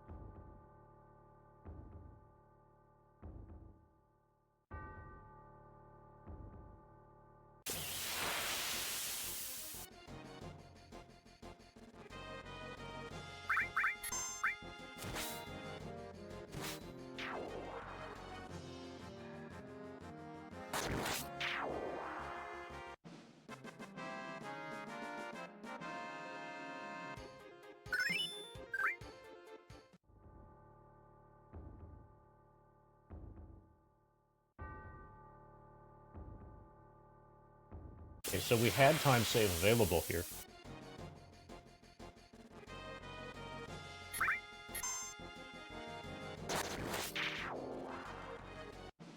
Definitely not on steps.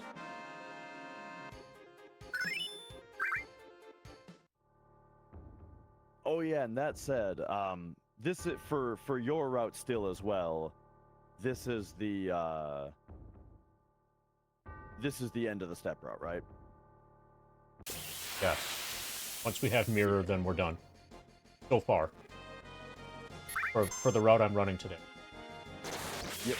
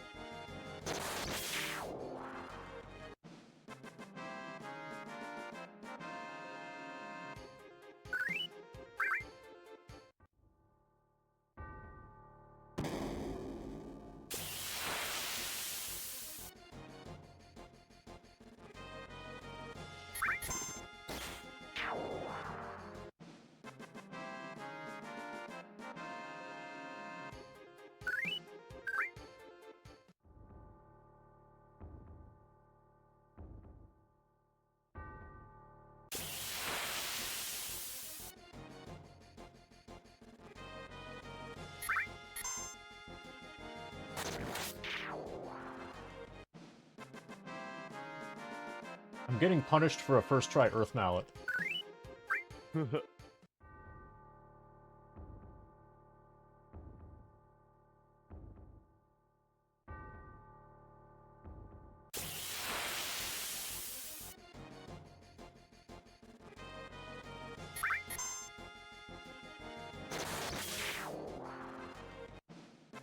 Okay, we have time loss, so keep...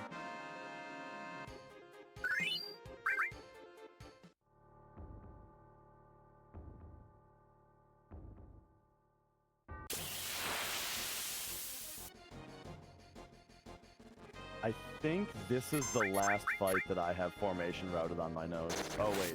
Oh no, we've just diverged at this point.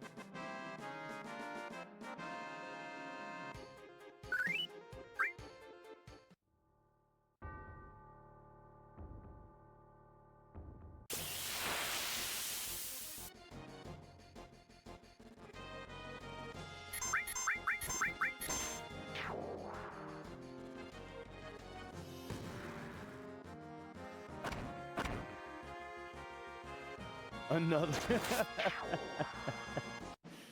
Oh, the quad question marks on Yuffie immediately again.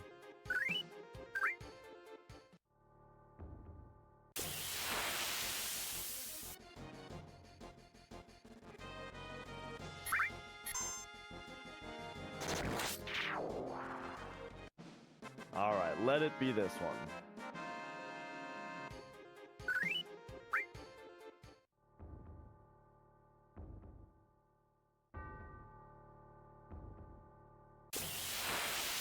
have 9 more that are routed.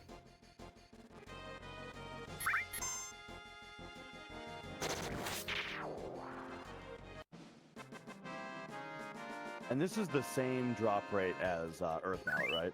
Yes.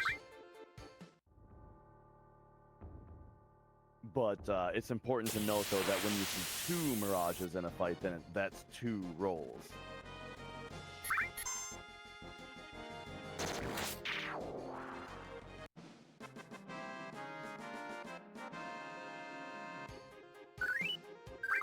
We're going to be getting Blade Beam. Have it already. Yeah, similarly to, like, if Schizo runs out of MP before you've stolen the Protect Ring, learning Blade Beam here is like, okay, this is real bad.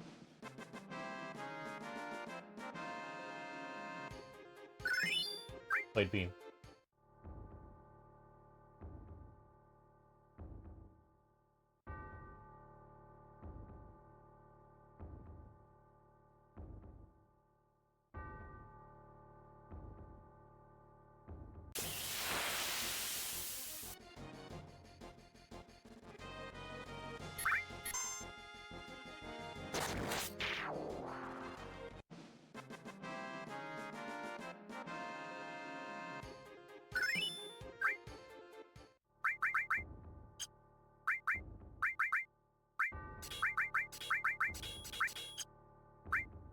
But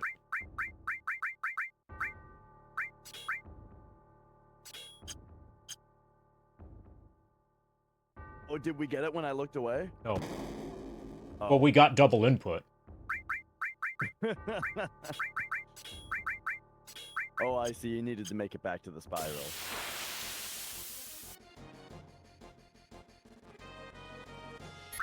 Normally that would be safe to do that movement, but I'm off step.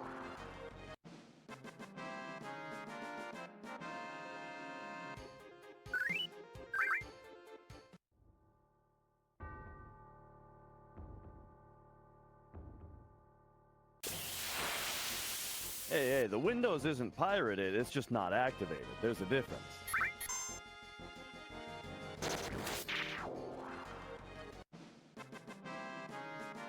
Anyone can download Windows and install it, and they'll have that watermark.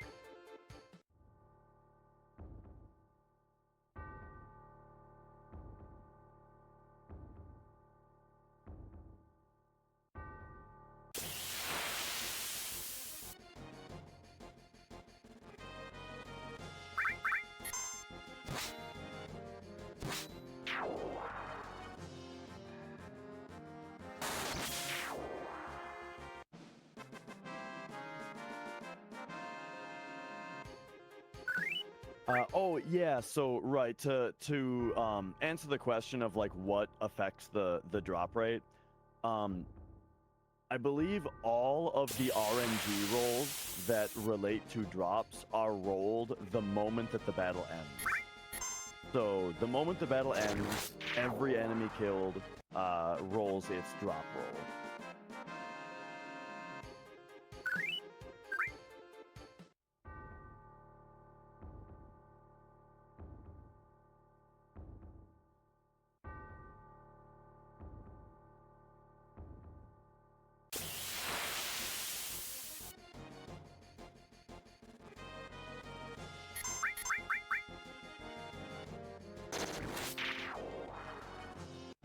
I have 6. Right. It relates to the battle in the sense that it is important how many frames the battle takes to finish.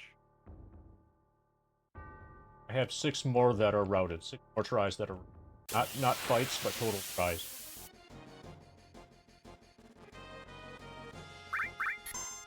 I've obviously never had it be this bad in a... Yeah, this is one of the longest mirror grinds I've ever seen. As in, like, ever since I've had it formation routed, I've never seen it take this long. This is past what I routed. You have 2, then 1, then 1, then 2, then I'm done.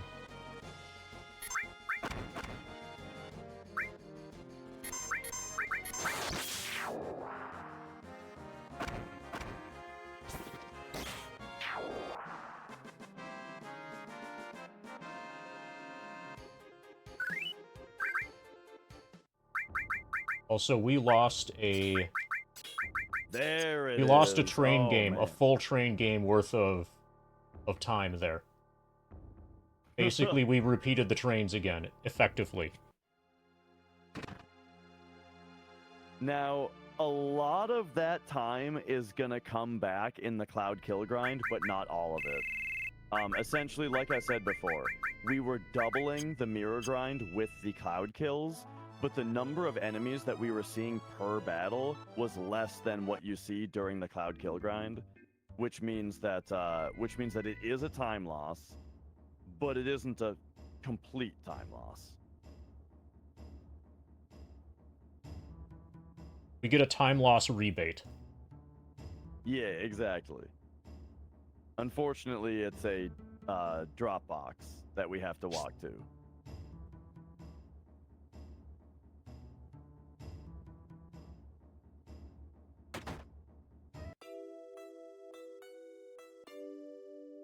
So we went from 22 ahead to 14 ahead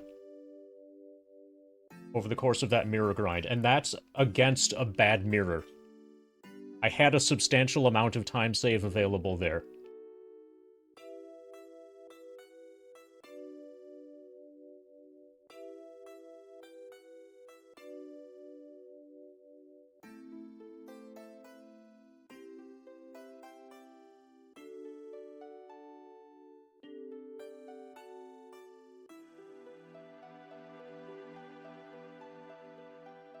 Right. So, yeah, the idea of doing the fight differently, that would only matter if RNG was in a known state to begin with, you know? But because we don't know the state of RNG starting, then we don't know the state of it ending, regardless of what we do in the battle, and so it's truly random to the player.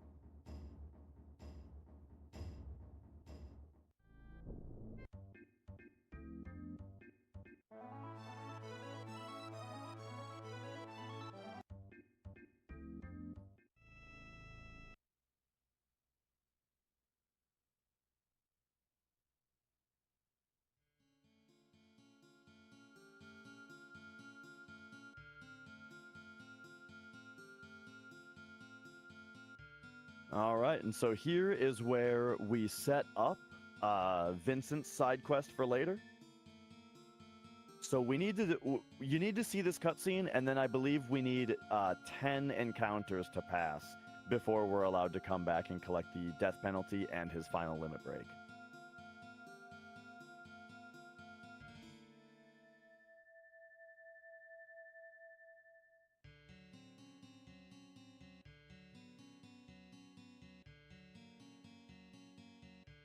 On top of that, the cutscene in Cosmo Canyon got Red 13 his ultimate weapon.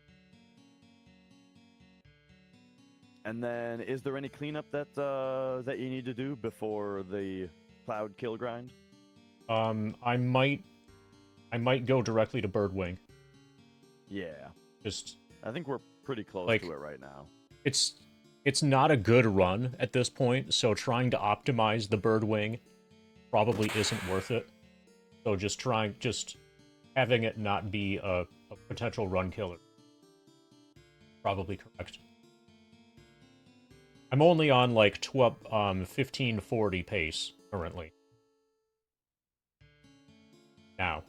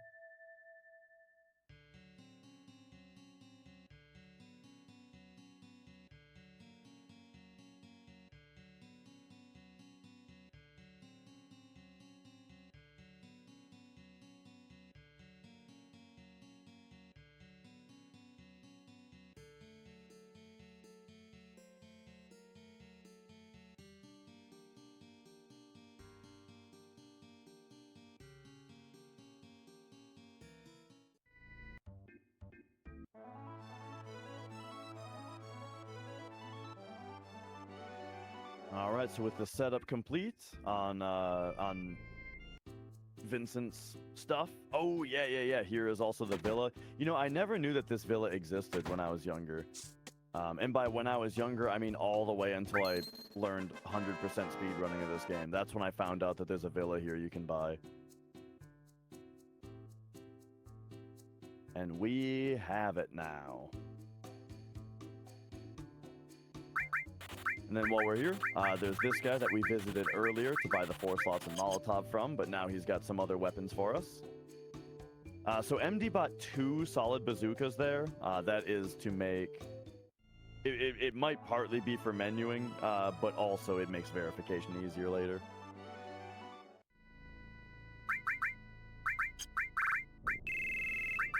And then here is our punishment for the other bit of bad RNG that we got, which was not getting the bird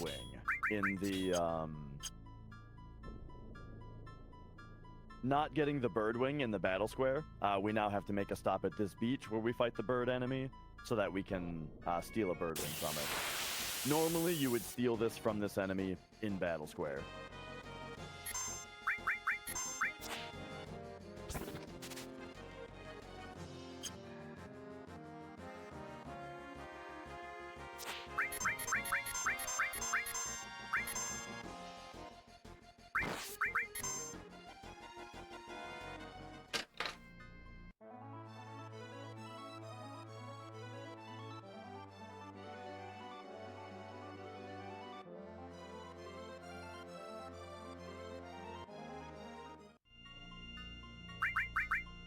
Alright, here we go. So I mentioned that we were doubling cloud kills with the mirror grind.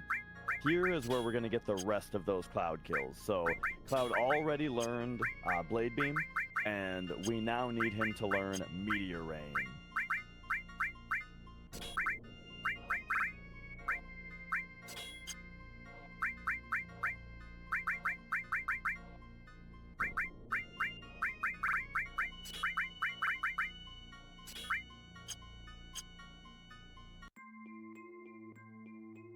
And now MD is also setting up a little bit for what we're going to do after. We're going to learn Meteor Rain, and then since we have Blade Beam and Meteor Rain, then he's going to be able to farm limit uses of Blade Beam and Meteor Rain, which is what unlocks Clim Hazard and Finishing Touch. And having all of his limits then, besides Omni Slash, then allows him to learn Omni Slash, which he already bought from Battle Square. And so a little bit of setup there, a little bit of that menuing was to set up the limit farming battles that are going to happen after. And so here we go. The reason, yep.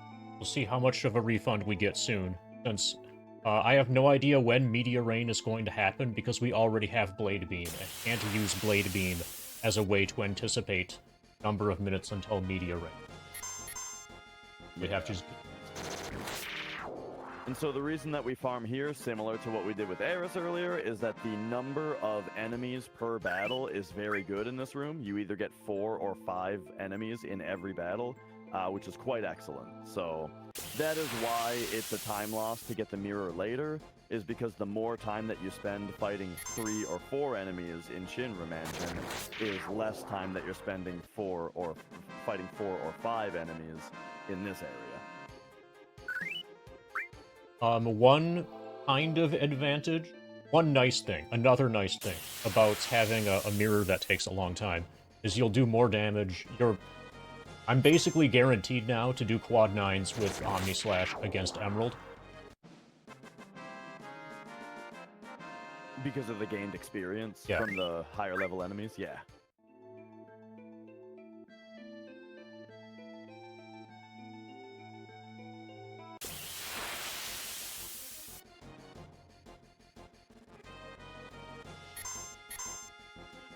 And yeah, as far as keeping track of everything, there is a ton to keep track of. But the way that we have it routed, as many things as possible in the run are impossible to miss as long as you're doing your route. And so there's maybe a surprisingly small number of things that actually need to be kept track of, you know, compared to the scope of the run as a whole.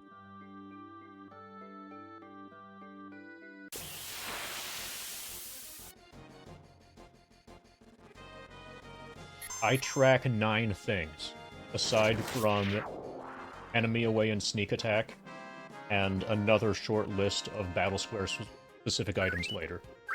But like for the actual route, there are 9 things that I track. And the very last one, the bird wing, I just got. I have everything on that list currently. So I have second Zeo Nut, for example. I have Wargong, I have Lunar Curtain, I have Shinra Beta, I have TS Bomb, I have Vampire Fang, I have Bolt Plume.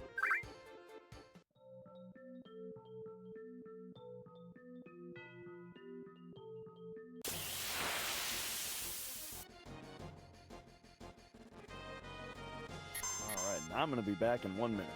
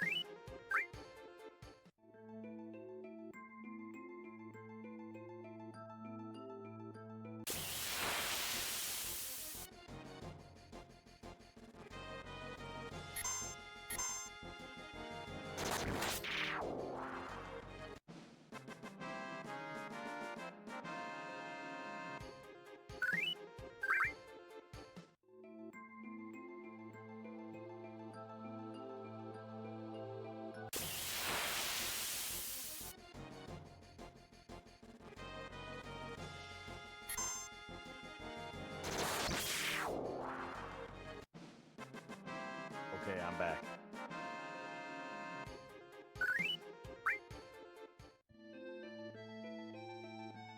I'm expecting to get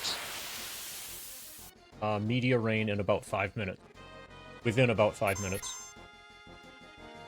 Yeah, and so we are going to have to grind limits like this for all the other characters as well. However, Cloud requires the most kills of any character.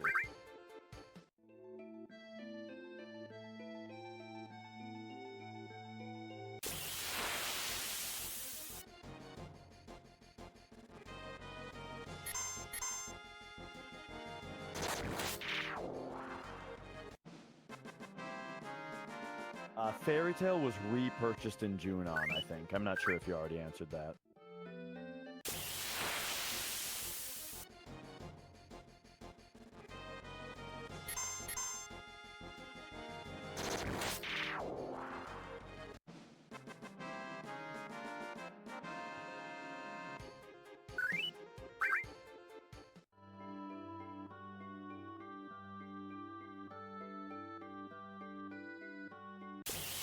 Yeah, we sell it early on for a boost in money to kind of speed up a little bit, and then repurchase it later when money is no longer an object.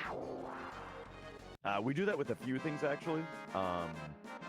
Later, like Eden Coat, Rocket Punch, Trident. There's a little grocery list of things that we sell for a boost in money early on.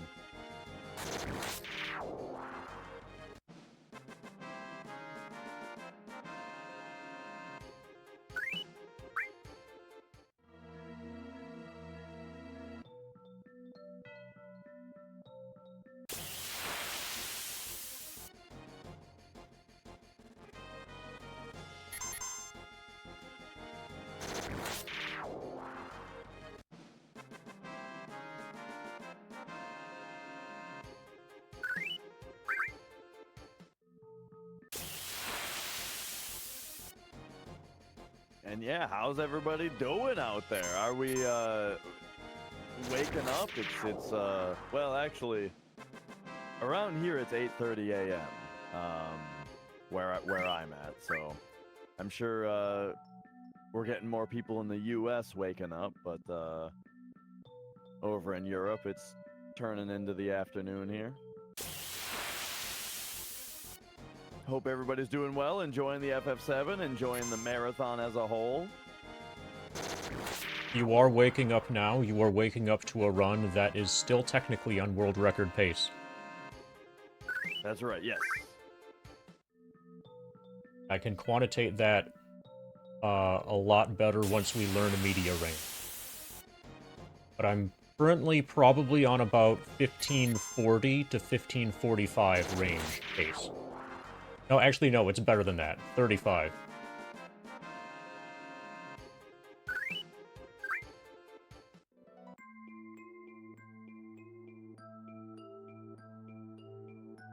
So I'm currently 14 ahead. And that's not that would put me at 1542. But that's not factoring in the rebate that I get from the cloud kills in the Shinra Mansion. My prediction is you're going to be 1730 ahead when you learn Meteor Ring. I'm calling that. That's my lock. Okay, I think it's going to be a little bit better than that by maybe 1 minute. Nice.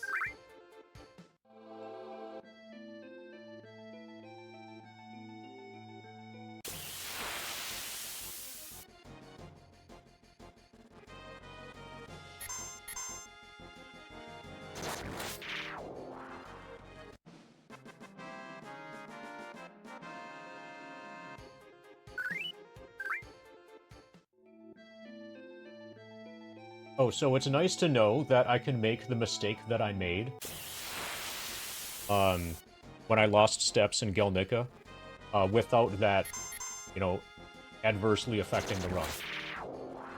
That particular type of mistake that I made at the end of the step route is sustainable. And do you know for sure exactly what the mistake was? Yeah. When I went into the cargo room, when I went into the Hades room, I put on EA for that. And I should have left it off until after the Serpent fight. Oh, I see. The important thing is that the only fight that you get in that room is Serpent. If you get 2 fights there, then you're set up for the speed. The next, speed duping fight is bad. Right. Serpent is a rare encounter, and it's rare enough to make it valuable to go in there to get those items when Serpent is going to be the next tank.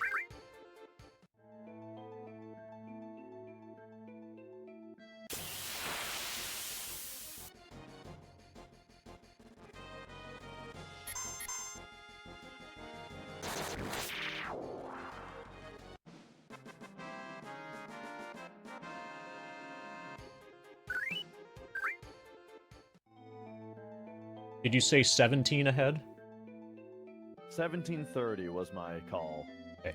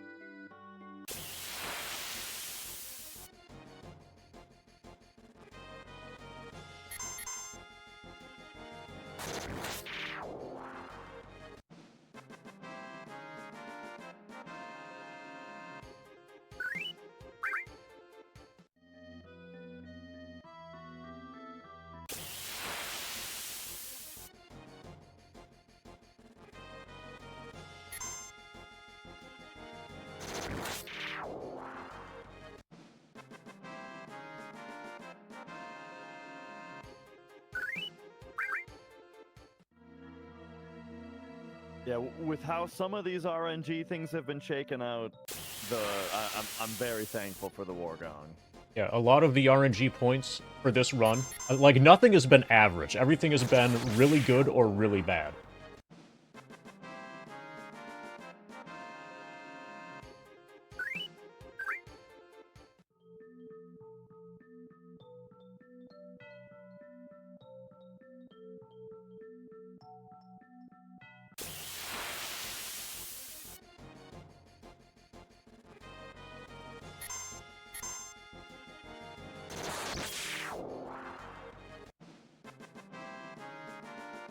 Yeah.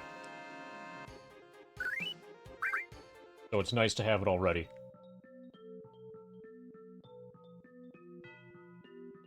You can kind of, like, try to take level downs on the way to the Behemoth in Battle Square. Kind of the workaround. Take the level down penalties.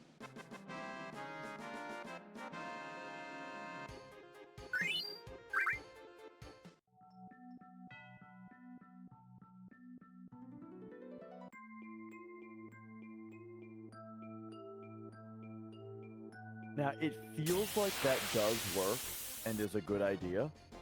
I'm kind of curious, though, whether or not we're absolutely certain that it makes a difference. It feels like it works to me, too. Yeah.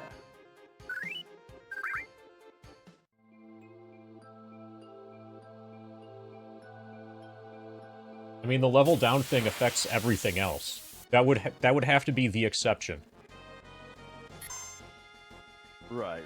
Yeah, it's just like whether or not it's looking at your base level, which has to be stored somewhere, or your current level.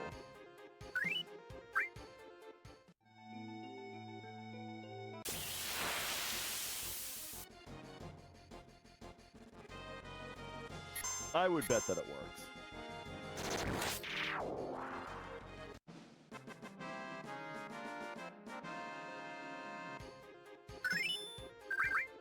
You're right, Dash. Win. Nice.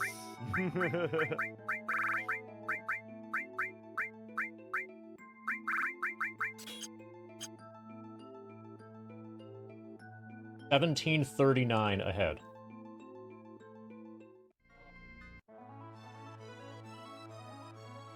All right, and so with that, we got Meteor Rain, we got Meteor Rain, we got Blade Beam, and so now what MD has to do is he has to use Blade Beam a bunch of times to learn Clean Hazard, and then he's got to use Meteor Rain a bunch of times to learn Finishing Touch.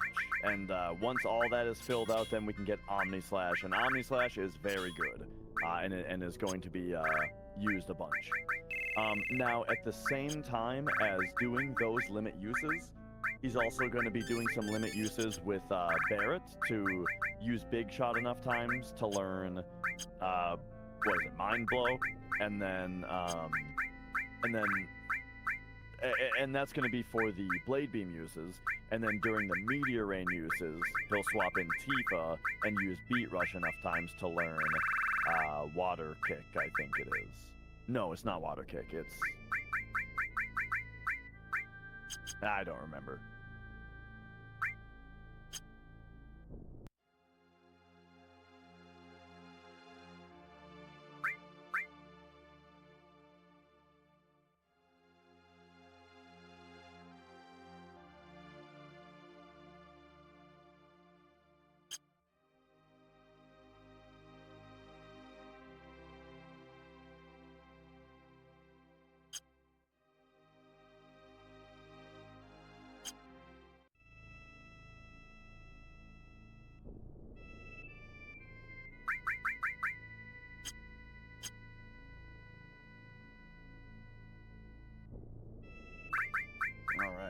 it's been a minute since we've seen any world map manipulation, I'm sure.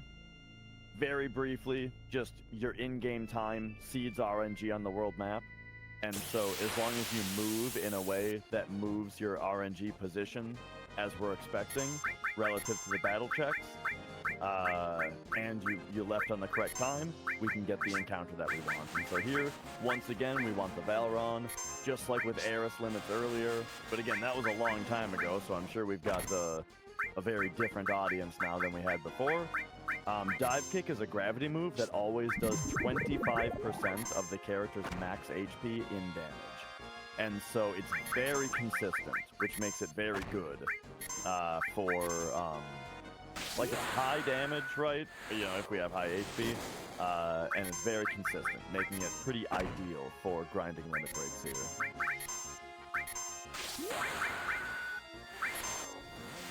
So here with Barret Theoried, it just takes one dive kick per big shot here.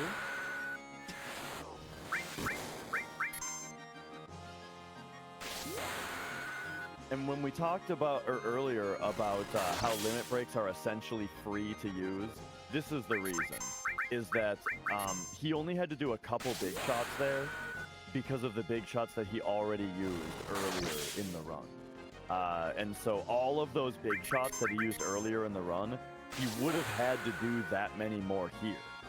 So every big shot earlier in the run was essentially free, that means. And then now, since we have one mime materia, the mime materia can be used by Cloud to do the blade beams. Because blade beam takes more than one dive kick to build up, but big shot only takes one dive kick, it's much better to have the mime on Cloud of the two characters.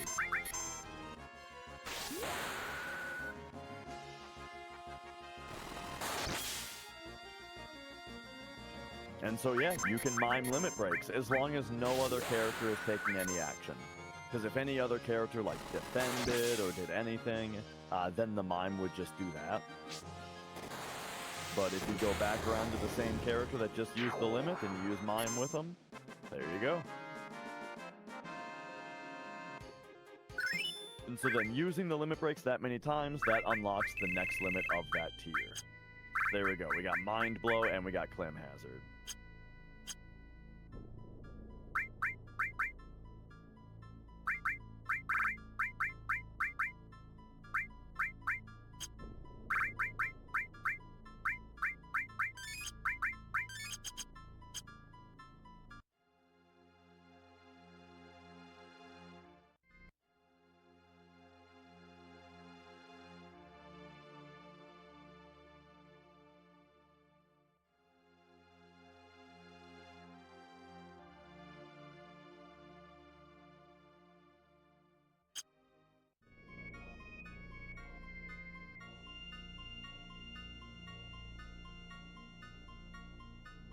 So one interesting aspect about the world map manip also, which we also briefly talked about before, but if RNG rolls such that the game is trying to give you the encounter that was the last encounter, like it's trying to give you the same encounter twice in a row, it will recognize that and it will re-roll the fight one time. So it rolls the fight, and then it checks the fight against what your most recent encounter is.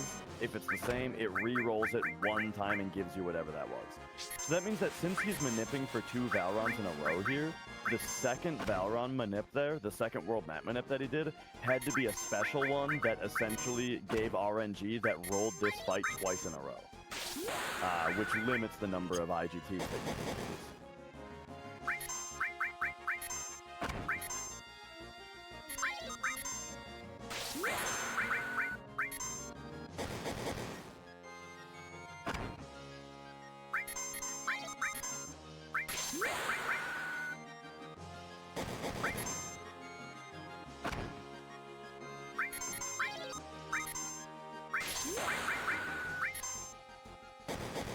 And now another small detail here is it's important that the amount of HP, the maximum HP that Cloud and Tifa have is not a multiple of 4.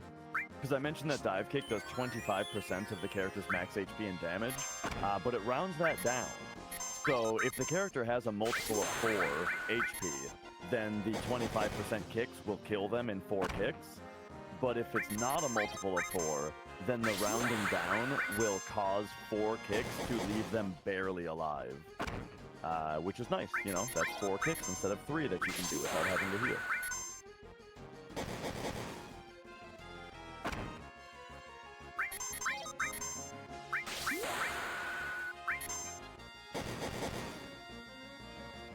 There you go. Kicking Tifa down to 2 health there looks scary, but we are absolutely 100% sure that it was not going to kill her.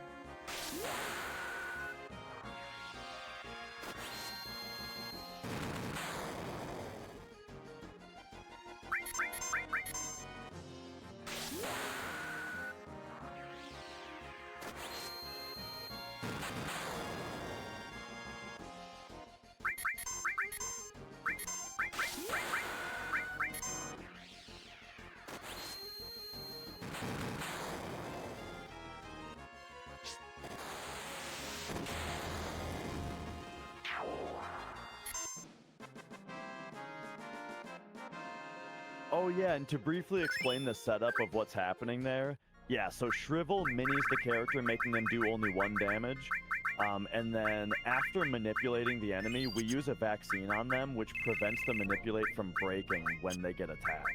So that's why we're able to just sit there and wail on them. And there we go, we have now learned Omni Slash with Cloud. And now here, once again, MD has to do another special world map manip that essentially rolls the Valron fight twice in a row, so that it will, you know, re-roll into the Valron fight.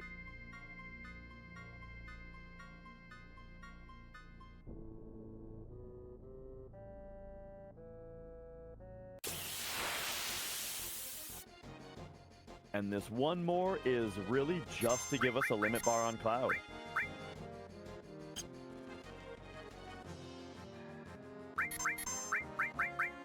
So this time we don't have to do any shrivels, we don't have to do any vaccines, because all we're here for is to kick Cloud 4 times, which we're sure will not kill him because of his HP max not being a multiple of 4, but it will give him a level 4 full limit bar.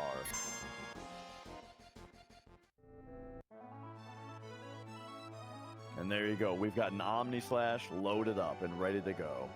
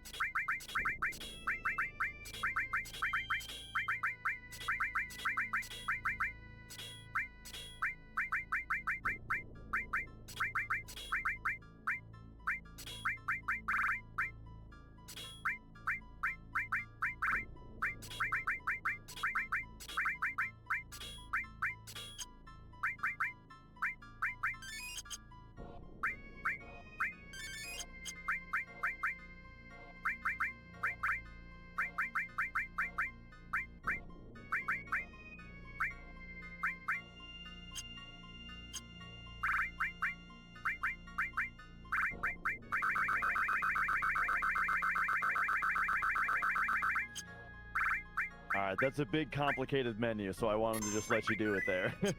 But yes, we are now going to fight Emerald Weapon.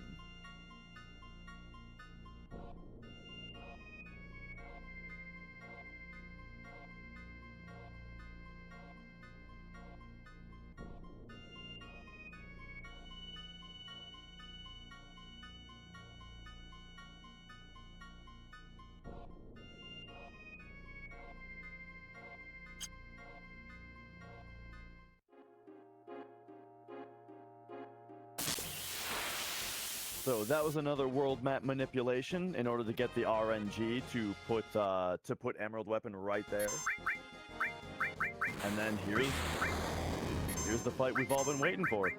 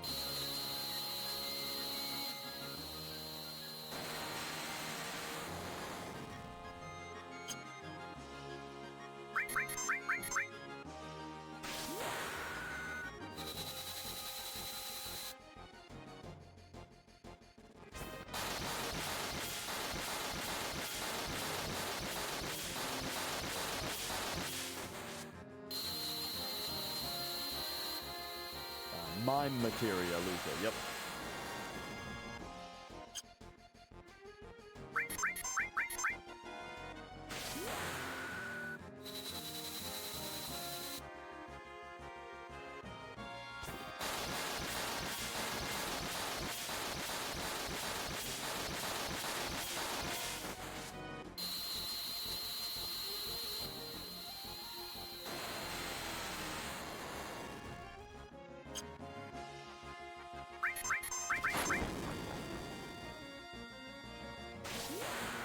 Quite possibly the greatest materia ever made.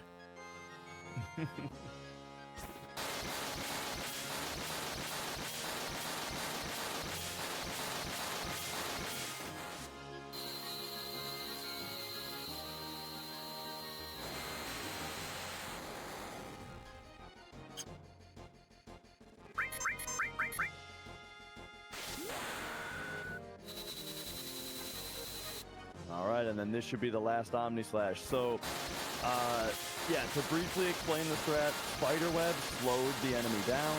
He big guarded to haste the party, put 4 hero drinks on Cloud to fully buff all of his stats by 100%, and then mimed Omni Slashes until he was dead, while using weight tricking to prevent the enemy from getting as many turns as possible. So every time that Cloud was Omni Slashing, we were in a sub menu to prevent ATB from filling. And also, if I don't weight trick properly, Cloud dies. Yeah, as you saw, he only had 8 seconds left on cursoring at the end there. So, yeah, the holding a sub menu whenever not menuing is both to prevent Emerald Weapon getting turns and also to prevent Cloud from dying to death sentence.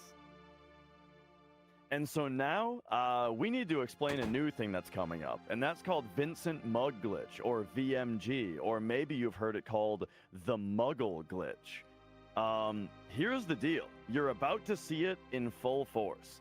If Vincent has certain weapons equipped, they're the two-handers, and he uses the Mug ability, it will skip the next battle animation. Because the game actually calculates all damage dealt in a turn on the very frame that a turn starts. And the animations are essentially for show. And so the game is able to just skip animations. Well, who can tell me in chat, do you have a guess at what maybe... I need to focus again. Yeah.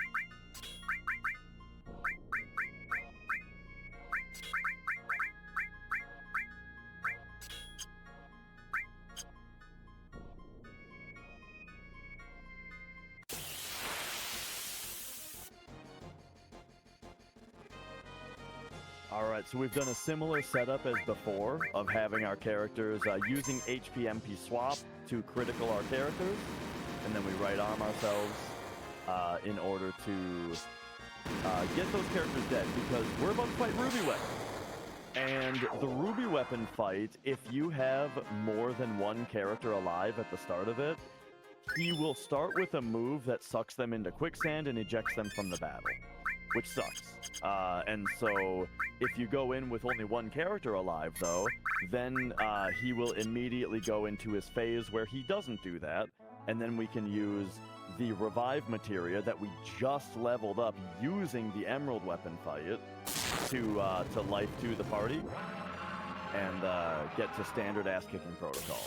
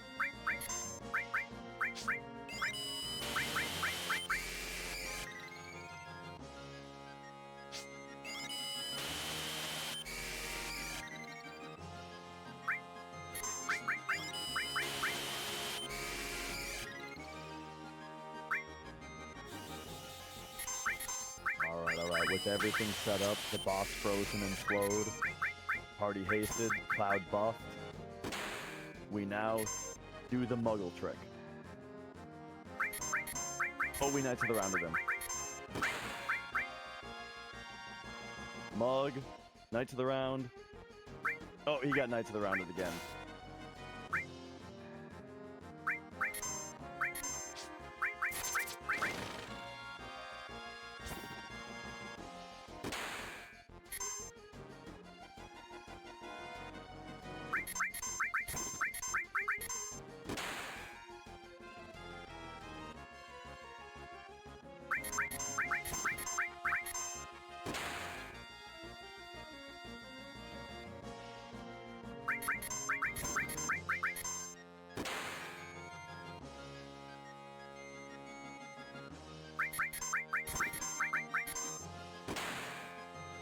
Good fight. Nice, there it is. So yeah, every one of those mugs, MD also queued up a Knights of the Round afterward. So since it was the next thing in the queue, its animation got skipped. And it just instantly, in the blink of an eye, dealt the full damage of a Knights of the Round, every one of those mugs. And you can get an approximation of how much damage was being dealt based on how much MP Absorb was restoring Cloud's MP. So Cloud also wasn't using MP. Well, he was, but it was immediately getting restored because Master Summon was connected to MP Absorb. And then, yeah, MP Absorb gives, what is it, 1% of the damage dealt back in MP. And so if you just take the amount that he got restored and multiply by 100, that's about how much damage we were doing every one of those. All right, now that we have the Desert Rose, we can turn that in, and we can also turn in the guidebook to get the underwater materia. That's going to make the Emerald weapon fight a lot easier.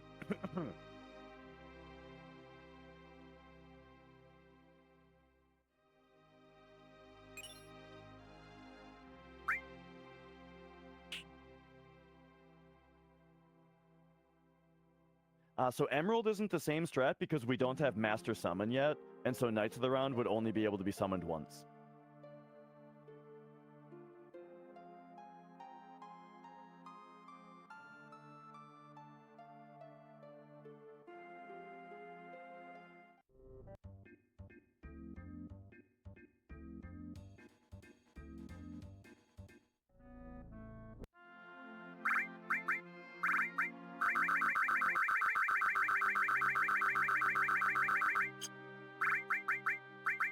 All right, and now remember that key, that Midgar key that we dug up way earlier. It is time for that to pay off now, as we return to Midgar for a couple of items.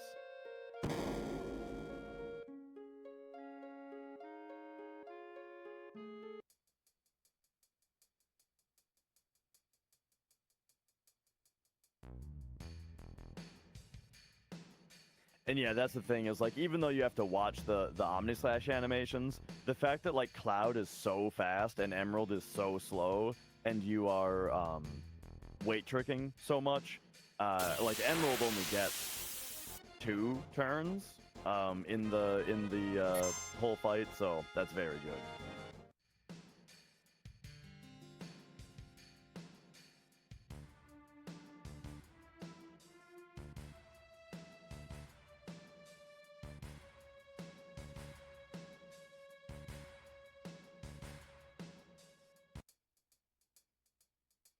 All right, so when we return to Midgar, first thing we had this item shop that was broken before, but now it produces Tifa's ultimate weapon.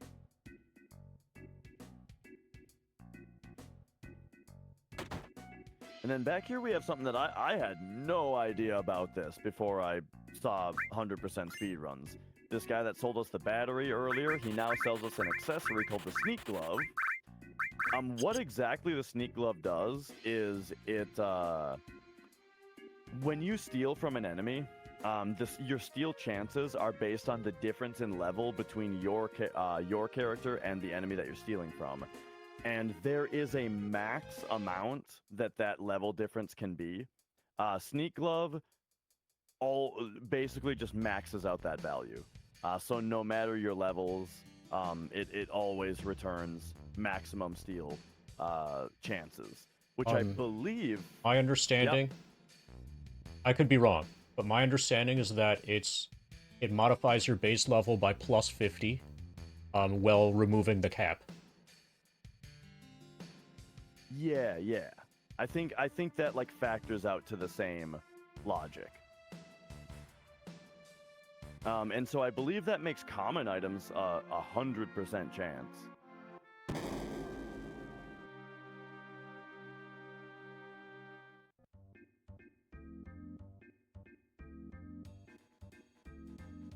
And now that we got that stuff, we have a few more things to clear up here, and you know we are kind of closing in on what will soon be the rest of the run. We already got a Zeonut, so we don't have to clean that up. You already went and got your bird wing, so now it's time to learn beta finally.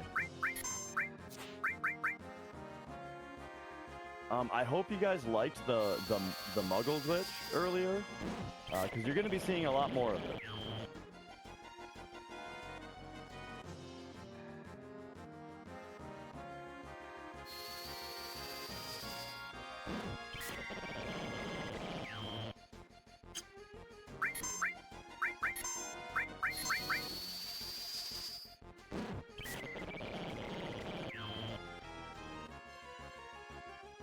Bye, Cloud.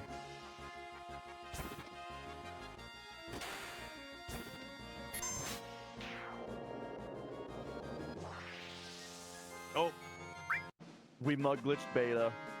So we did learn beta there, but the animation was skipped.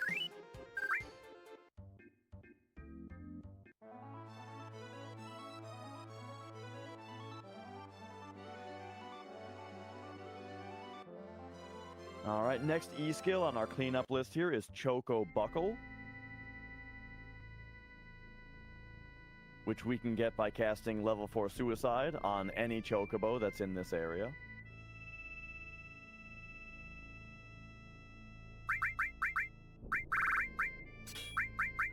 This is gonna work way better.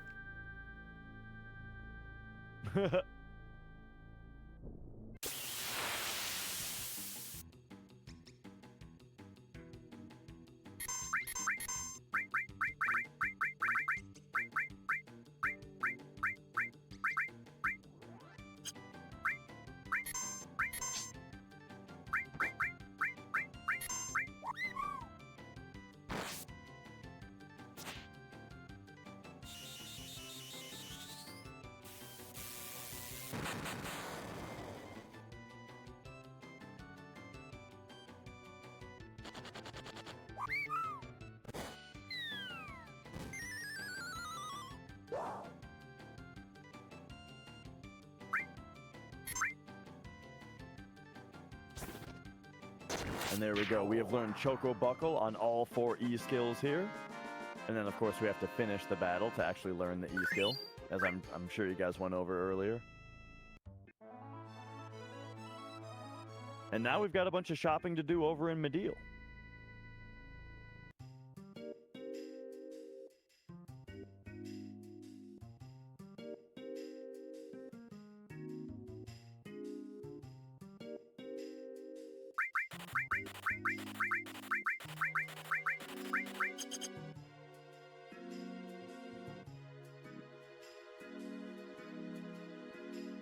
These shopping parts always remind me of like those old reality shows or game shows or whatever, where they had to like shop, you know, and they'd be like running a cart down the aisle with their arm, just like scooping everything into the cart, you know.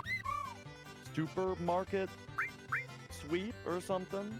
I want to say super sweeper, but that's just an item.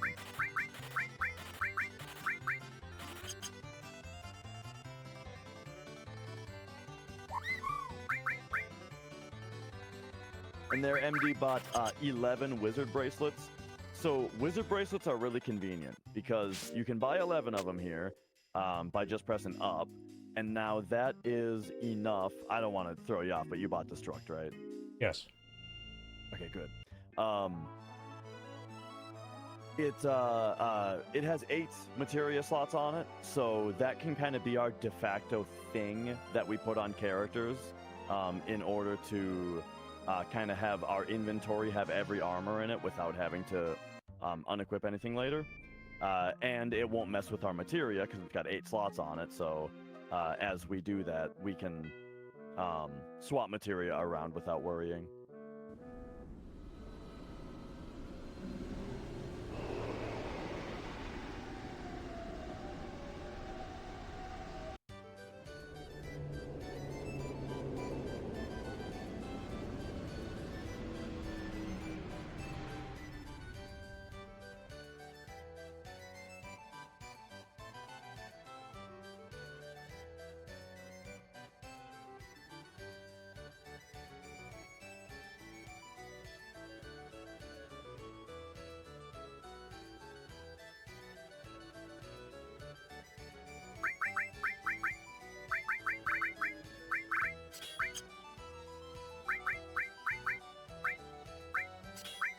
Alright, so, if you liked Battle Square, welcome to Special Battle.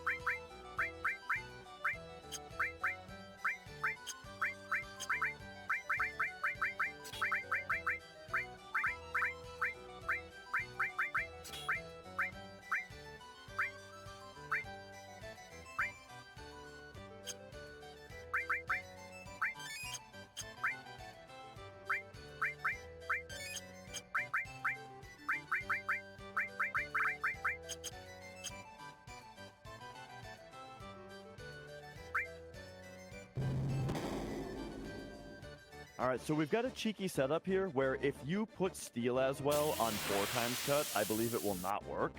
But if you link Steel as well to Master Command and have 4x cut, then you get 4 Steel attempts when you 4x cut. So the idea of Special Battle here is we're going to start with a hero drink, and this is to make sure that we're doing max damage.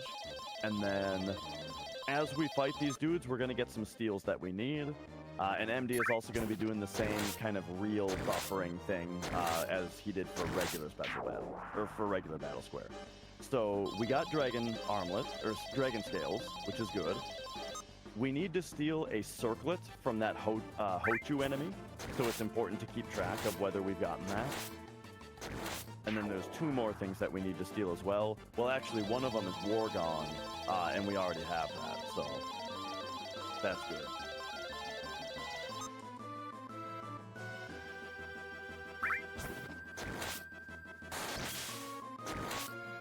We only need Circlet.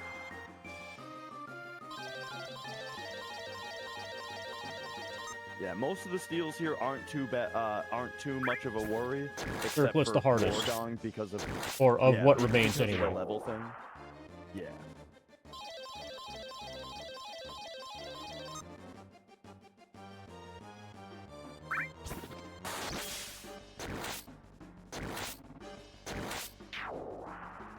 Oh hey, another Wargong.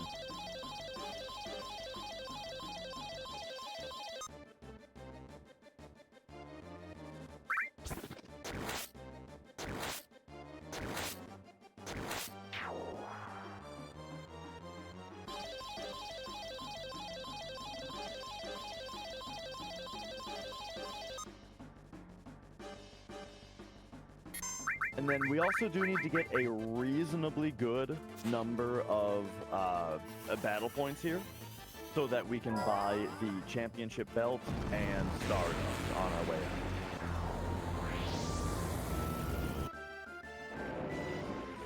out. But it's not too troubling to get that amount of BP. we will most likely be just fine. And then, yeah, all that we have to worry about is the circlet steal from the Hochu enemy. We have to do 4 special battles in total because each one of the first 4 gives us a unique item that we need. Final attack, gambler, combat diary, and what's the other thing? Yeah, some 4th item.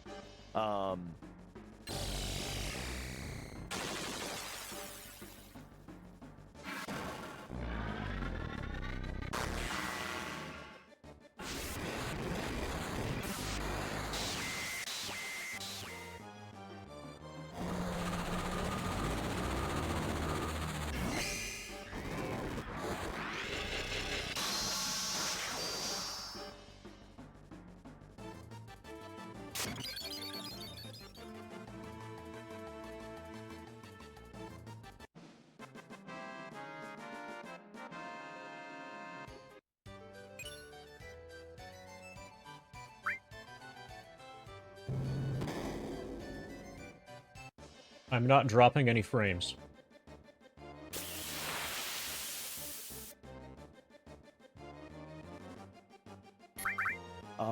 Your stream looks good to me, so yeah, I think it is just a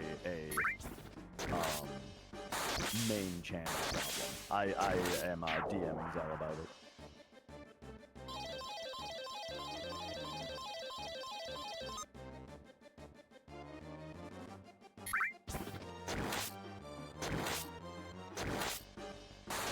Got the circlet.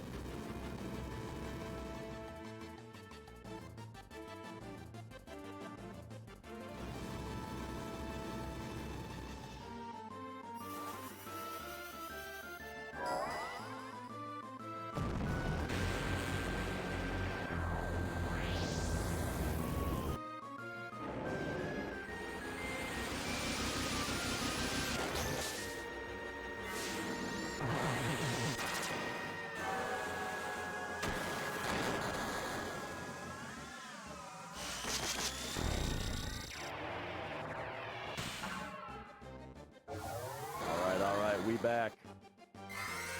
And this is which special battle? This is Fight 2. Okay. I think. The last one gives you the Gambler. Oh, okay.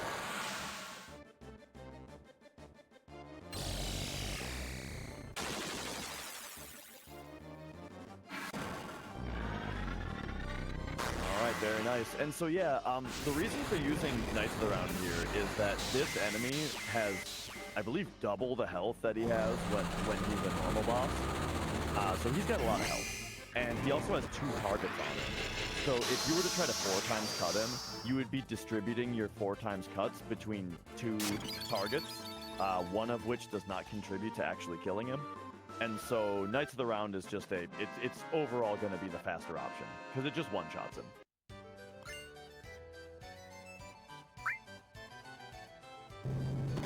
Layout's fine. Autograph. That's the... I think that's what I was missing when I was trying to name the items earlier.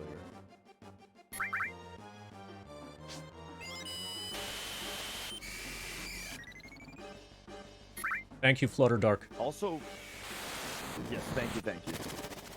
One funny thing, too, is that if you do Special Battle 10 times, you get a ribbon.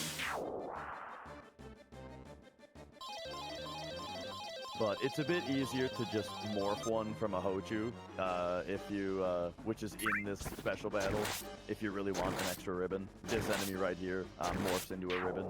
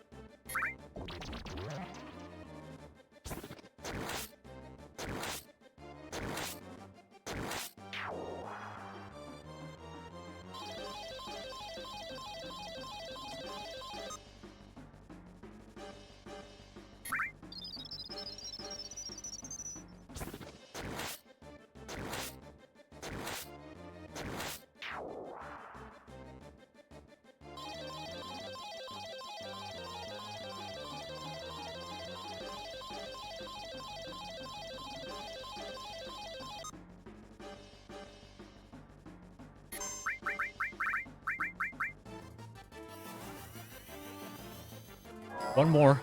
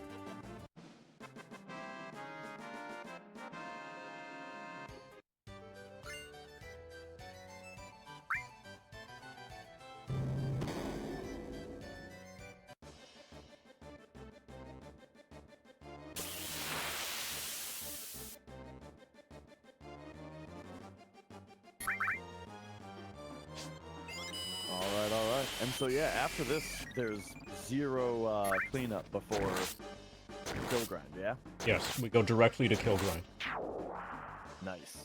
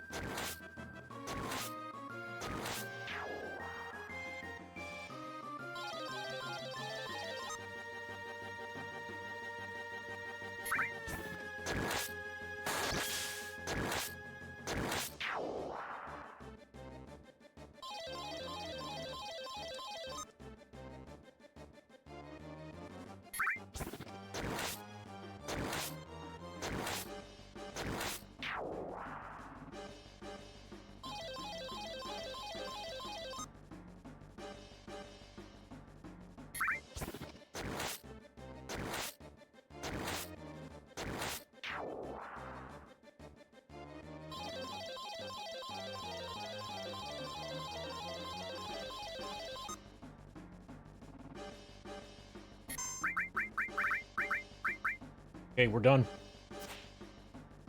Very nice. Man, the steel as well, Master Command tech, I still just find so cool.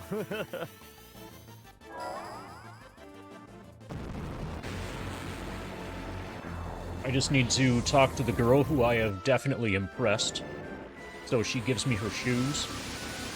And I need to trade some battle points for the champion belt and a Stardust. Then we're... And I believe... Then we're good. This is the last Knights of the Round animation in the game too, right? I think so. That sounds right. If it happens again, it gets muggled. Oh no, Scrabs, they're a gift. She's impressed enough with our prowess that she wants to give us our...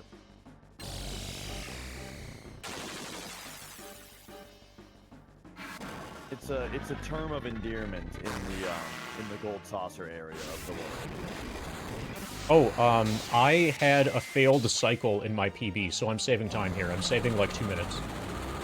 Oh, nice.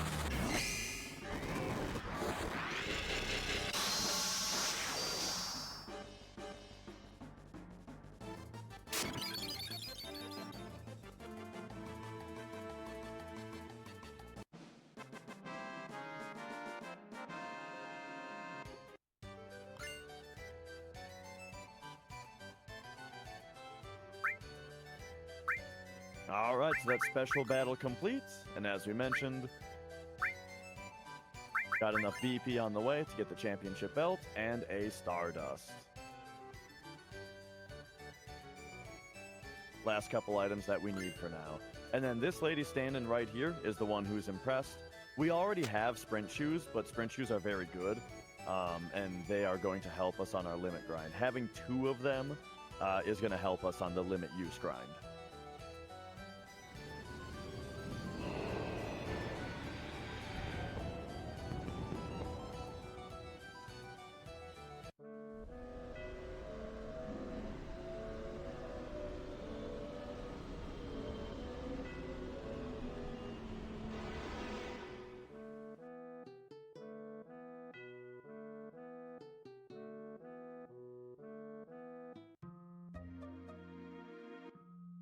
Okay, and so as we alluded to earlier, we are able to move straight to the kill grind now. And yeah, that kill grind, it is the same as we did for Cloud earlier, where we need to unlock all of the characters' next limit levels, which all we need to do that is to get a high number of kills with those characters. We need to get each character high on number of kills.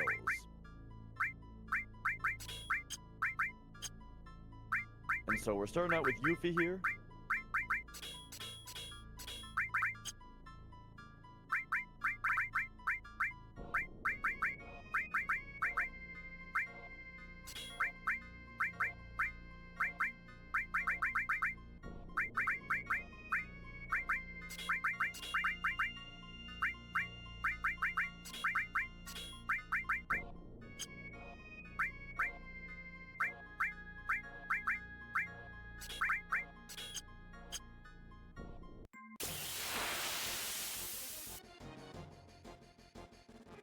And there you go. So there's the setup, right? Is the character has Choco Bracelet and Fury Ring.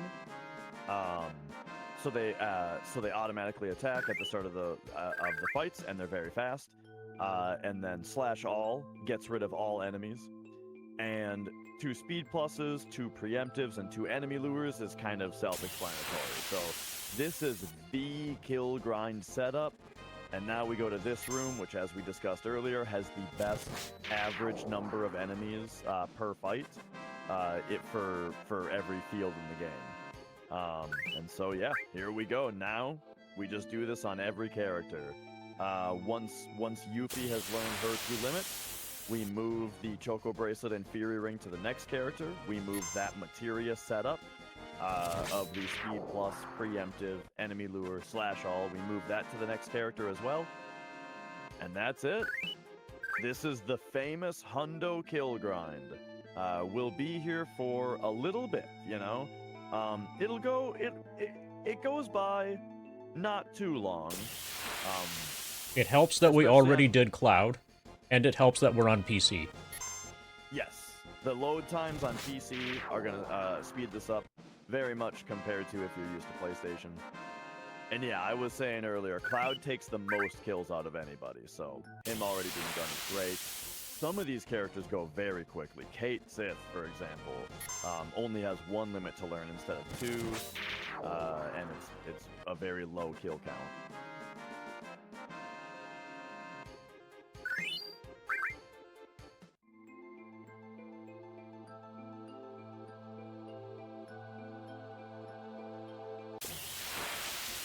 But that's about that. I feel compelled to say Really Longathon is benefiting the Open Medicine Foundation Canada. So that is what we are here for. Remember, this is a charity event. Speaking of the event, it is very likely that we will be finishing in under 16 hours.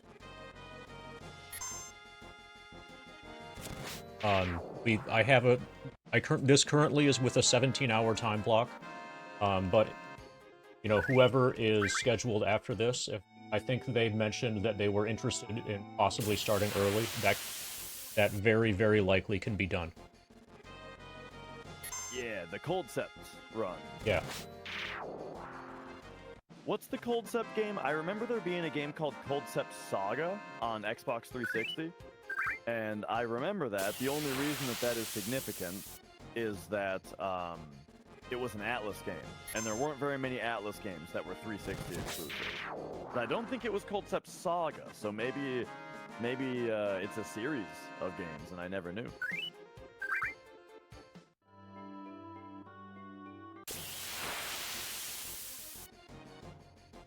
Thank you, Amelie. Or is it just Amy? Okay, it might just be Amy. My vision is all blurred right now. This started at like 9 p.m. yesterday. You have been looking at Final Fantasy VII PC for about 13 to 14 hours. Yeah, after having been awake for basically a full day.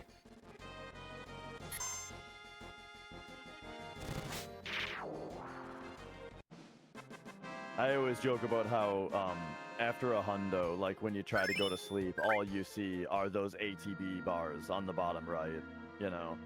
Because like that's what if you ever wonder like what part of the screen we're focusing on during a battle, 90% of the time in a battle we are looking at the bottom right of the screen at our ATB bars. Yeah, basically we're looking at where it says activate Windows almost the entire time.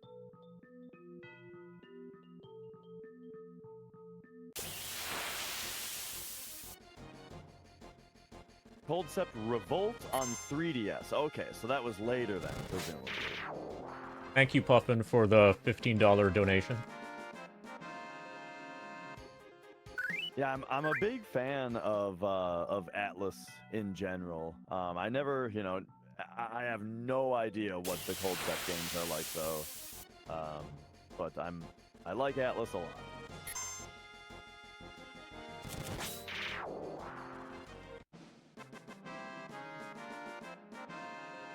That's actually why I was a Demon Souls. I was a day one Demon Souls player, not because I knew anything about the game. It was just that it was an Atlas game. A new Atlas game came out, and I was working at a game store at the time, and I was like, "What? Demon Souls? What the hell is this? New Atlas game?" And so someone bought it, went home and played it, and then brought it right back to trade in because they were like, "This is way too hard, not for me. Get it out of here." And I was like, "Oh, all right, I'll try this," because it had sold out. So, you know, I was like, "All right, I'll give it a shot." Boom. Look at me now.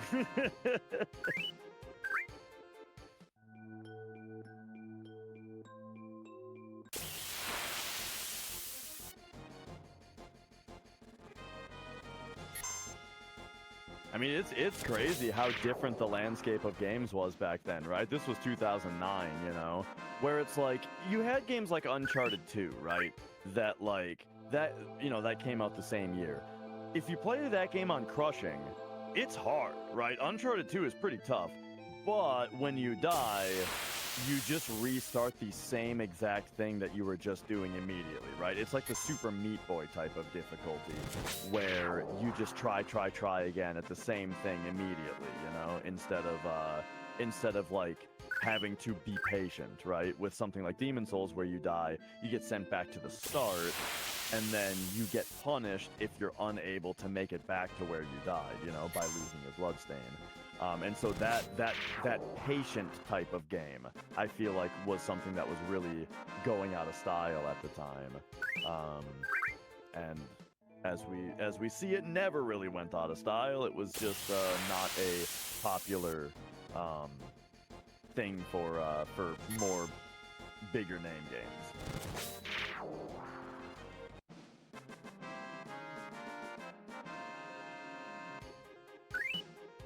But yeah, I always really admired that particular game design aspect of the bloodstain idea, where like, if you are unable to at least make it back to where you died the first time, then you're punished, right?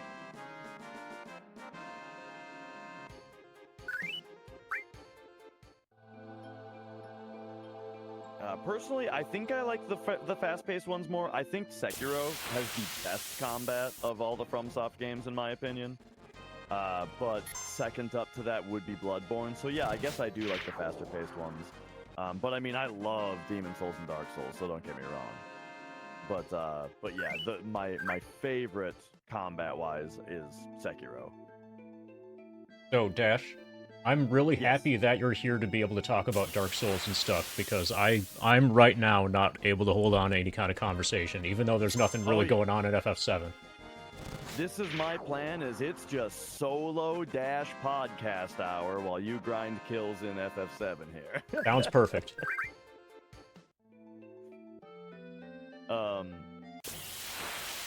But yeah, there's a really interesting aspect of the entire like story of Souls, which is the Dark Souls 2 effect. And I feel like the Dark Souls 2 effect is something that can be applied to a lot of things, right? Which is that when Dark Souls 2 first came out, it was very strongly rejected. Because it was and still is a notable drop in quality from the first one. But the thing was, like, looking back on Dark Souls 2 now, it's much easier to appreciate all of the things that it did well and right and was good for, you know? But the thing is, like, you gotta understand, this is the Dark Souls 2 effect, is the perspective difference. Where, when Dark Souls 2 first came out, it represented a disappointing, sharp downturn. It represented the end of the series, you know? Where it's like, oh no, they made a bad one, they're washed, Souls games suck now, you know? And that is much more serious than what it later turned out to be, right? When Bloodborne came out, and it's like, oh my god, this is like the best one yet now. Holy shit, it's so good, right? And then Dark Souls 3 came out, and it's like, okay, yeah, they still got it. Everything's cool, everything's good, right? And so now we can look back at Dark Souls 2 as a weird experimental one, rather than like the end of the world for the series, you know what I mean? And that different perspective really lets you appreciate what it did well, you know what I mean? Oh man, so my plan was to go to bed when this run started, right? Get a nice like 7 hours of sleep and then come back and be super like awake for the second half of this run. But I ate this really big, delicious HelloFresh meal just before trying to go to bed, and it made it so I couldn't sleep. I got like 2, maybe 3 hours of sleep.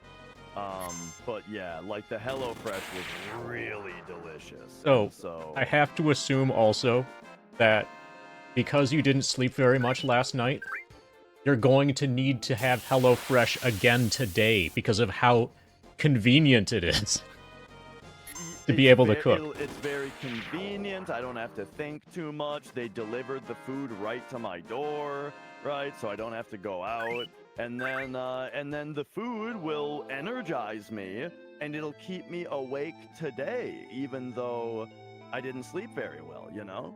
So yeah, you know, use my my code.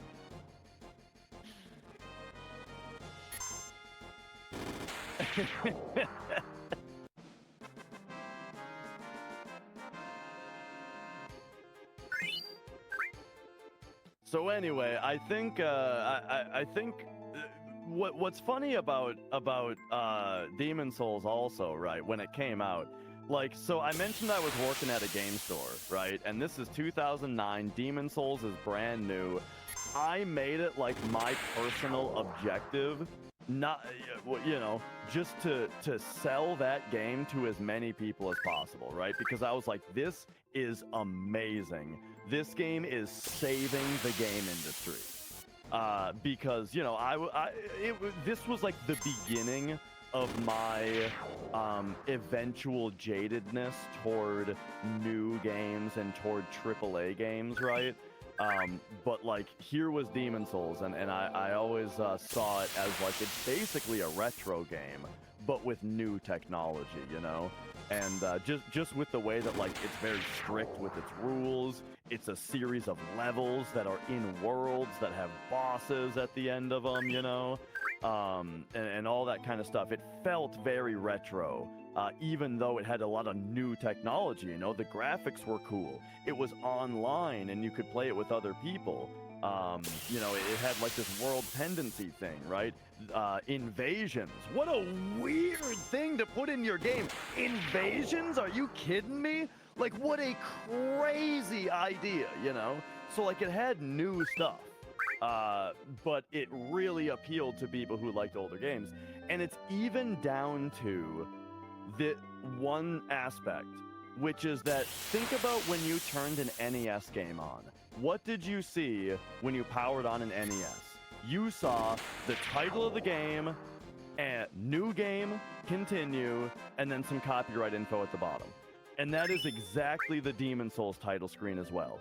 Boom, there's the logo, you select new game or continue, and then you got the copyright info at the bottom. Just like an old game, and I was like, man.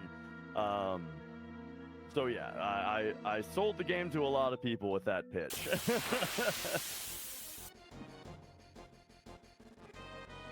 And as the years have gone on since then, FromSoft has continued to be like the exception to my general, you know, interest in only retro games. But I mean, there's a lot of indie games that are great too. But yeah. Anyway, that's the FromSoft discussion. They're great, and they're still doing it, man. Like, I am ready. Anyone, like, okay, let me put it to you this way, especially because we're playing Final Fantasy VII, quite possibly the greatest game ever made. This game came out in the golden age of Squaresoft, you know? Like, you know when a company has a golden age, when they're putting out games like Final Fantasy VI, Final Fantasy VII, Chrono Trigger, you know? Just like banger after banger after banger, and it's like, this company is incredible. I'll buy anything that has their name on it, you know? I feel like, you know, we need to appreciate the fact that we are still seeing the golden age right now of FromSoft that is going to be talked about in past tense for years, decades maybe, you know what I mean? Like, the way that we talk about Squaresoft right now is the way that people are going to talk about FromSoft 20 years from now, you know? Demon Souls, Dark Souls, Bloodborne, Sekiro, Elden Ring. And like, I've been ready for one of their games to suck, you know? Like, I'm ready for like to not be too disappointed when they hit, you know, not a home run. But it hasn't happened yet, you know? I was ready to not like Sekiro, but then, oh man. And same with Elden Ring. Especially because I was a little worried about Elden Ring with the like George R.R. Martin. Not that I have anything against George R.R. Martin, but the idea that they were like, the idea that that like I love Miyazaki's world building and storytelling specifically, right? So like the idea that they're gonna bring in somebody else to do to like write aspects of like the world building and stuff, I was super skeptical about, you know. And I was kind of, you know, and so that made me very worried about Elden Ring. But nah, in my opinion, it was another home run. Now, Metal Wolf Chaos, that was an older game, right? Wasn't that one that just got remastered more recently, and it was actually a game from before what you might say is the FromSoft Golden Age? By the way, I also heard something really interesting about Demon's Souls that I never knew just a couple years ago. Did you guys know that FromSoft was essentially commissioned to make Demon's Souls as a competitor to Oblivion? Specifically, Oblivion was Xbox 360 exclusive as far as consoles went when it first came out, and Sony was like, man, we need an Oblivion.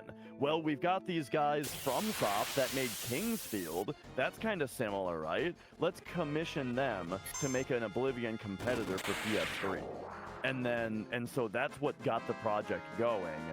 But then famously, the project was not going very well. Development on it was like super slow, super just not productive. And it was borderline about to be canceled, right? And then Miyazaki, though, who had been recently hired to work on a couple like Armored Core games or something, really wanted to do fantasy, you know, and kept asking about this fantasy project that they were apparently working on, until eventually, right after he did a good job with Armored Core, they were like, all right, Miyazaki, that fantasy project, why don't you just go do what you want with it, right? Get that thing finished and get it out the door. It's already a failure, essentially, so just get it out the door, right? And he turns it into Demon's Souls, and it changed video games forever, really. No exaggeration. But anyway, we all kind of know the latter half of that story, right? Oh, by the way, Miyazaki now is the president of FromSoft. So, like, if ever there was a success story in the video game industry, that's one, right? Where it's like, apparently he played Ico, right? And was like, oh my gosh, Ico, what an artistic, wonderful, excellent game. And he was like inspired to get into making games because of that. Went to FromSoft, and now look at the guy. Yeah, Kuon is awesome. I really enjoyed Kuon as well.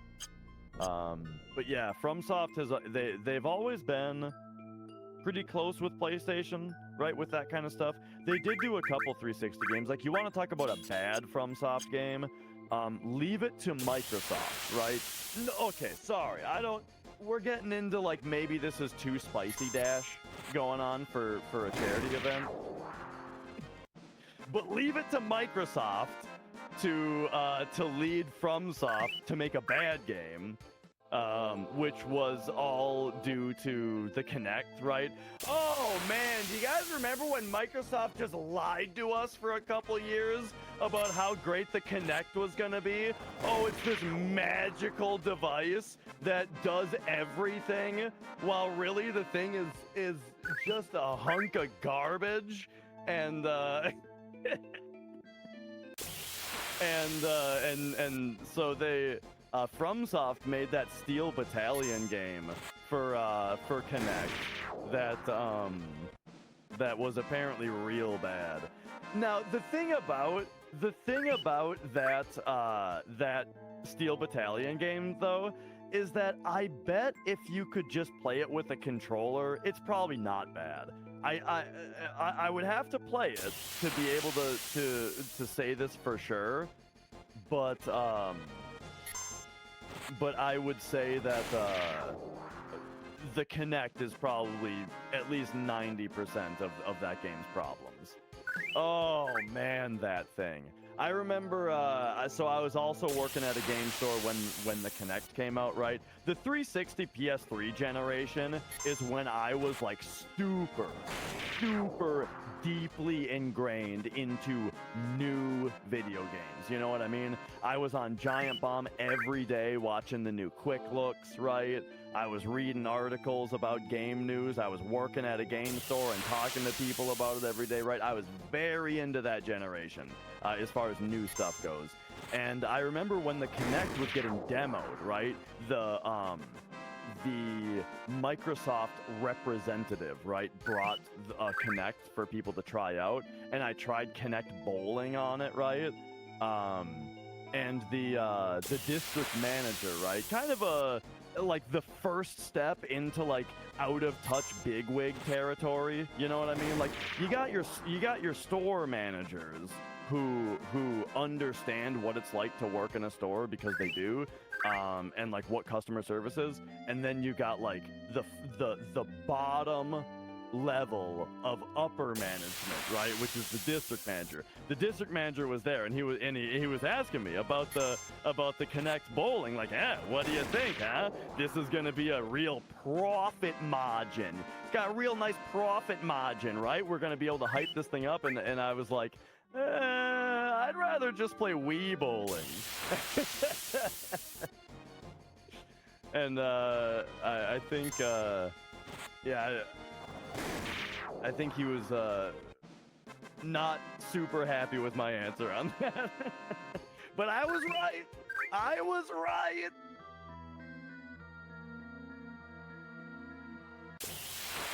Oh man, remember then?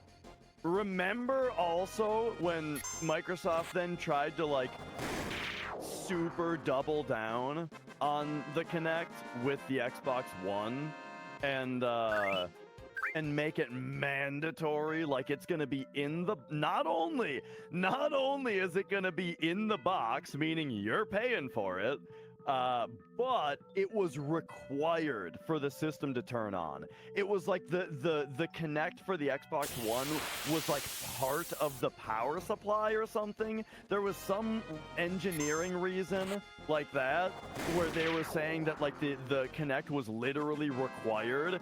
And then that was around the time where then Netflix was patenting this idea. Was it Netflix that was doing the patent, or was it Microsoft? I think it was Netflix was saying that they were patenting the idea to use the Kinect to count the number of people in your room so that they could make sure that you weren't getting too many people to watch your Netflix subscription.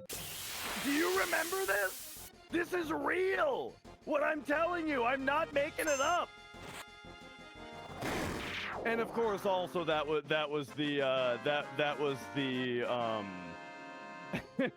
around the E3 reveal where they also said that like every one of your physical game purchases was gonna link to your account. And so then like you wouldn't be able to give a account or a game to another person. And then also that created just this nightmare for the used game market, because that meant that nobody could sell their games without an authority figure. That authority figure having to be somewhere like GameStop, meaning now a company like GameStop is your only choice to trade in games, and that is only if GameStop has a like incredible convoluted pain in the ass system for trading in games with their infrastructure. And who knows what'll happen when GameStop decides to stop supporting the trade-in of Xbox One games. Like, imagine if any of this went the way that Microsoft wanted. So anyway, all in a nutshell, that's why PS4 was and Sony continues to be in such a powerful market position today, is really because of that one E3 conference. I mean, that's the thing. That's what I'm saying, Dino, is that it's like, imagine if this had gone off. It's such a bad idea, and it's so consumer unfriendly that any regular person can see how dumb it would have been. To the point where even though they backed out and even though they didn't do it, it still absolutely destroyed their consumer trust and their market position for the following generation. Like, oh man, was that a turning point for the game industry. It's actually incredible. It's actually incredible to think back to that, right? Like to go back to that specific E3 press conference of the reveal of the Xbox One. And it was something. It was so bad that everybody forgot about, what was it, 2008 E3 press conference with Nintendo? Oh man, do you remember that? When the Wii had the reputation of being for casuals only, because it kind of was, and they were only, yeah, there were a few good Wii games, don't get me wrong. I love No More Heroes, just like the next guy, right?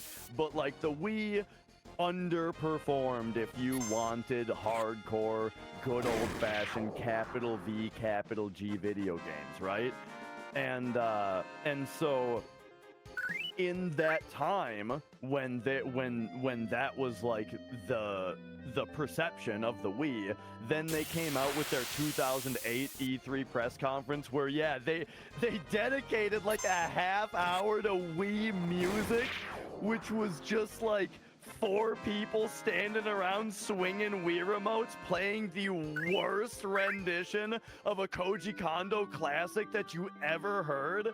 And then they had a professional drummer come out to do the drumming, and it sounded like total garbage. And like, you're listening to the guy drumming, and look, I'm a drummer, and I can tell you that guy, he should have been killing it. But oh man, the Wii remote and the nunchuck and the Wii pad, the Wii, what's that thing called? The balance board? The Wii balance board, not capable of handling the precision of an instrument like the drums. And oh boy, was that a conference. There was more about it too.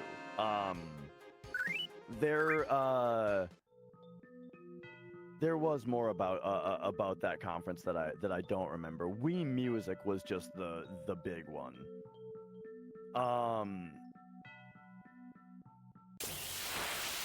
But yeah, the funny thing though about Nintendo though is that, like, yeah, they've always got some weird gimmick about their new systems, right? And boy, oh boy, did they nail it with the Switch, you know? Like with the Wii, I remember when they first revealed the Wii remote, I was like, what are you guys doing, right? But then they showed they showed a hyped up trailer, you know, about it, and I was 14 or whatever at the time. 15, 6, I don't remember. I was a teenager at the time, right?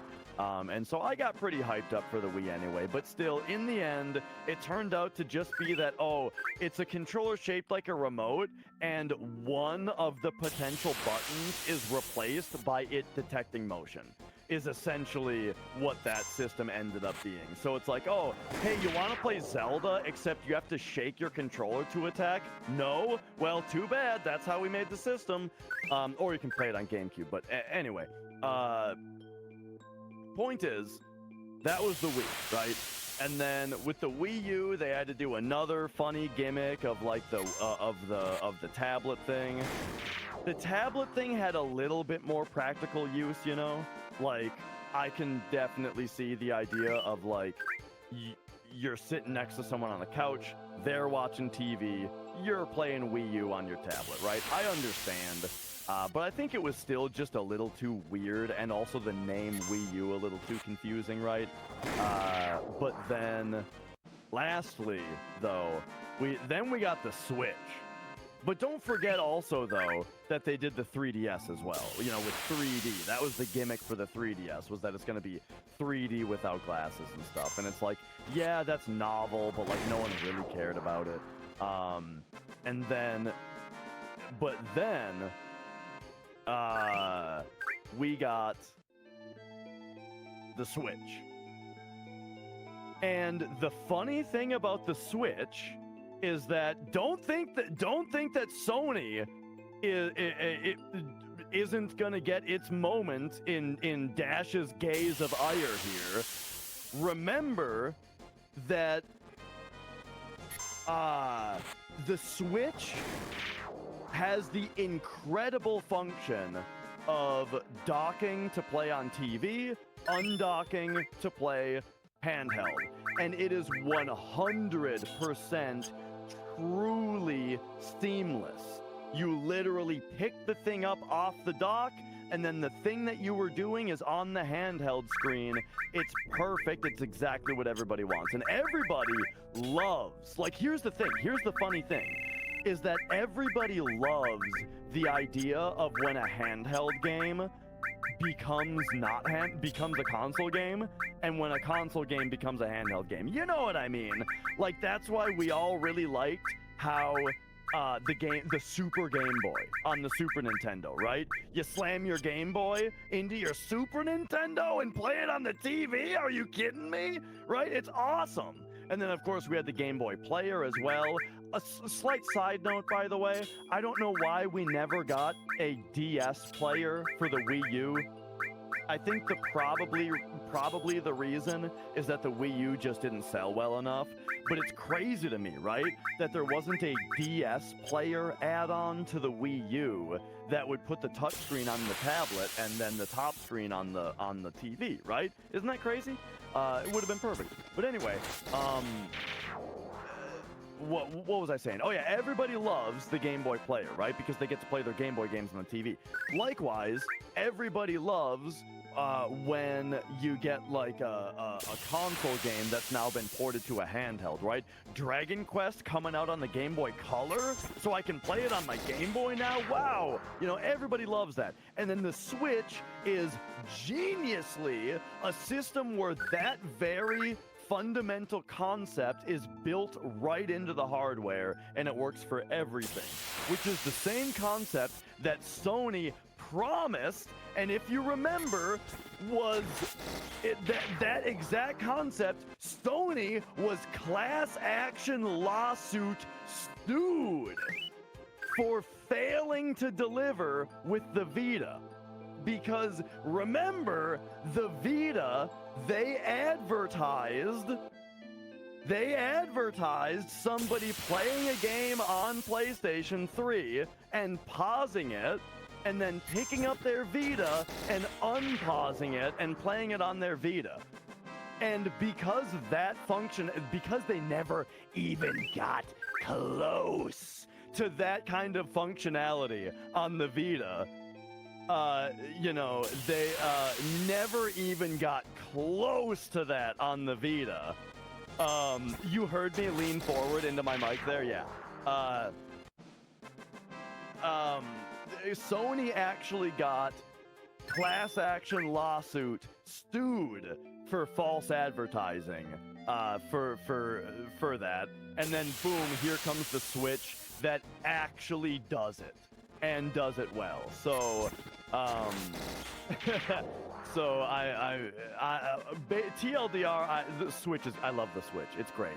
And I hope that Nintendo's next console is also going to be like, here's what I'm saying. Nintendo, they love to shake things up, and they love to come up with a new gimmick all the time, but I feel like the Switch is the gimmick where they nailed it, and now they need to just do a Switch 2.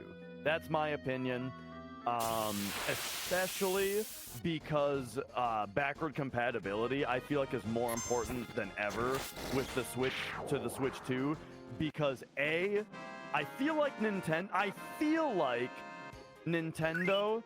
has been developing their games for Switch 2 lately. Do you know what I'm saying?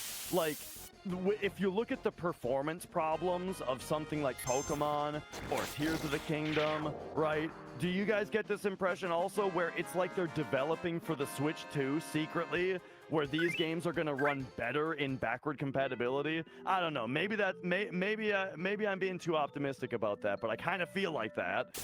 But then also the fact that every Wii U game that's worthwhile, for the most part, has been ported to the Switch. Also kind of means that then if the Switch 2 is backward compatible, then it'll also play all those Wii U games, right? And so it would be really, really nice if they did that. But anyway, yeah. So that's that's the Nintendo Switch. Speaking of class action lawsuits against Sony, there was another one. Do you guys remember? Regarding the PlayStation 3, and it was when they removed the other OS functionality. When you first got a PlayStation 3, it had a built-in functionality to be able to install any operating system on it, and but then because of like piracy concerns and stuff, they later removed that functionality, and then they got class action lawsuited against for that as well, because you know, people bought it to be able to put Linux on it and use it as a machine. Speaking also of the PS3 doing things that aren't PS3 things, do you guys remember that thing that you could do with your PS3 where you could leave it running to run code for like hospital research or something? Do you guys know what I'm talking about? It was like a program that you downloaded off the PlayStation Store and you could run on your PlayStation 3. And the idea was that, like, when you weren't playing PlayStation 3, you would run this program, and yeah, it was called like PlayStation Folding at Home. There you go. Yeah, and it like ran computing for other things, right? Which is pretty interesting that they did that, and it makes me think about you know, the kind of things that we've seen more recently about that. Like, the funny thing is, like, not everybody, but a lot of people are doing that same kind of concept now, except they're Bitcoin farming, right? They're mining crypto now with the same concept. But it's funny that kind of a very similar concept was on the PlayStation 3, right? That's just a very interesting time in history, you know. There was also PlayStation Home. Do you guys remember? Not to be confused with Folding at Home, but there was also PlayStation Home. You guys remember? Where like you could. I remember logging into PlayStation Home exactly one time. Here's what I did. Ready? I made my character. And then when it was like, okay, now you can customize your room. Oh, you want a piece of furniture? That'll be $1 real world dollar, please. And then I logged out and I never logged back in again. I was like, oh, well, that's that. I didn't realize I was going to have to pay for every little thing, and so that was that. But yeah, apparently you could like go bowling with people and stuff. It was supposed to be a big deal. But I feel like, at least for me, at least for me, microtransactions were enough to totally kill the deal on any interest in that.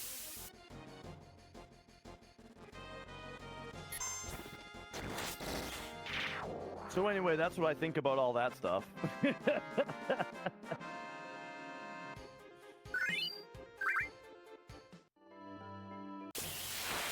You know what's interesting, Zergu, about that? About the idea of your computer like doing things that you don't know what it's doing, but like the fan is maxed out. I get this problem. I actually haven't had this problem in a long time, so maybe it's been patched, right? Maybe it's been patched, but I used to rather frequently have a problem where my CPU would just be going 100%. And I'd be like, I don't know what it is that's doing that. And I would open up my task manager, and it would be just anything, right? Like, the task manager tells you what's using CPU percentage, right? And it was basically just whatever program I was using, be it Chrome or Discord, whatever was like my focused window essentially, was just essentially using 100 minus everything else that was on CPU, right? It would just be stirring up the difference up to 100%. And the way that I fixed it every time, right? Yeah, it sounds like a bug in Windows, and the way that I fixed it every time was I would go to my power settings and just re-enable the power setting that I use. No. Here's what I'm telling you. I'm telling you the solution right now, which is that all I would do is restore default power settings, right? I would just go to my power settings, restore defaults, boom. It would be, and then it would calm down. And yeah, and that it would happen anywhere between, some days it would just start happening like every half hour. Sometimes it would be several weeks between occurrences, and now it's actually been a few years, so I think that they probably fixed it. But yeah, that was a weird thing that I've never heard anyone else talk about. But that was something that that would come up every once in a while. And yeah, I would just have to go in, restore default settings, and then I was done. And right. Like my best guess as to what it was a compatibility issue, yeah, between like chipset and Windows version or something like that, right? Something that maybe eventually got fixed. But that's one of the weirder like computer issues that I've had. And also definitely one of those computer issues that's like really, really difficult to get an answer from online. By the way, have you guys ever had a defective GPU? Because boy, oh boy, is that hard to troubleshoot as well. I had a GTX 980 for a while, where, let me tell you about the problem that this thing had. And I know what you're all going to say, and I'm going to preemptively tell you that you're wrong. I had a GPU that every once in a while I was playing a game, the screen would just go black. And that's what it would do. And that's it. And the only way to fix it, the only way to get the screen back, was I had to hold the power button to power off the system and turn it back on. And that was going to be the only way to fix it. And it was really, really difficult to diagnose because the problem happened about once every 3 months is how often it happened. Unless I was playing certain games. Doom 3. Get this. Doom 3, original, not BFG edition. That game would do that same crash about every 20 minutes or so. Like, that game caused it all the time for some reason. But other than that, it would only happen every several months. And I tried to, I looked into the issue so many times, and every single time, the only answer I ever got was that it was a power supply issue. But the problem with that idea is that it's not a power supply issue. First of all, if it was a power supply issue, the entire PC would just reset on its own. That's what power supply issues do. They just cause complete system reset. And also, though, besides hand waving it for that reason, is that I tried the same power supply with several other graphics cards, and it had no problems with any other graphics cards. And so eventually I just got a different graphics card and it fixed it, right? The other graphics card didn't have a problem. So but anyway, just talking about issues that are really, really difficult to troubleshoot. Oh man, that was one that like was impossible to get answers on. It seemed like nobody else had the exact issue that I was having. Everybody told me it was a power supply issue, if I got any answer at all, or they just deleted my post on Reddit because of some pedantic issue of the way that I submitted it. I didn't submit it exactly correctly or something. So you know, that was a whole thing.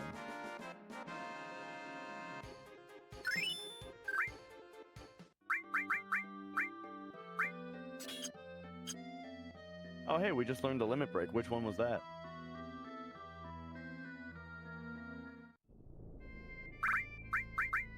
You know, I've actually been getting some alarming artifacting lately, Zergu.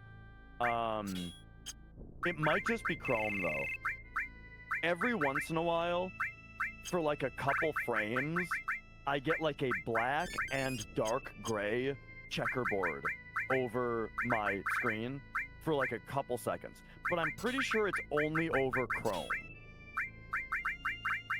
And by a couple seconds, I mean a couple frames. So, you know, I don't know what the deal with that is, but I'm keeping my eye on it.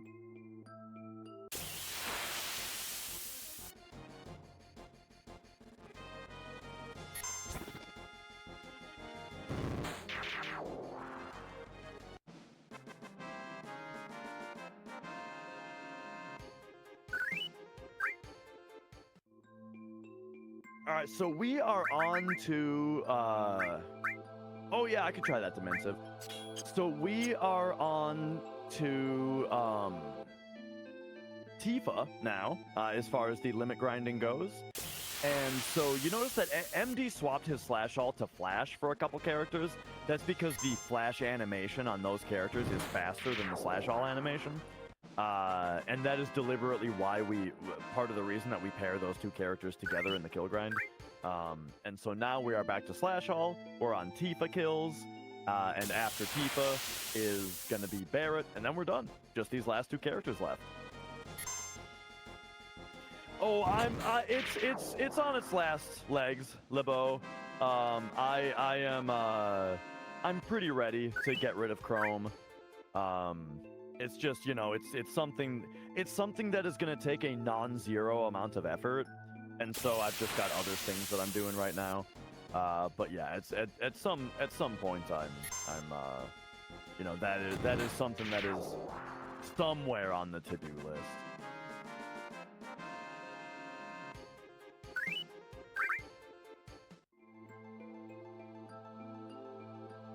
It's been kind of funny to see like the rise and fall in public perception of Google over the years, you know?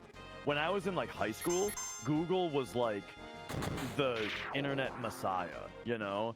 Of like, oh my gosh, they do all this great stuff, right? Their search engine is the best, and it doesn't have ads on the main page. You know, they do their email service is the best. And all of it is free to use, quote unquote free, because you know, it's just ad supported, but like the ads aren't particularly annoying, you know. And then they were doing a bunch of other stuff too, like they were I don't remember exactly the details, but Google was like, they were involved in other stuff as well. That was like, wow, what a great company, Google.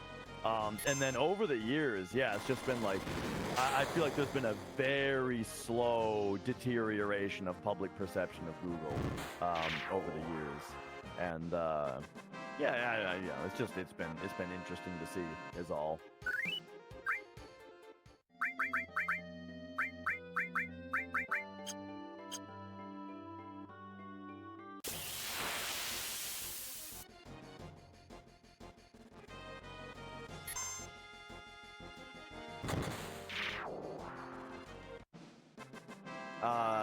I still use stuff like Google Sheets as well, you know, pretty convenient.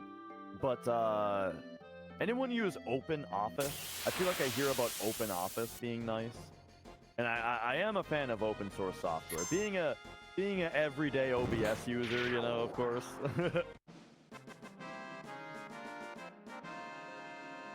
But yeah, one of these days we're all just gonna be back on Netscape, yeah. Remember the N with Netscape, right? It was like you click on your link, and then the Netscape logo would start playing that GIF of like working, you know, and you would just sit there and just stare at that N.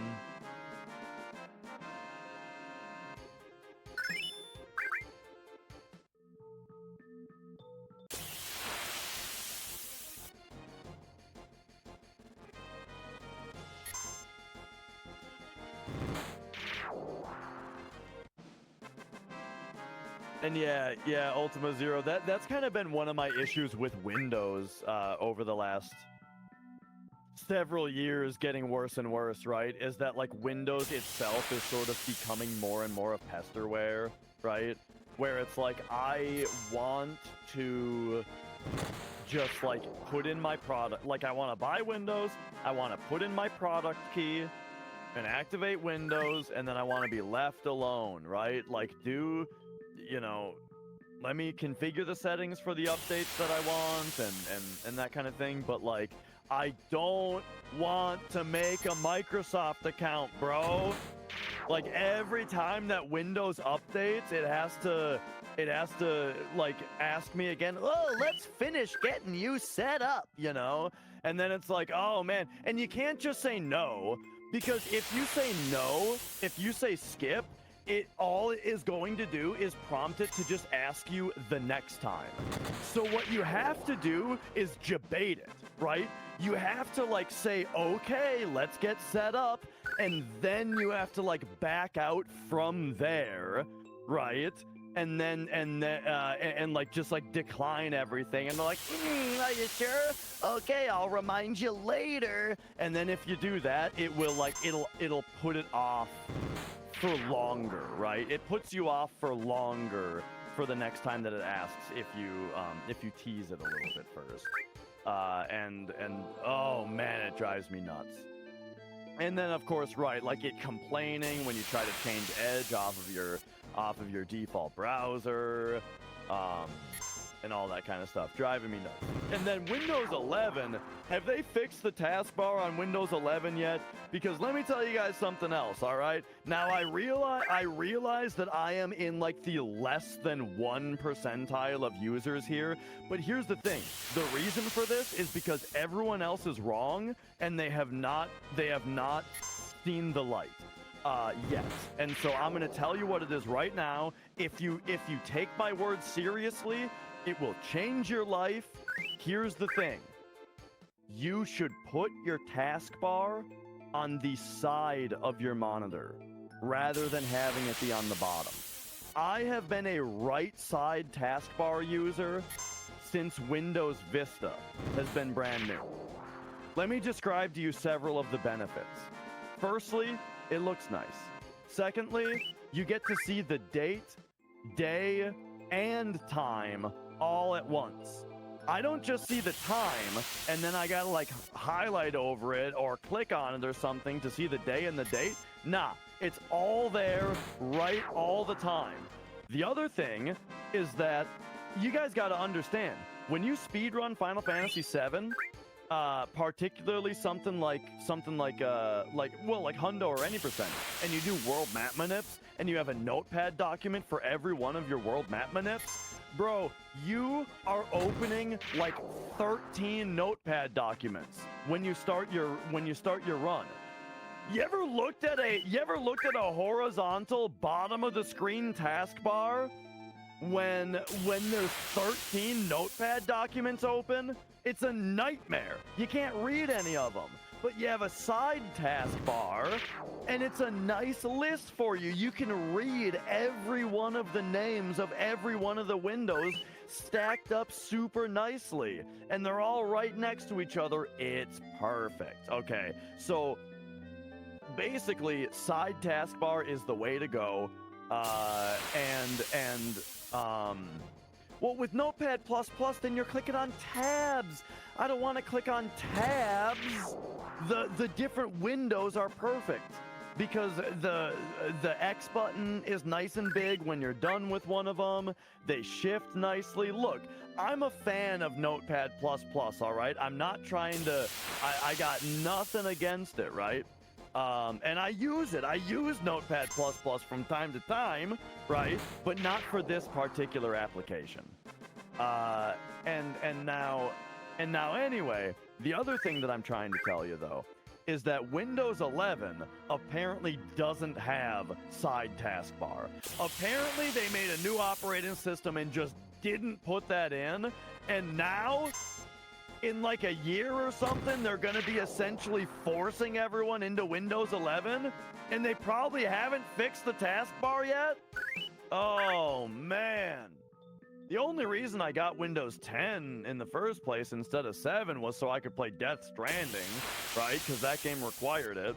Well, that was the first game that I was interested in playing that required it. But then Windows 10 is totally fine, you know, it grew on me and stuff. But if Windows 11 doesn't have well, the thing about Windows 10 that drives me nuts, though, is that, like, all of the settings menus look like they're made. Get on 11? I just told you a really significant reason that I'm not on Windows 11 yet, in that it significantly disrupts my workflow. My problem with it is the taskbar. You can't put it on the side. I have one machine that's on Windows 11, and the taskbar is a huge pain in the ass because I can't put it on the side. That's what I'm saying.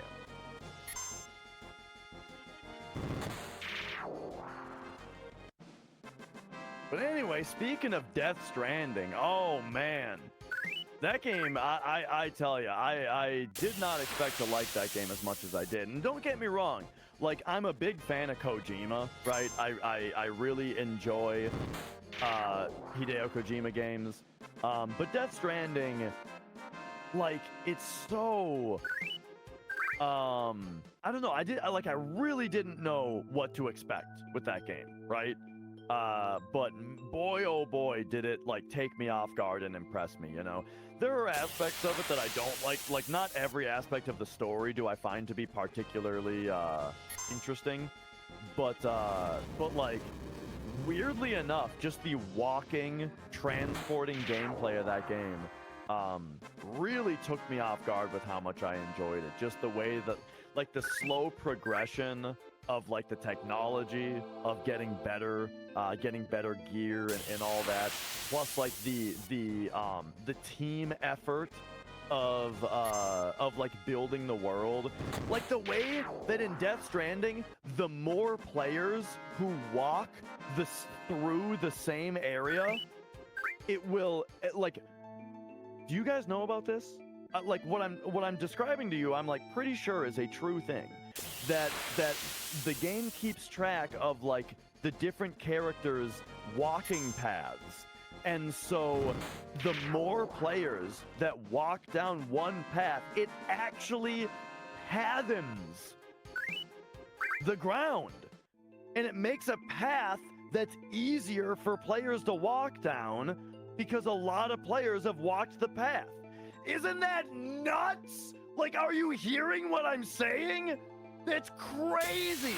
And so that, plus the idea of like when you build a bridge, then it appears in other people's games also. And so, like, everybody works together to overcome the hostile environment, right? And so, like, when the game first starts, it's barren, it's hostile, but then players create paths, they literally build bridges, and they get the environment to be easier for everybody to then do their transporting and that kind of stuff.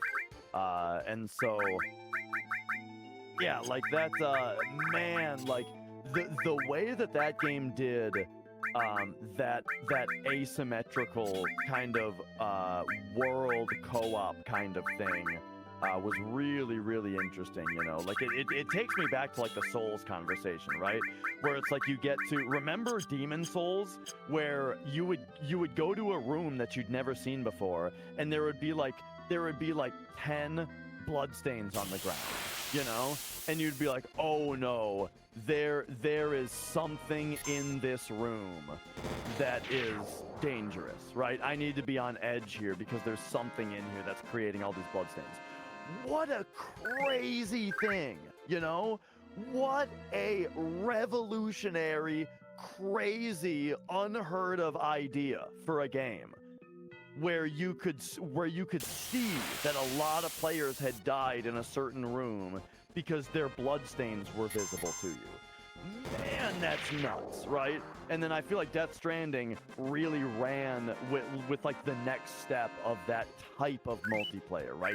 Specifically that type of multiplayer, of that, like, very passive cooperation, you know.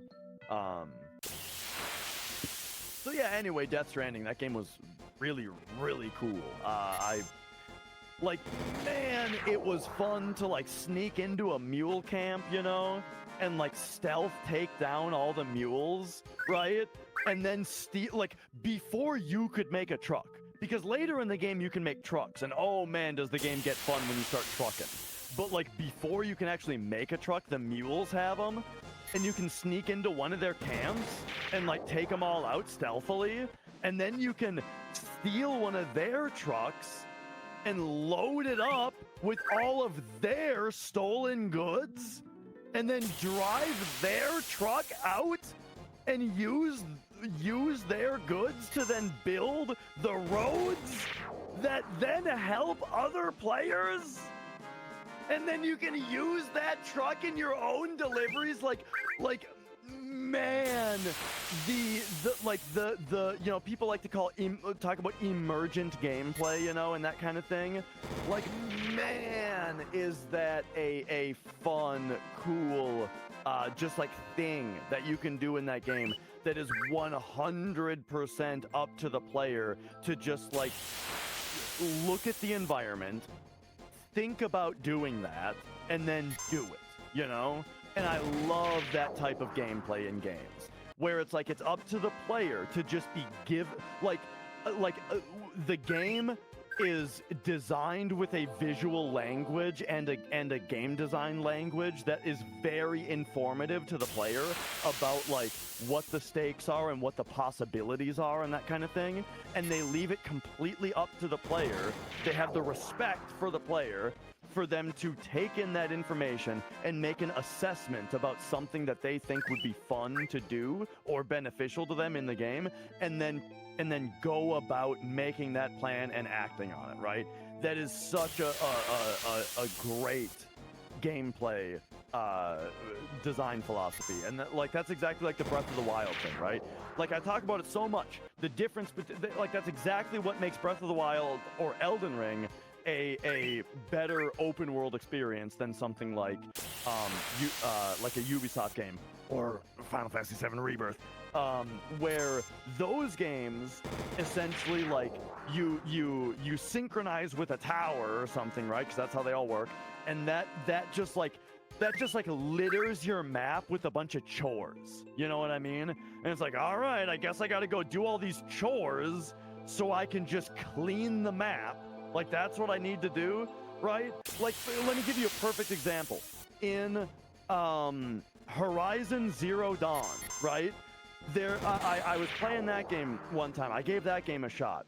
And it's like, there's like a marker on the map that was like an artifact or something, right? Like, I open up my map after synchronizing with a tower, and it's like, okay, here's your list of boring chores, have fun, right? Now they're all sprinkled all over your map, and your map is a mess now.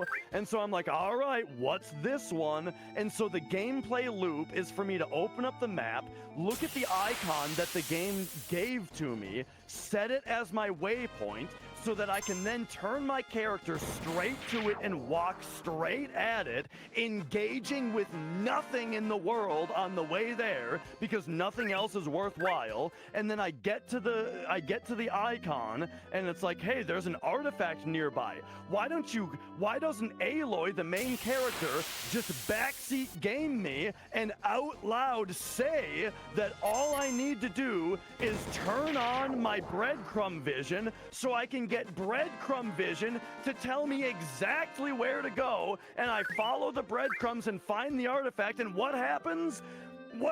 The character goes like, oh, an artifact, neat, and puts it into my inventory, and then that's it. And what do I get as a player?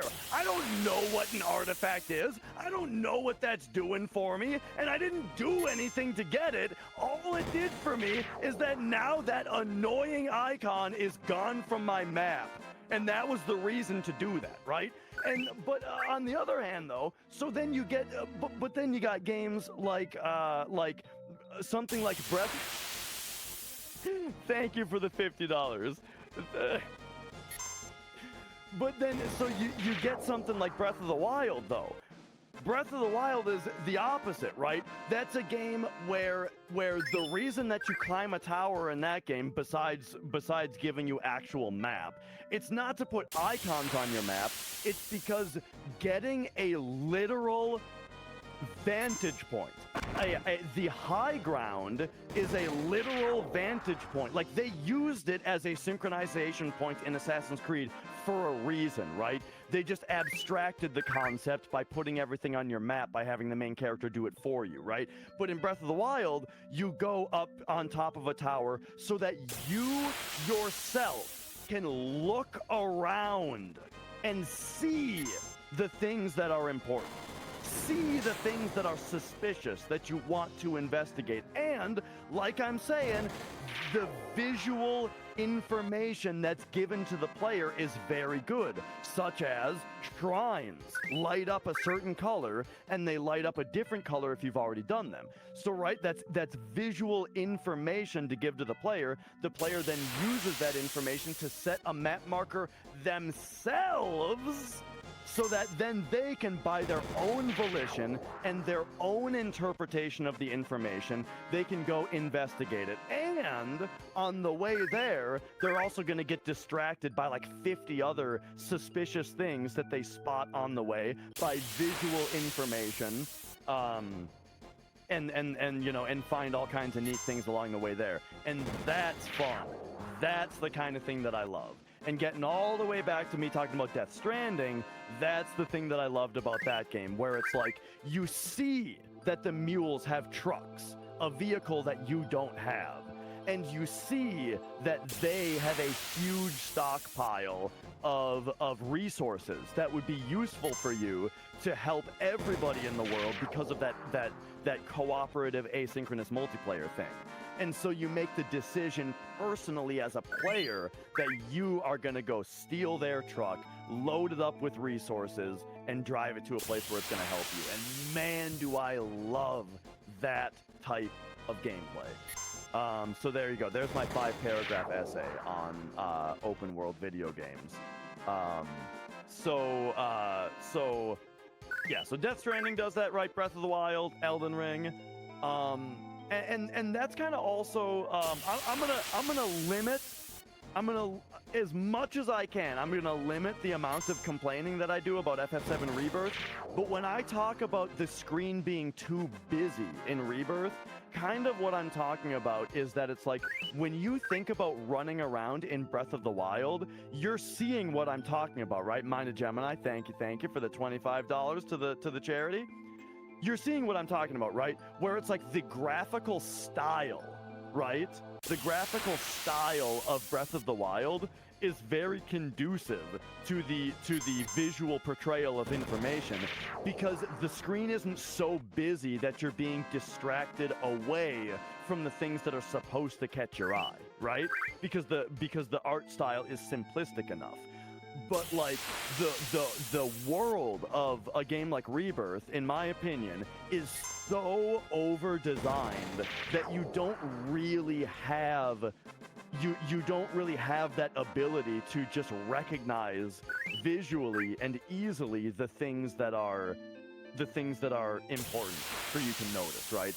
But that's not entirely true. I mean, the chocobos, the little mini chocobos that lead you to the rest stops, they do stand out quite a bit. Glam Pharaohs, thank you for the $15 to the charity.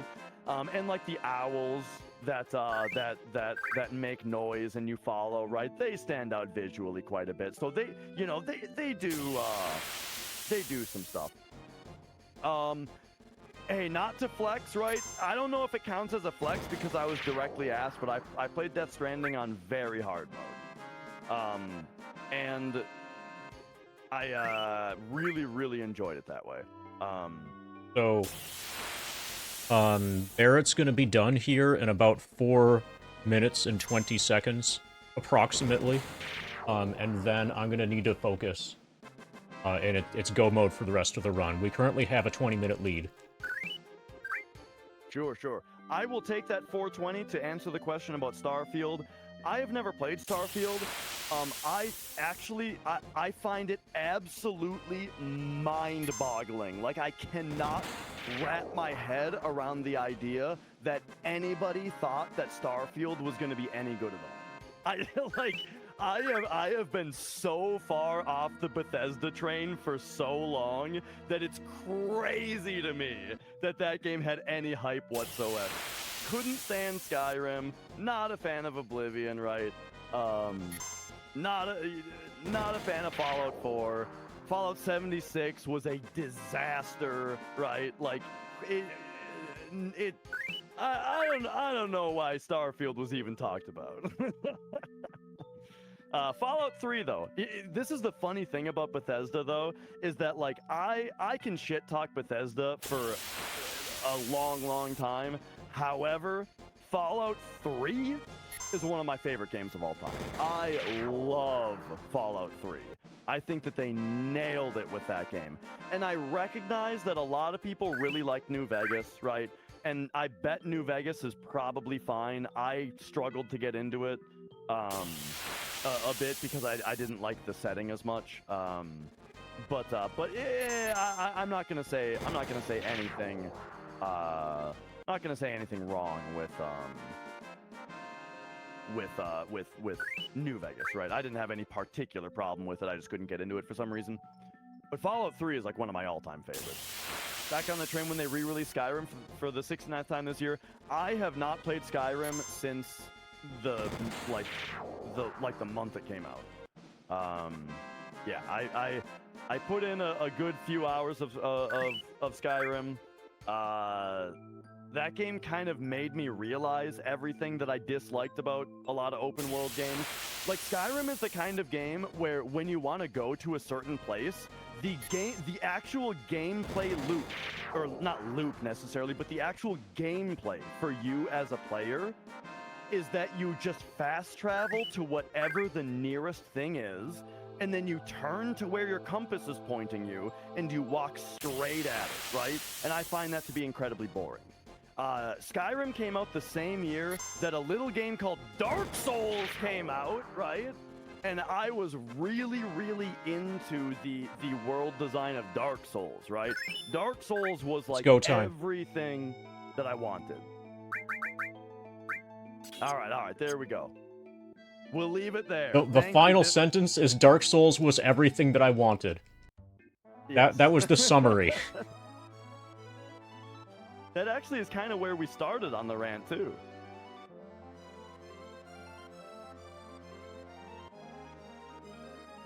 Okay, so MD now learned all of the limit breaks that you get through kills.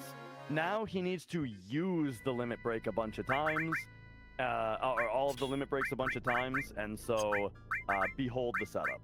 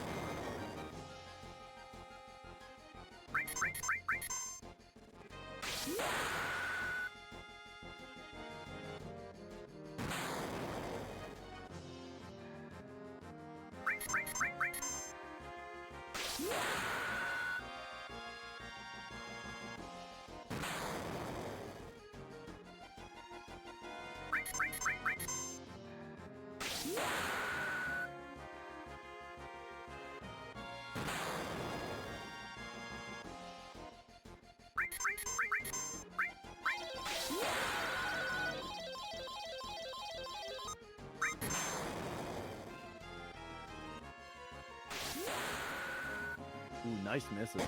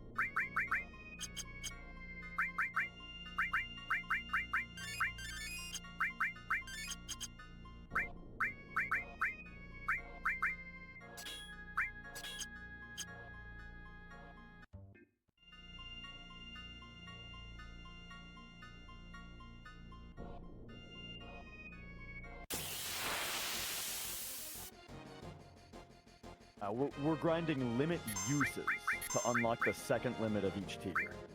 And I'm being a little quiet because there's a lot of number counting going on.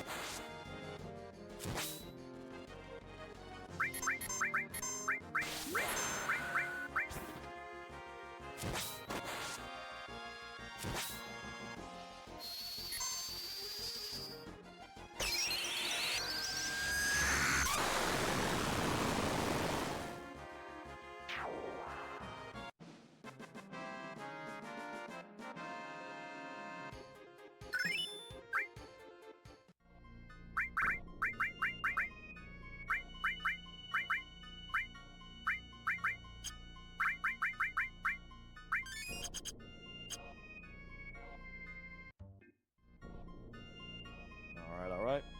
Red and Yuffie again, this time limit level 2. Devious Deceiver, thank you for the 4069, raising the total to 420.69. Thank you, Devious.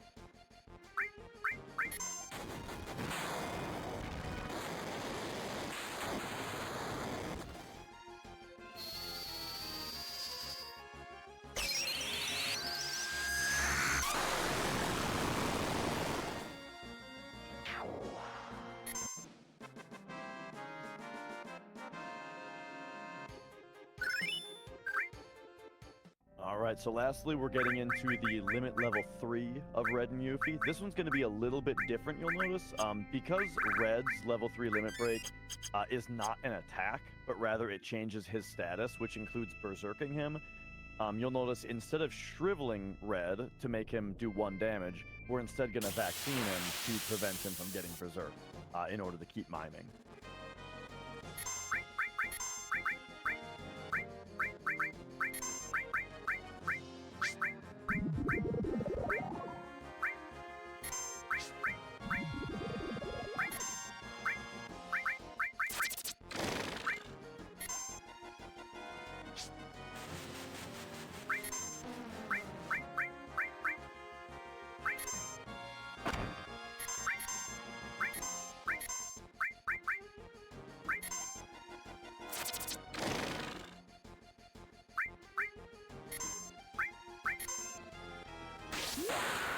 Now you can get your woos in.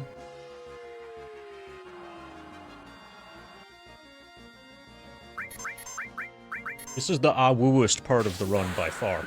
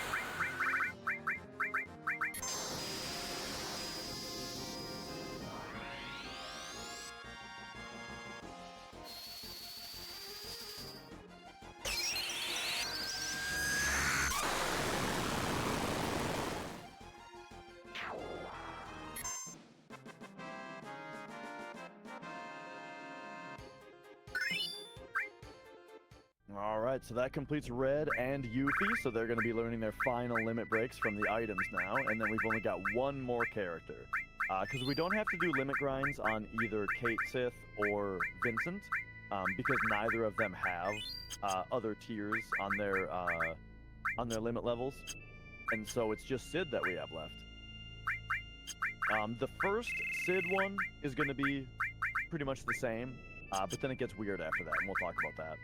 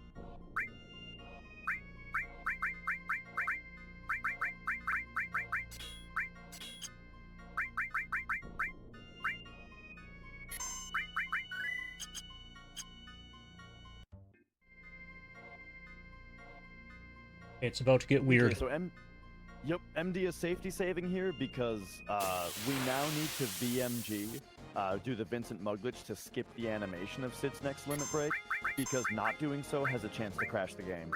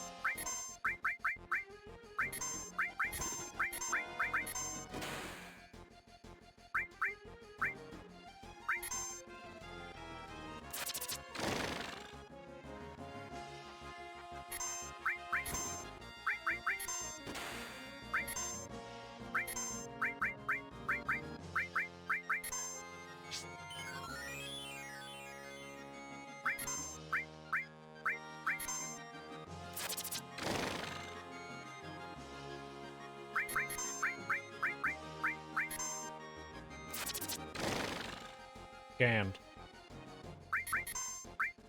I've never seen it miss. Whoa! I've never seen it miss Sid before.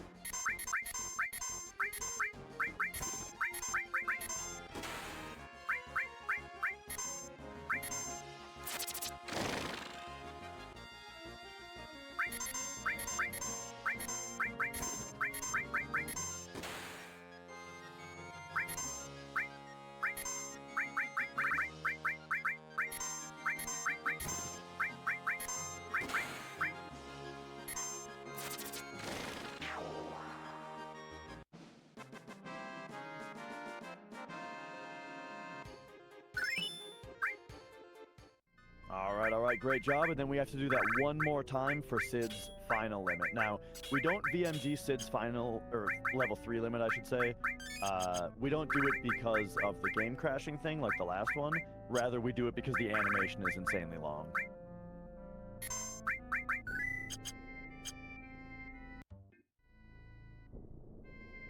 Five of these.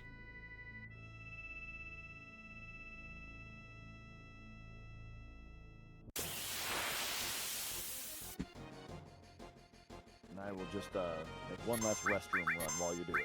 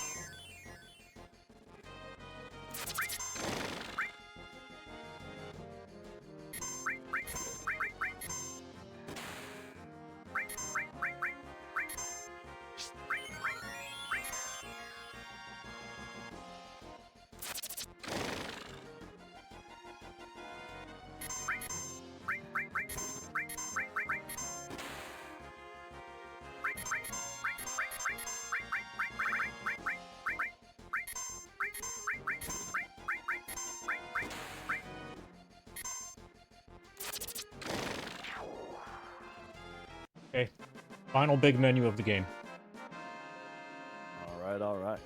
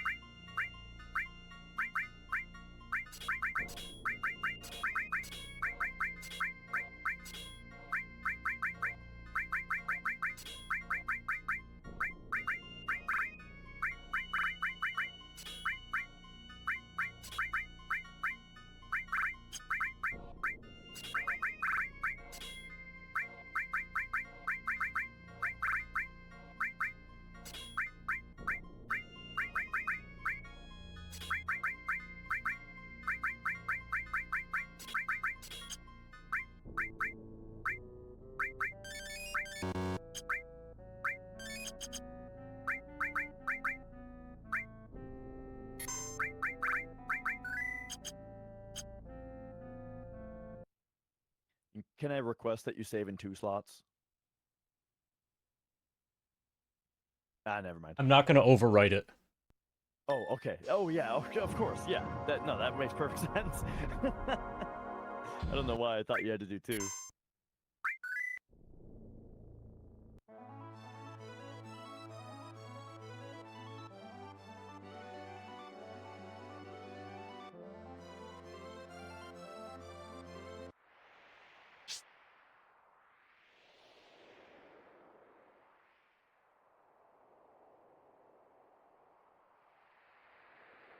Loud.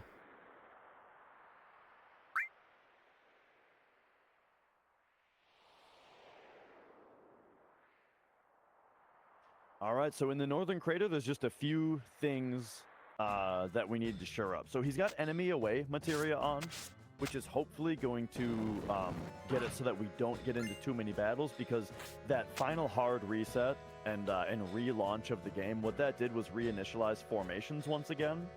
And so now that means that we know what the order of battles we're going to get into are, as far as like what the enemies are that are in the battles, provided that we get them relatively on the screens that we expect. And using our enemy away materia is how we're going to mostly assure that. So we have one free encounter that we can get before we make it to the split up screen is what's important. So we're looking very good having already gotten this far.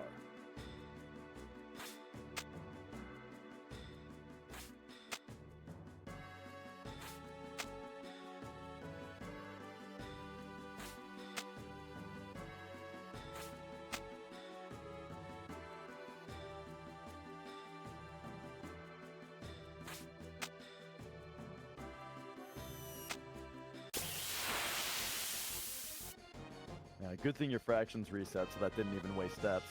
Yeah. But okay, so here's our one garbage encounter that we are allowed. And then on the split up screen, he's going to want a dragon encounter so that we can learn laser on the 2 E skills that we haven't learned laser on yet. And then we need to learn Dragon Force. That's right, Dragon Force on all 4 of our E skills. We're going to learn how to play through the fire and flames.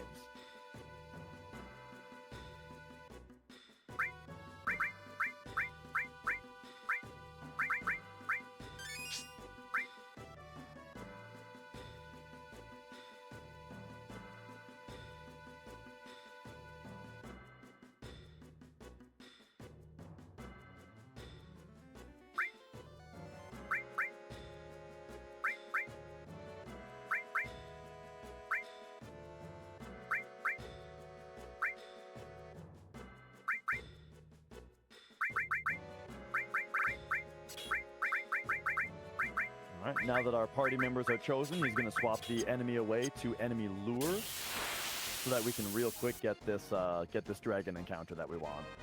There it is.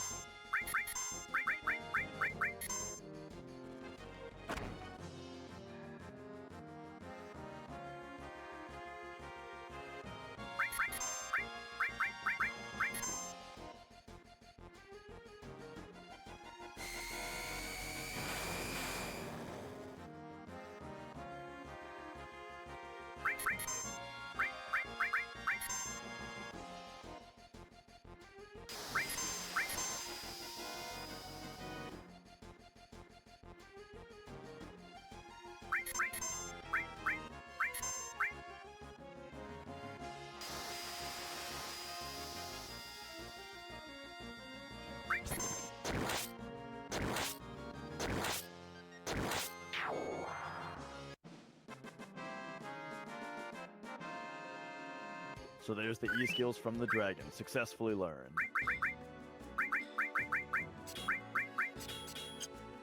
And again, the reason that we can't just have all of our E-skills on the same character is because with the laser, if 2 of them had laser already and the other 2 didn't on the same character, it wouldn't teach it to the other 2. So we need one character to have both of the ones that don't have laser, so that laser will actually be learned by that character. And we're going to see that again with Magic Breath in a moment, because we still haven't learned that on all 4. But before that, there's an item called the Earth Drum that we need to steal. And that's going to be from an enemy called Christopher, who is, as long as we get a fight on this field, that's going to be who the fight is.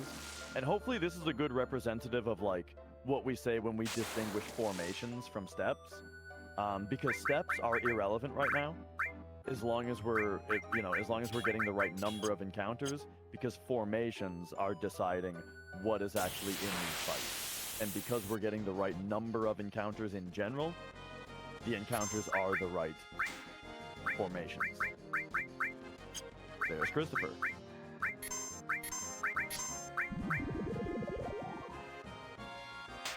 So Christopher's got very long animations if his dog is around, or horse, or whatever this thing is. I think it's a horse. And so we vaccine Chris so he's immune to death, and then use Flash to just quickly get rid of the dog. And then we steal the Earth Drum.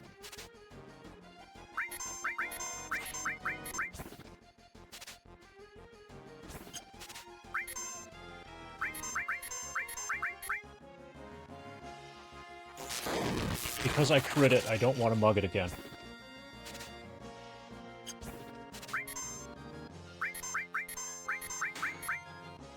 Yeah, it's a perfect example of how, like, the actual ability mug sucks. And it's the only reason it's good is because of BMG. But otherwise, it puts you in situations like this where now... Oh, there you go. Now this character can't steal.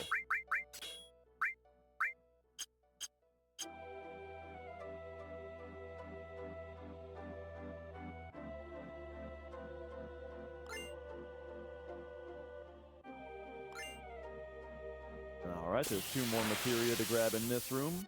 And then it's kind of interesting. So we took the left and then up path. And now we're going to make our way around to the right path. Because we take the left and then up path. And then come back up the left down path. And then go the right path. So we see all 3 paths. And we're allowed to get 2 fights after Christopher. Before getting to the right path, and so already having 1 is a little scary as far as our ideal formations are concerned. Good. Yeah, second jump, good Mega All. It's a tricky one. Cloud automatically jumps both of those jumps, and you have to hit circle with the right timing in order to actually grab the Mega All as you pass, which of course the easiest way is just to mash really well. And yeah, two jumps is pretty good, though, because it's tough.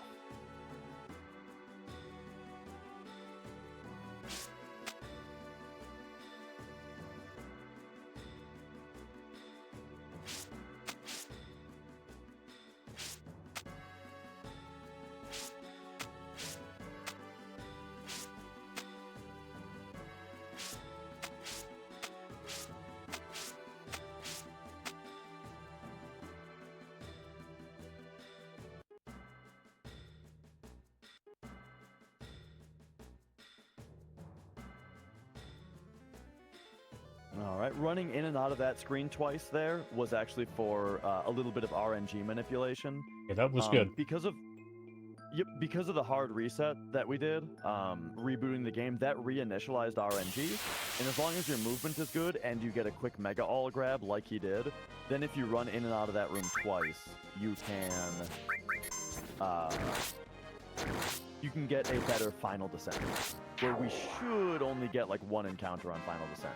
And then because we only got one battle before we got over here, that gets us this Death Dealer's fight, which is actually really nice because he's got a chance to drop an item called the Kiss of Death. Kiss of Death is the final significant RNG check of the run, where we are, all these things like Mirror and Earth Mallet, things that have this 14% drop rate, that seems to be a magic number. Kiss of Death is one last 14% drop at the end of the run.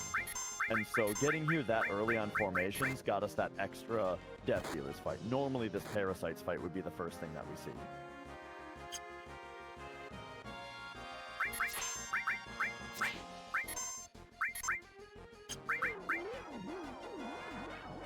And like I mentioned, here's where we finally learn Magic Breath on the other two E skills that didn't have it before. Well, 5 death will kill Cloud. He's level 60.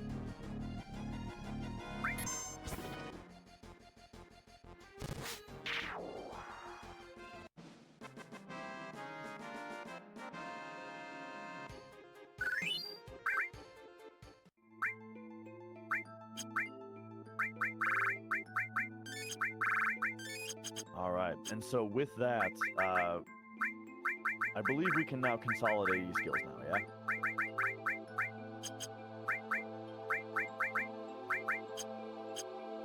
Yeah, so there we go. So now that our E skills have the exact same set of E skills on them, that now means that they can all be on a single character, and we can learn every E skill that way.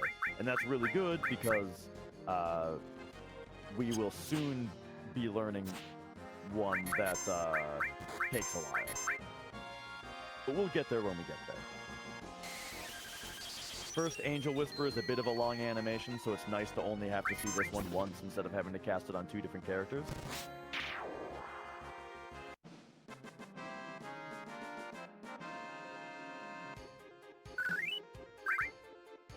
That leaves 3 more E skills for us to learn.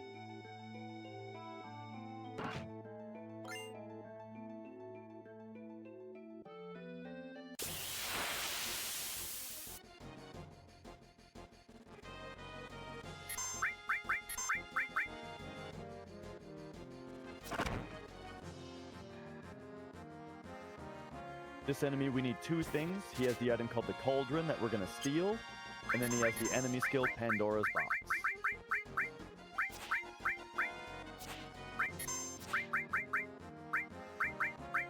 So we're actually going to skip the Pandora's Box animation using the Vincent Mug glitch by killing him with Mug, because Pandora's Box is his death counter. So if we kill him with Mug, then it should skip the animation. So he's undead, so an X potion does quad 9 to him. Demi 3 takes him into Mug killing range.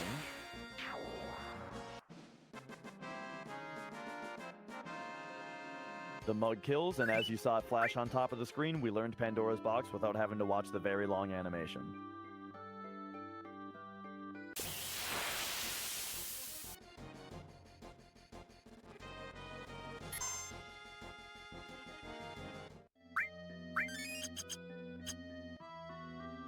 Ooh, that's nice. The preemptive there.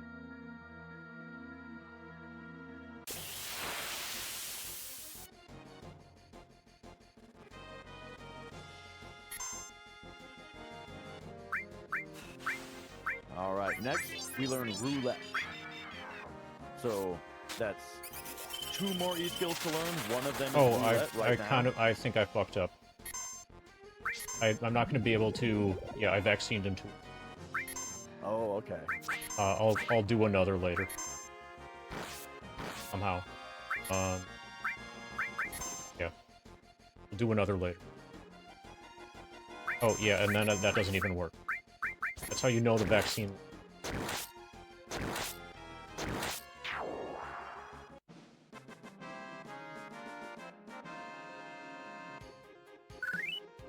Well, I'll take it. Oh, wow. Okay. Yeah, so I Excellent just kiss of death need drop. roulette. So that was, you know, it was like RNG manipulation, you know? Yep, Who perfect. knows what would have dropped if you had done the other thing. Okay, that's actually huge that kiss of death just dropped. I literally Alright, so only here- need roulette now. Yes, because here then is the second to last E-skill, Bad Breath. So we just need to wait for Malboro to Bad Breath us, and then we can take him out. He will also drop M Tentacles, just in case we don't have M Tentacles yet. This guy will drop one.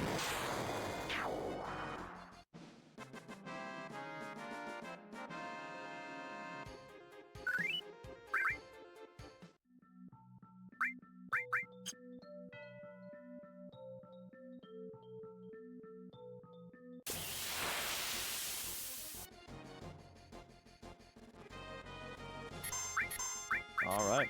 So yeah, if we did get roulette, this would have been the perfect crater. I'd say Manip Vaccine Flash, yeah.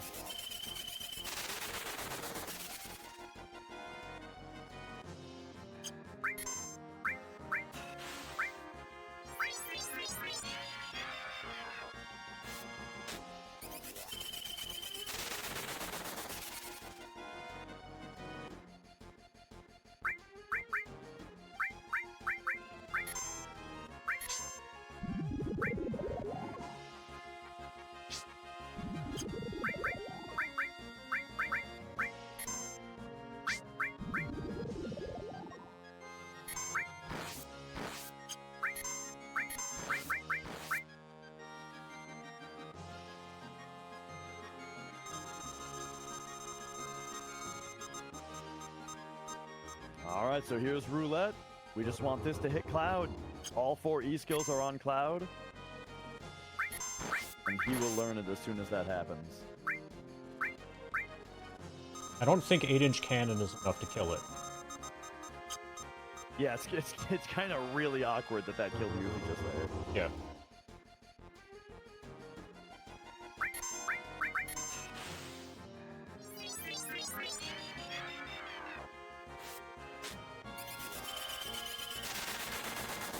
We're currently 23 minutes ahead. Could be weight trip. Done.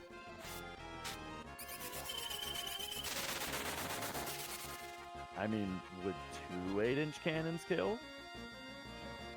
Probably faster than another card animation. Okay, we're good. Very nice. Yep, there or it is. extraction. All right, we got the cloud going. So that now is every enemy skill learned on all 4 E skills, and we've got every item. That's it. That's 100%. The only thing left to do to complete the run is defeat the rest of the bosses, and you know, end the run with the final hit on Sephiroth.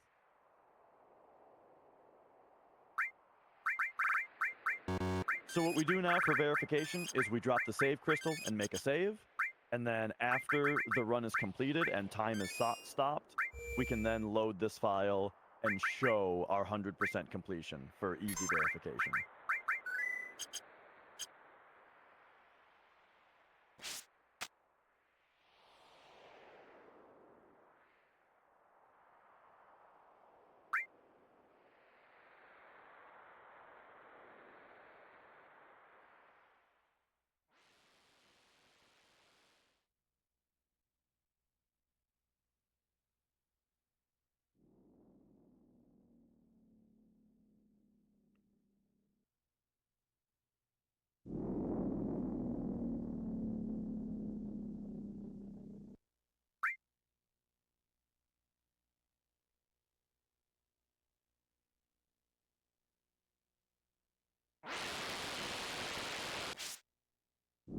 All right, and now we are entering into the final descent. So there are 13 stones. Each one of them has a random chance to produce a battle.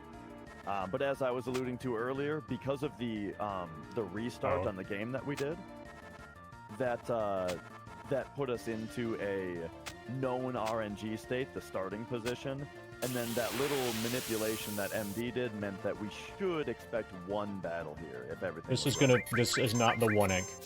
This is either 2 or 3. I think it's a 2.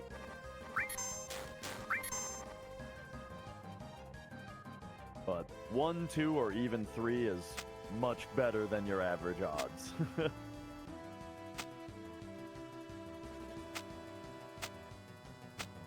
Oh, okay. I'll take it. Nice, yeah, there you go. There's the 1. I haven't seen that one before.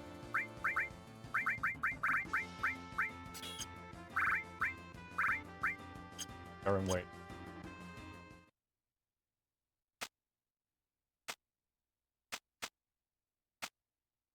Alright, so these last 2 bosses are mostly pretty simple.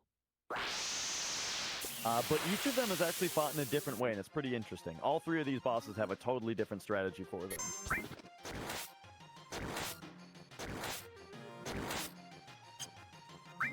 So for Genova, Cloud's got the Fury Ring on, and so we just wait trick with the Fury Ring, which I like to call Fury tricking.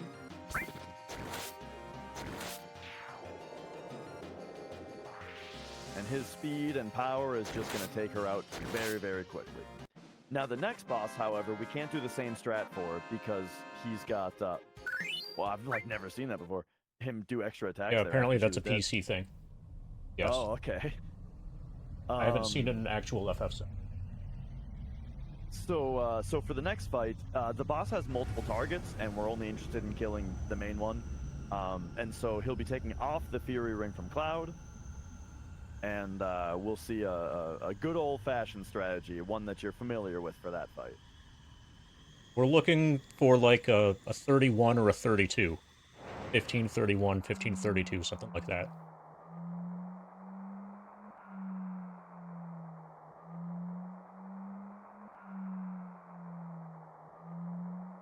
Which, for a marathon, I'm totally happy with. Yeah. Marathon with lots of safety saving, lots of safety strats. Lots of triple checking things.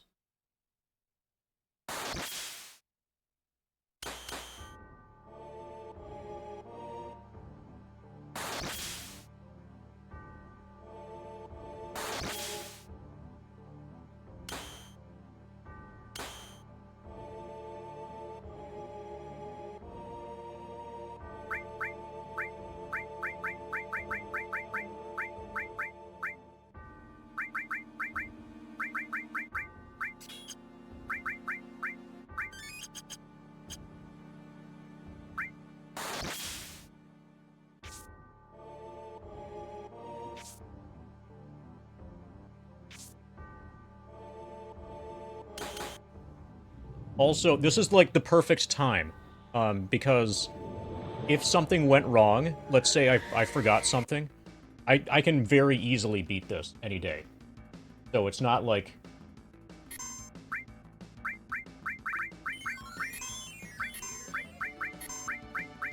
Not like this needs to be the run.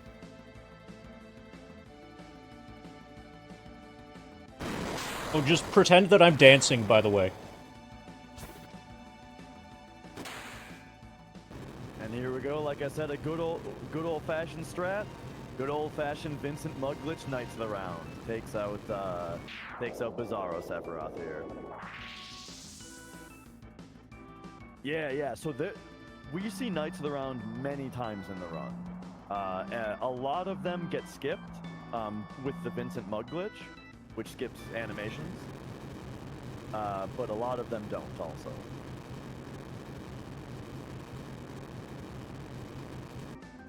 And now we get to see my favorite use of the Vincent Mugglitch. So just as a very quick refresher, after Vincent uses Mug with the weapon that he has equipped, it skips the next battle animation. And we're going to see a very creative use of it right here.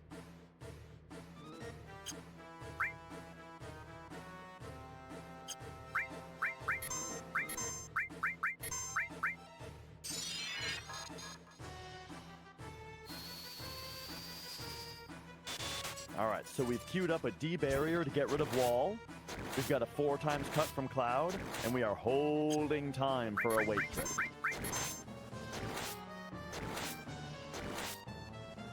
Weight trick that second 4 times cut.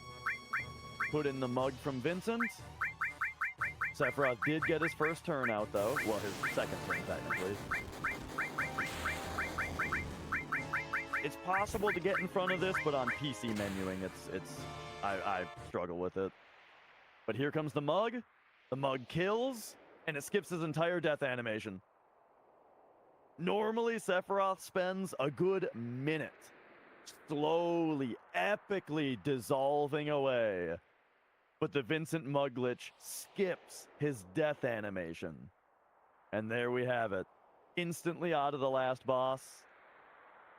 We're expecting a 1532. Yes, time is when Cloud hits Sephiroth. Now, I don't want to spoil anything, but just for the purposes of like them being able to end time at the right time, what are the plans here? I have live split here. I'm fine. I'm just gonna split and then okay, so Cloud is gonna counterattack. Sephiroth is gonna attack Cloud, and then Cloud is gonna hit him back, and that's when time ends. That's when you stop the timer. Damage numbers on Cloud hitting Sephiroth. Which, I mean, the damage numbers part isn't even all that important. You don't gotta be that precise, right? Yeah, when Cloud hits Sephiroth, which is after Sephiroth hits Cloud. And I only say it so specifically because they mentioned something about getting debated last time.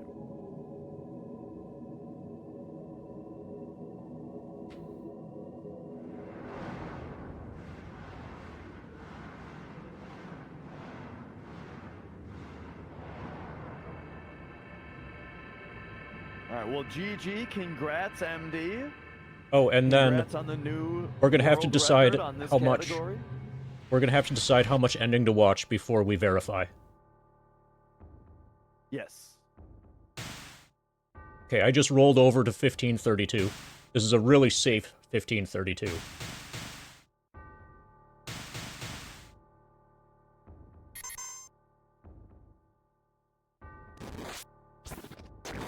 GG.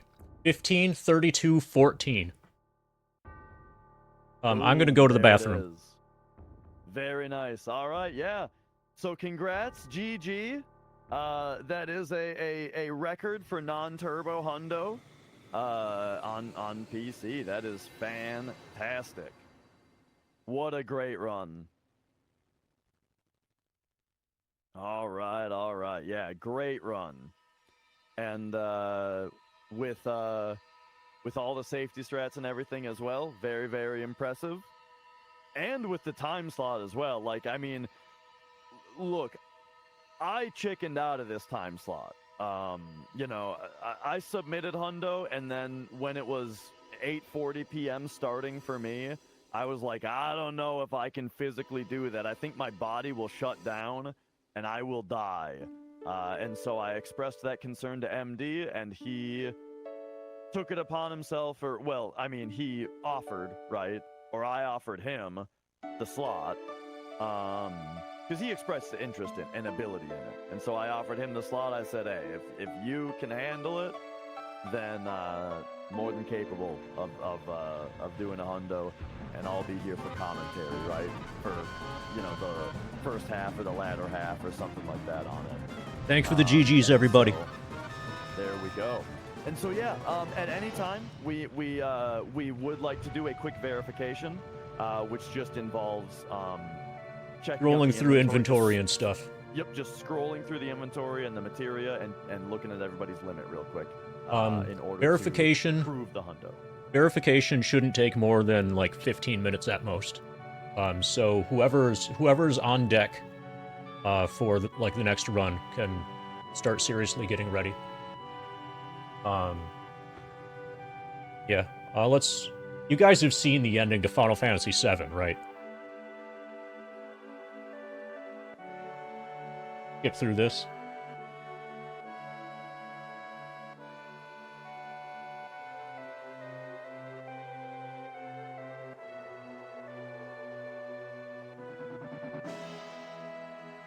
Okay. was gonna say, Apparently nobody has seen it. All you have to do is arrange by type and scroll through, right? Are you fine with that for VOD verification stuff later? Oh, purposes? absolutely, yeah. Okay. Just like flash all the limits on the screen and then do the Okay. arrange by type. Yeah, I'll and do just limits scroll from down. outside the crater. Yep. I'll do that first. Yeah.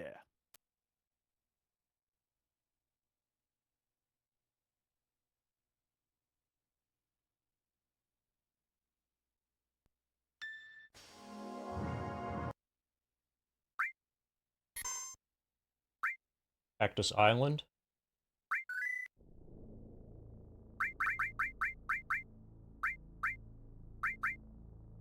The optional characters are good. Yep. Avalanche next. Avalanche is good.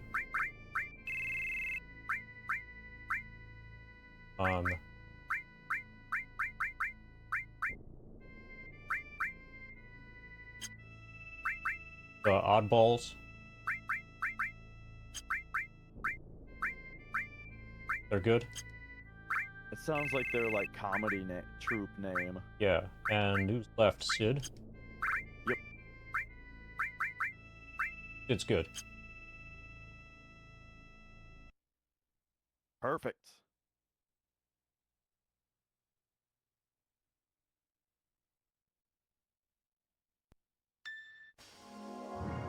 I'll scroll, or I'll sort, and scroll. And then I will show what everybody is. I'll move ahead to the start of Final Descent, and then double click each character so you can see what they're currently equipped with. Yes. And we'll see your current party will see while you take your accessories off also. Yeah. And put wizard bracelets on.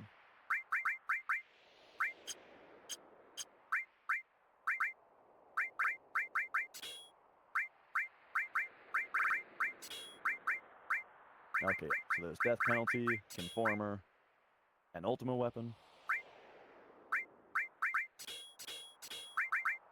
Okay, for materia.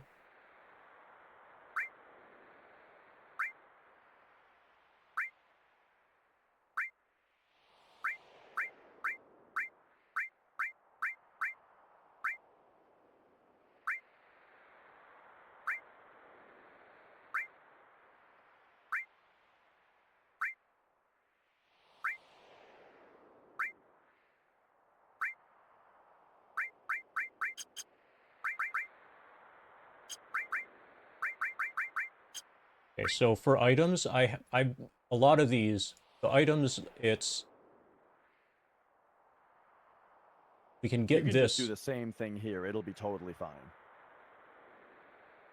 94. Each page is 10. 10, 20, 30, 40, 50, 60, 70, 80, 90. Oh, okay. Yeah, and then 4, the guidebook. Cloud weapons.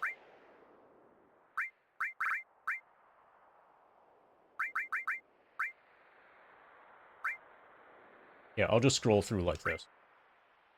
Yeah. And that'll be easiest for me. Like the thing that I use to look just has them sorted in this order, you know?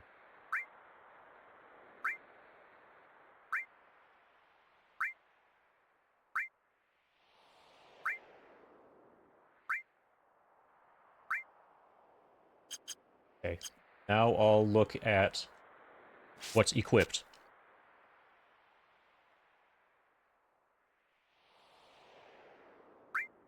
For the few things, the few remaining things. Thing.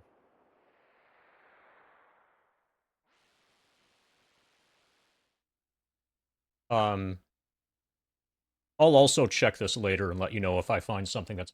But... Yeah.